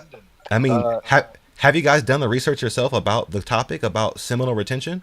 It's no, called but no that fat. not really, but I want to ask you no. this. It I want has to a ask lot you to this. do with what we're talking about. I see, but Mm. just hold that thought. I want to ask you this because What about the female? What about the females? What's our deal? Um, It's the same thing. Look it up on Google. It's been proven by millions of people on Reddit, and it's been practiced by ancient people for a long time. Monks do it, and it turns out the movement is called no fat, but what it really is, it's called seminal retention, and that's the supposedly the secret to life. Because Well, I must. they say the human body is made of dirt, right? The Oh, seminal fluid is the seed, which you get from the food that you eat. That's what makes you horny, and you're developing your sperm. So that's the seed. If you let the seed sit inside of the dirt for at least 30 days, that's how long it takes to grow a flower or a plant. The same thing that happens there happens inside of you. And they say that that's the secret to life. You're supposed to let it develop and cultivate in you and not just spill it out all the time and watch porn or have sex or be addicted. You're supposed to control your sexual energy, and then you supposedly ascend to higher realms. well, I must be at a very high realm right now and not even so realize. so Brandon, let me ask you this. You said you're Uh, doing well, didn't you? That's you benefiting from your seminal retention. Yeah, but I still got this chaos going on in my mind about the life, about life. so Brandon, let me ask you this question. Uh, Antinatalism into consideration. So you say you don't want children, right? And we agree, like wage slavery, etc., etc. My question to you is this: Are you uh are you going to have a vasectomy, or are you going to stay celibate for life? I already have my answer. I am not going to have a vasectomy because the older I get, the more difficult it becomes to. I'm not like a 21-year-old where I touch my dick and I'm just hard. Nope. Uh-huh. Things change when you get older. So Right, I don't right, want to. I don't want to risk it by having a vasectomy and making it even worse. right. Now I see, I see. So what I'm gonna do is just be careful, do the pull out game, or I have a partner who can't. The I pull have a out partner. game. Listen. I have a partner who can't have babies, and or Oh, Oh, that's that's another good. workaround. Get There with a you partner. go. I got an Now older you're lady who. talking. Now you're I, talking. yeah, if you're gonna do stupid shit and have sex, then you have a partner that is snipped or something. Hmm. I know it wait. sounds fucked up, but hey, what's more? No. It's not fucked up. It's more fucked up bringing somebody to this earth. But Brandon. Okay, so you say your partner can't have children. Would you say it's also a case of she? So does she want children, despite the fact that she can't? Does she want children? She wanted children. So my partner already has children. She's older, an older lady. That's Okay. unfortunate for me. It's kind of saddening, but it is what it is. This is life, Yeah. But she wanted children with me at one point before she had the procedure done. But as life progressed, turned into an anti-natalist, and I Mhm. started seeing life for what it really was, and I couldn't fool myself, and I just couldn't do it. So I just told her to go ahead. So just so I'm clear, right? Because I'm noticing a coincidence. So when she finally ends up with you, that's when she's not able to have children. No, she was still able to, but she wanted to get her tubes tied, Oh, and she ended up getting her tubes tied before or after you? a- after we hooked up. But before, she was trying to pull a wompty on me. Oh, You what do know you what I mean? mean? Elaborate. Well, oh, I'm pregnant. We've been fucking. I'm pregnant. Oh, like, no, I don't want to bring somebody here. I don't give a fuck. Get on some plan Wow, B she or tried to lie something. to you by saying that she was pregnant. That's what most girls do. Oh, many if not If they most. like you, and they pull a, oh, it's your baby. Just to because she didn't want to lose you. Maybe. Why do you think that she did that? Well, they're just into you in that moment. I'm not gonna lie. I mean no spite, but you guys already know that. If a woman told me that she's pregnant and it turns out she's not, and she just lied because she fears losing me or something like that, I would see that as a red flag. There's a lot of red Respectfully. flags. There's a lot of red flags, Yeah, but yeah. sometimes, mm. It's hard to resist, eh? It's hard to resist that ass. Those big old titties. Uh, It's hard. It's hard. no, hey, no, hey. It's hard. That's what she said. You know. That's what she But said. we have to stay strong because this life is evil. Mm. We have to stay focused, my brothers and sisters. I, I, I honestly really believe that this place is haunted. Interesting, interesting. Okay, okay. So, do you think you'll be celibate for the rest of your life? Well, no, because my partner has her tubes tied, and Oh yeah. Okay, you lucky son of a. You know, yeah, I dodged a lot of bullets for many years. and you're clearly your partner is about to, if you know what I mean. Yeah, he gets it. He gets it. Lucky son of a. Oh my goodness. Do you understand how lucky you are, bro? You're fucking retarded. Do you understand? Like you see me. I'm choosing to stay celibate for life because the thought of the possibility of getting someone pregnant, right? Like for example, like even a vasectomy, I won't even consider because even a vasectomy is not 100%. So do you know how I many? was talking to a girl recently, and we were messing around, and Uh-huh. she tried to pull my stomach, I feel something out, and I thought to myself, I shouldn't do this again. She's trying to I say need to that you're stop hung, right bro. now because something ain't right. I don't want to bring nobody here. I'm really just I don't know anymore. I just don't know. I'm paranoid talking to anybody. Dude, she's trying to inflate your ego. Oh, what's that in my stomach? She's trying to inflate your ego. I'm messing. I'm messing around. You get it. If you get it, you get it. I'm joking around. I'm being silly. But anyway, They yeah. say So, she's never yours. It's just your turn. you've heard that phrase, huh? Ah, interesting. Oh, wait. Hang on. It says, so Manic Alien says also a lot of women have had hysterectomies. Yeah. No, shout out to those women. In fact, I think we have someone here who has had a hysterectomy. Oh yes, me. Yep. Shout out Patsy Cline. Well, I Mm. won't be insensitive and state the statistics and the reasons why most people have them. I'm listening. Well, Patsy Cline, probably not included in this group. 83% of women have in the United States have human papillomavirus, and that causes cysts and other problems, and eventually cancer on the ovaries and the cervix, and that's why most people get a hysterectomy. Okay. All right. Noted. Appreciate the info. Well, it So wasn't me. so who's gonna take accountability? It was. I didn't have HIV or whatever you call it. I didn't have that. Thought I provoker, had. help me. I had. Go Go ahead. on, Brandon. I just want to know who's gonna take accountability. I mean, this place is completely corrupted. But like I said, let's bring it back to the topic. God is evil. What the hell is happening? Who's going to take accountability? Who's going to stand up? Sometimes I feel to myself, I'm an adult now. I should stand the fuck up, go outside with a megaphone, cause a scene, and talk about everything that we're talking about right now. I should have the boss, but I'm afraid that AI or something will attack me, or some or the rich, the 1% will do something to me. Right. Because what I do know as an adult is that people practice witchcraft. They'll put a fucking witchcraft bullshit chant on me, and my brain will just be itching all the time. And fucking, I'll get into a fucking car accident. There goes the end of me. Yeah, I And understand. and I'm aware that that kind of shit happens. And so it makes me paranoid to pull a Martin Luther King because I'm intelligent enough. I'm Yeah. boisterous enough. I've been around long enough to become one of those motherfucking figures. But I'm afraid. You know what it is, man? It's just not worth it. Like, yeah, we're antinatalists, but like, it's not worth being ostracized like that, and possibly getting killed because of these views.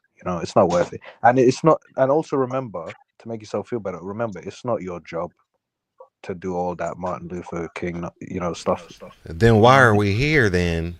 Why are we here? Because our parents they wanted to play house. Okay, so listen. Okay, so this is a bit controversial. Go for it. I used to blame my parents all the time. Oh, mom, why'd you bring me here? It's your fault. You guys fucked. What's you know all It that is their bullshit. fault. They had you. And then, but hear me out. Hear me out. Then one day I woke up and I felt it in my third eye. I felt that this is God's will that we were created. We were going to be here no matter what. It doesn't. They were just the illusion of the process of how we got here. But we would have been here no matter what, because that there's a divine will going on. There's something holy going on. That's why we were here. That's why we're here, not because of them. This may sound like a stupid question, but who was the first human? Who knows? But what I do know is we can't blame our parents, because they didn't ask to be born either, and so on and so on. They didn't ask to be born, but they ended up doing the same thing that their parents did, which is have us. I honestly think that the whole process of them having sex is just an illusion of God's will.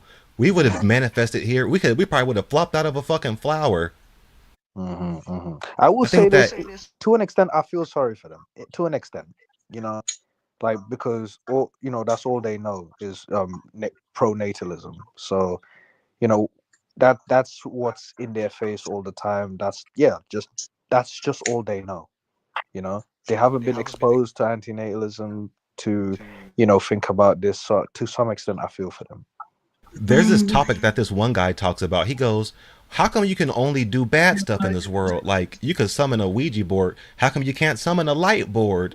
How come we can't call on angels to manifest? But I could sure damn near make a demon manifest really quickly.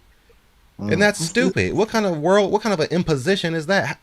How are we practicing being better spirits or entities to get into a better world where these things aren't happening?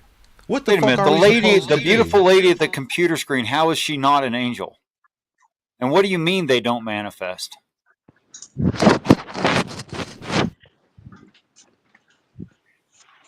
Brandon, I'm talking about his story that he shared.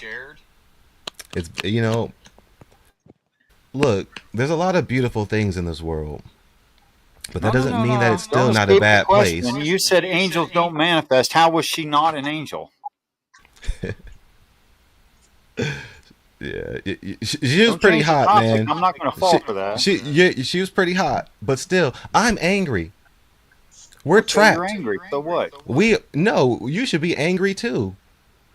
I'm angry for you. Why? I'm I just angry accept for reality. you. I'm not angry about anything. I never do. I never get angry. Would you say displeased, Brandon, rather than angry? Nope.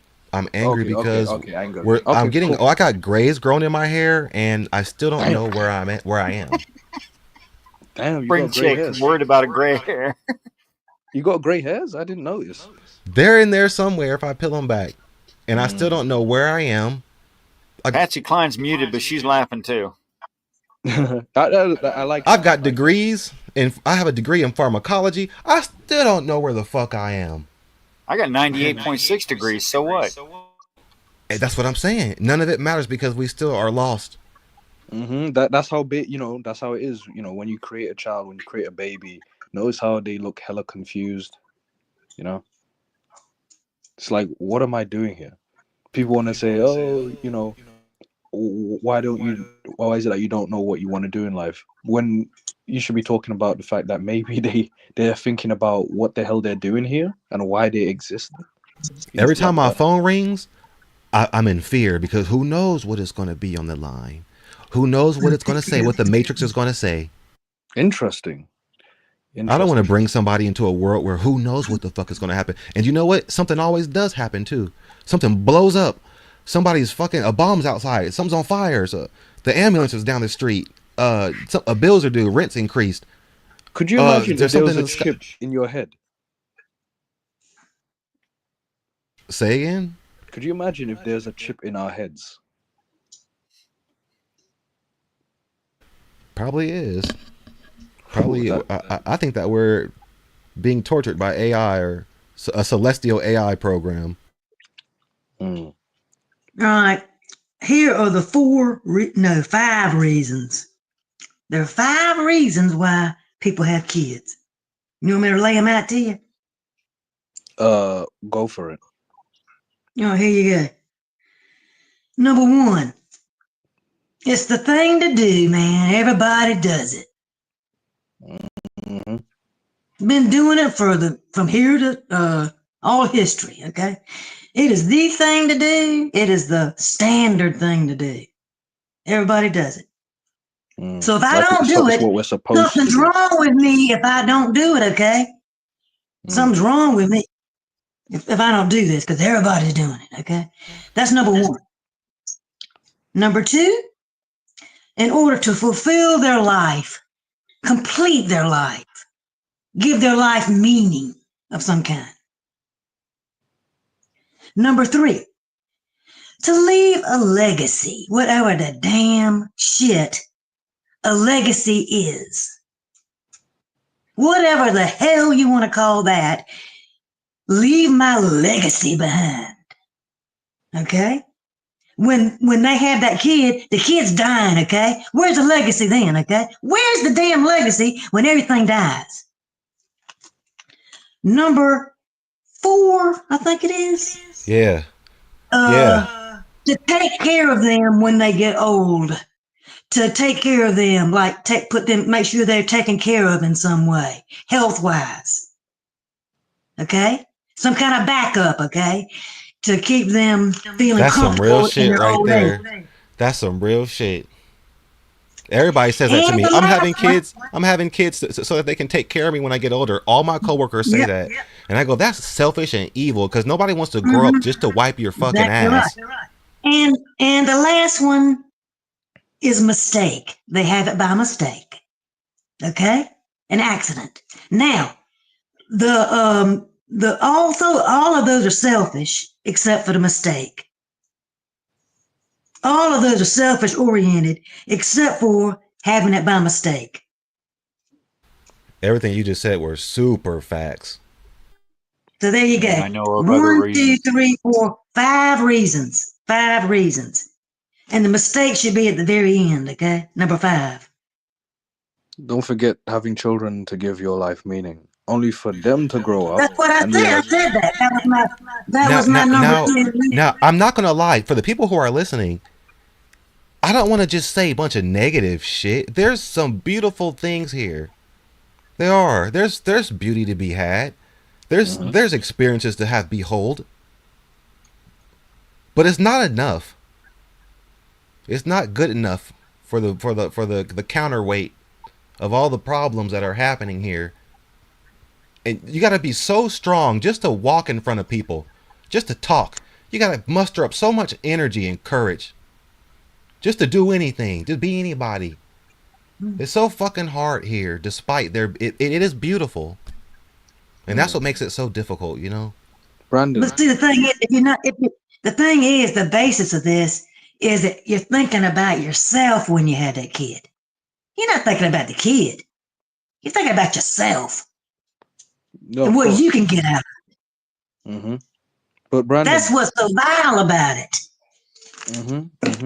But you know, some parents they don't admit that they act like they're doing the child a favor. That's right. They're lying to themselves and they're lying to everybody else.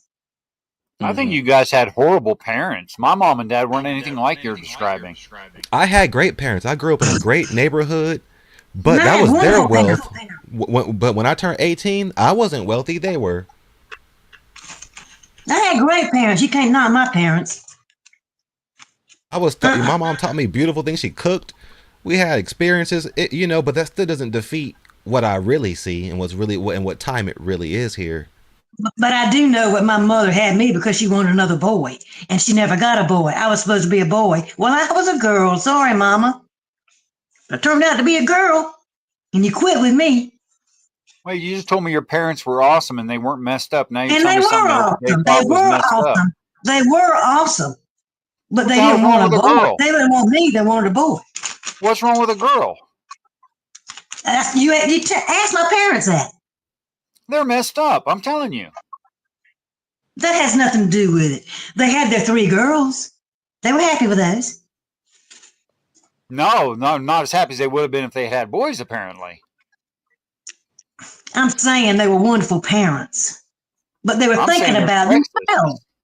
They were thinking about themselves.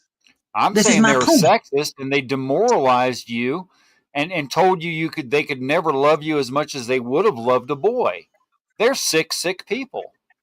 I'm just saying you're missing my point.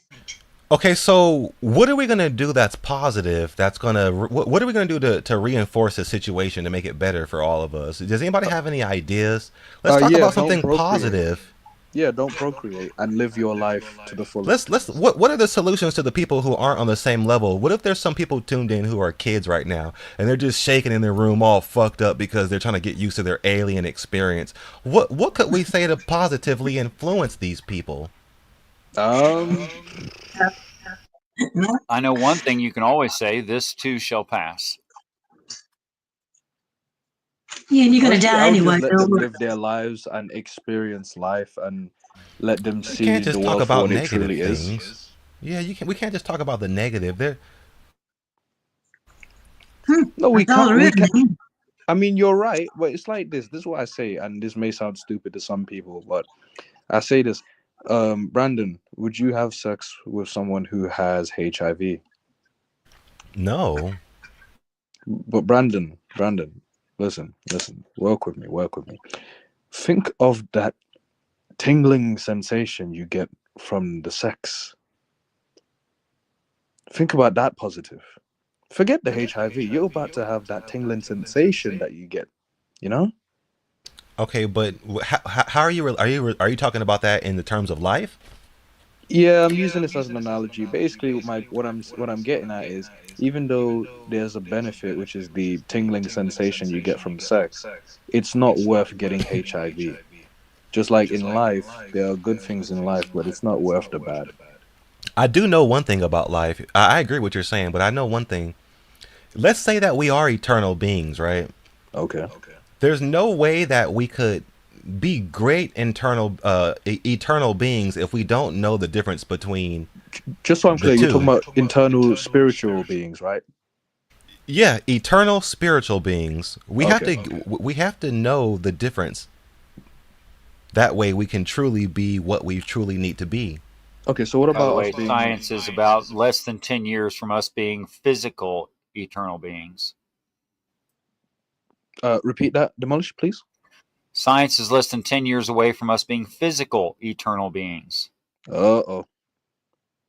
Uh-oh. What I'm saying is, I think we're going through this experience because I believe it's an education of a sort, and we have to learn all of the negative with all of the positive as well as entities. And we have to learn it sometime, right? What if this is that time? What if there is a reason Mm. that we're having to endure all this stuff? How do you learn perseverance? How do you learn how to be positive in a dark situation? How do you continue when it gets hard if you don't have a place to practice in? What if this place is just a practice? Brandon, when did you make your decision to not have children? What age? I'm gonna say maybe about like 25. No, no, no, 25. no, no. Maybe like 27. Oh, okay. 27. 27, 28. That's when I was like, you know what? Fuck this twisted, spooky, weird realm. Brandon, Let's you just are keep it way too real. much of an intellectual to be pronouncing the word perseverance. Stop that. Demolish. You're funny, dude. Oh, Okay, by the way, he's I'll just take being it. facetious. If you don't know Demolish, I'll he's take like it. that, But I'm you not take being it with a grain of facetious salt. at all. He's way too smart to be mispronouncing a simple word that he knows how to use. But Okay. but but what if I meant it that way though? I meant it. Whatever I said, I meant it. There's no such That a word as perseverance, bro.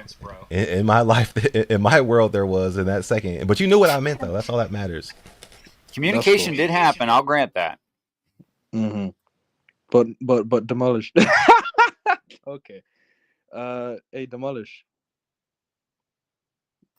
Go What was I ahead. gonna ask you? Oh crap. I don't know. Do you want me to pray Fuck. about it and find out?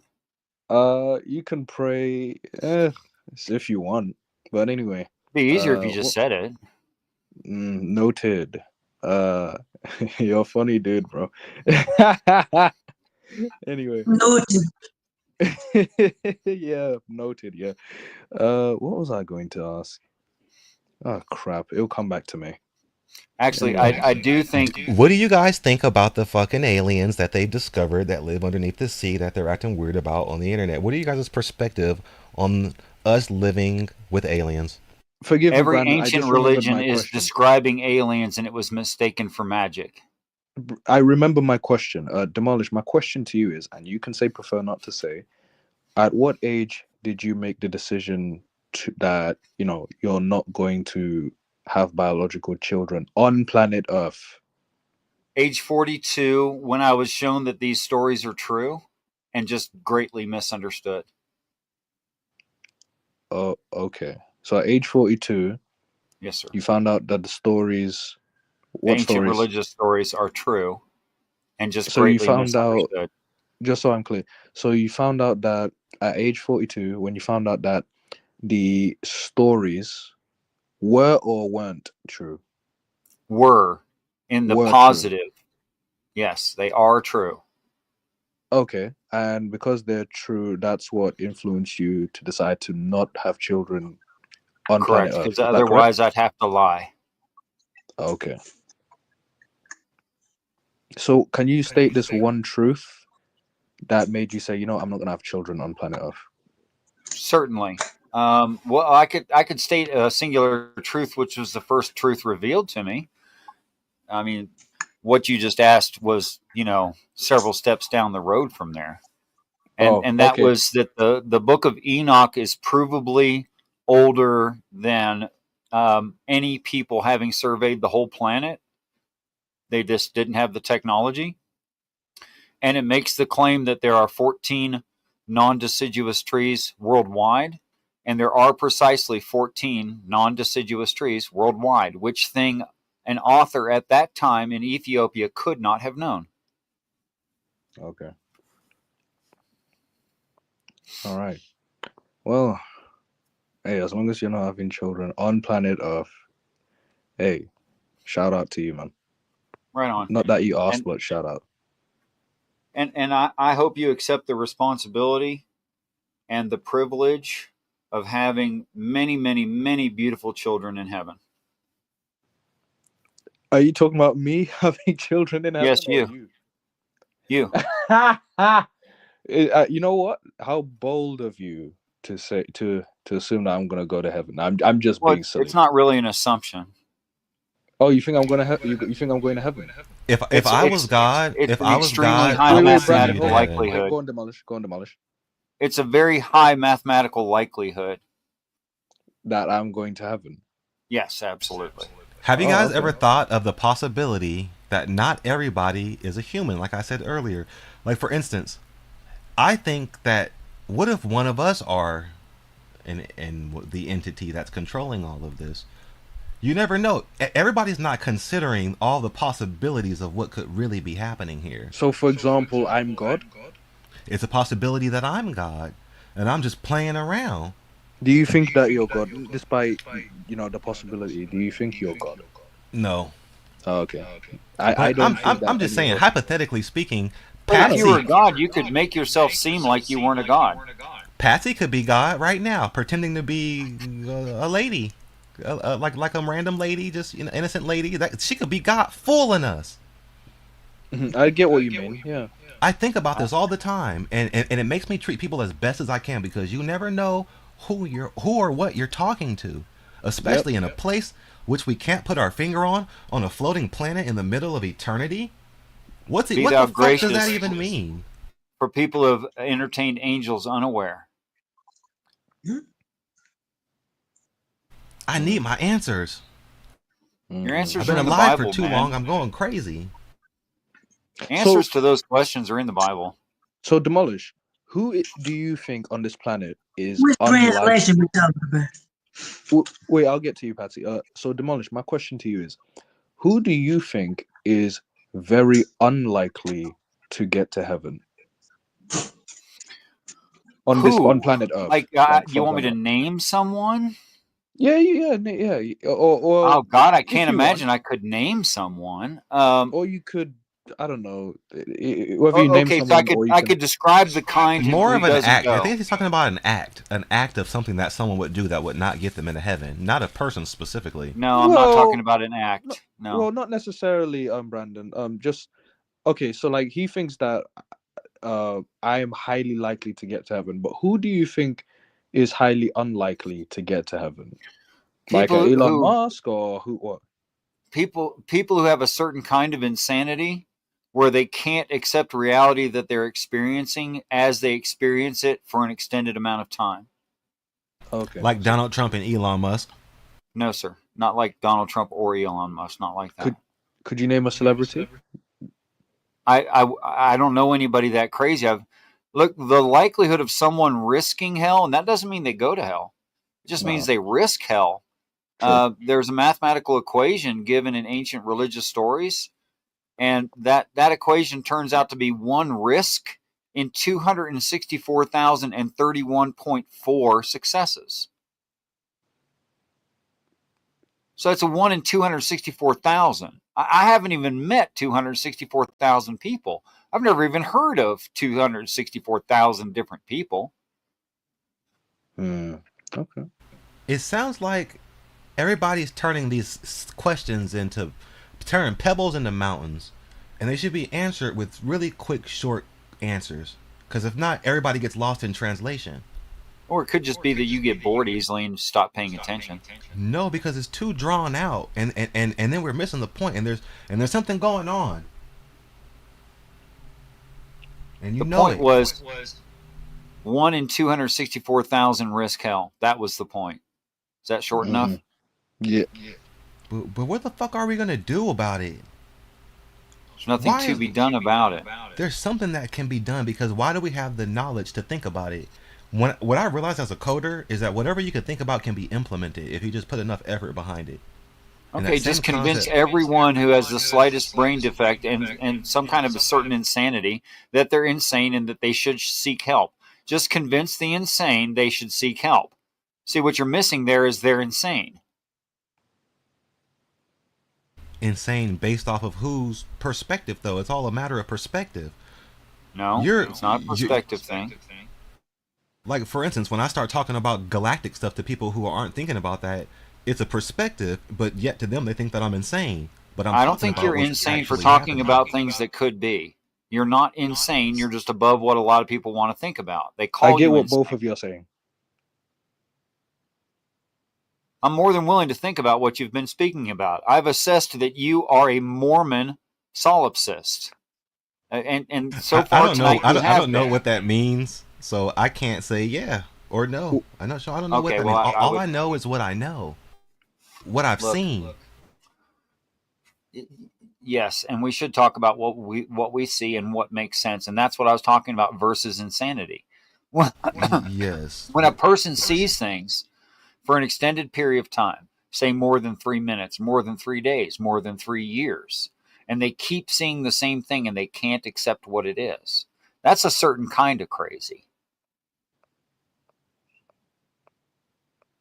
How can we accept living on a floating sphere in the middle of eternity while there's orbs of fire and a rock hovering above us without going insane?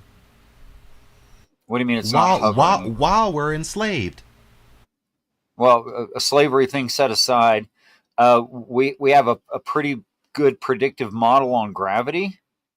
I have to go to work in 3 hours. Oh shit! Yeah, you said that. See, slavery in the middle of the night, crack of dawn, in a haunted mansion. Dude. Well, the haunted Yeah. mansion part's a choice, but So this whole time you haven't had any sleep, and you got 3 hours. No, I haven't slept. I should be asleep, but this was Dude, this you're is 33, this you'll be fine. conversation's important. This you're conversation's 30 important. nothing. You'll be fine. You'll survive. You could do 48 hours straight. You know you could. Damn, 3 hours. Oh shit.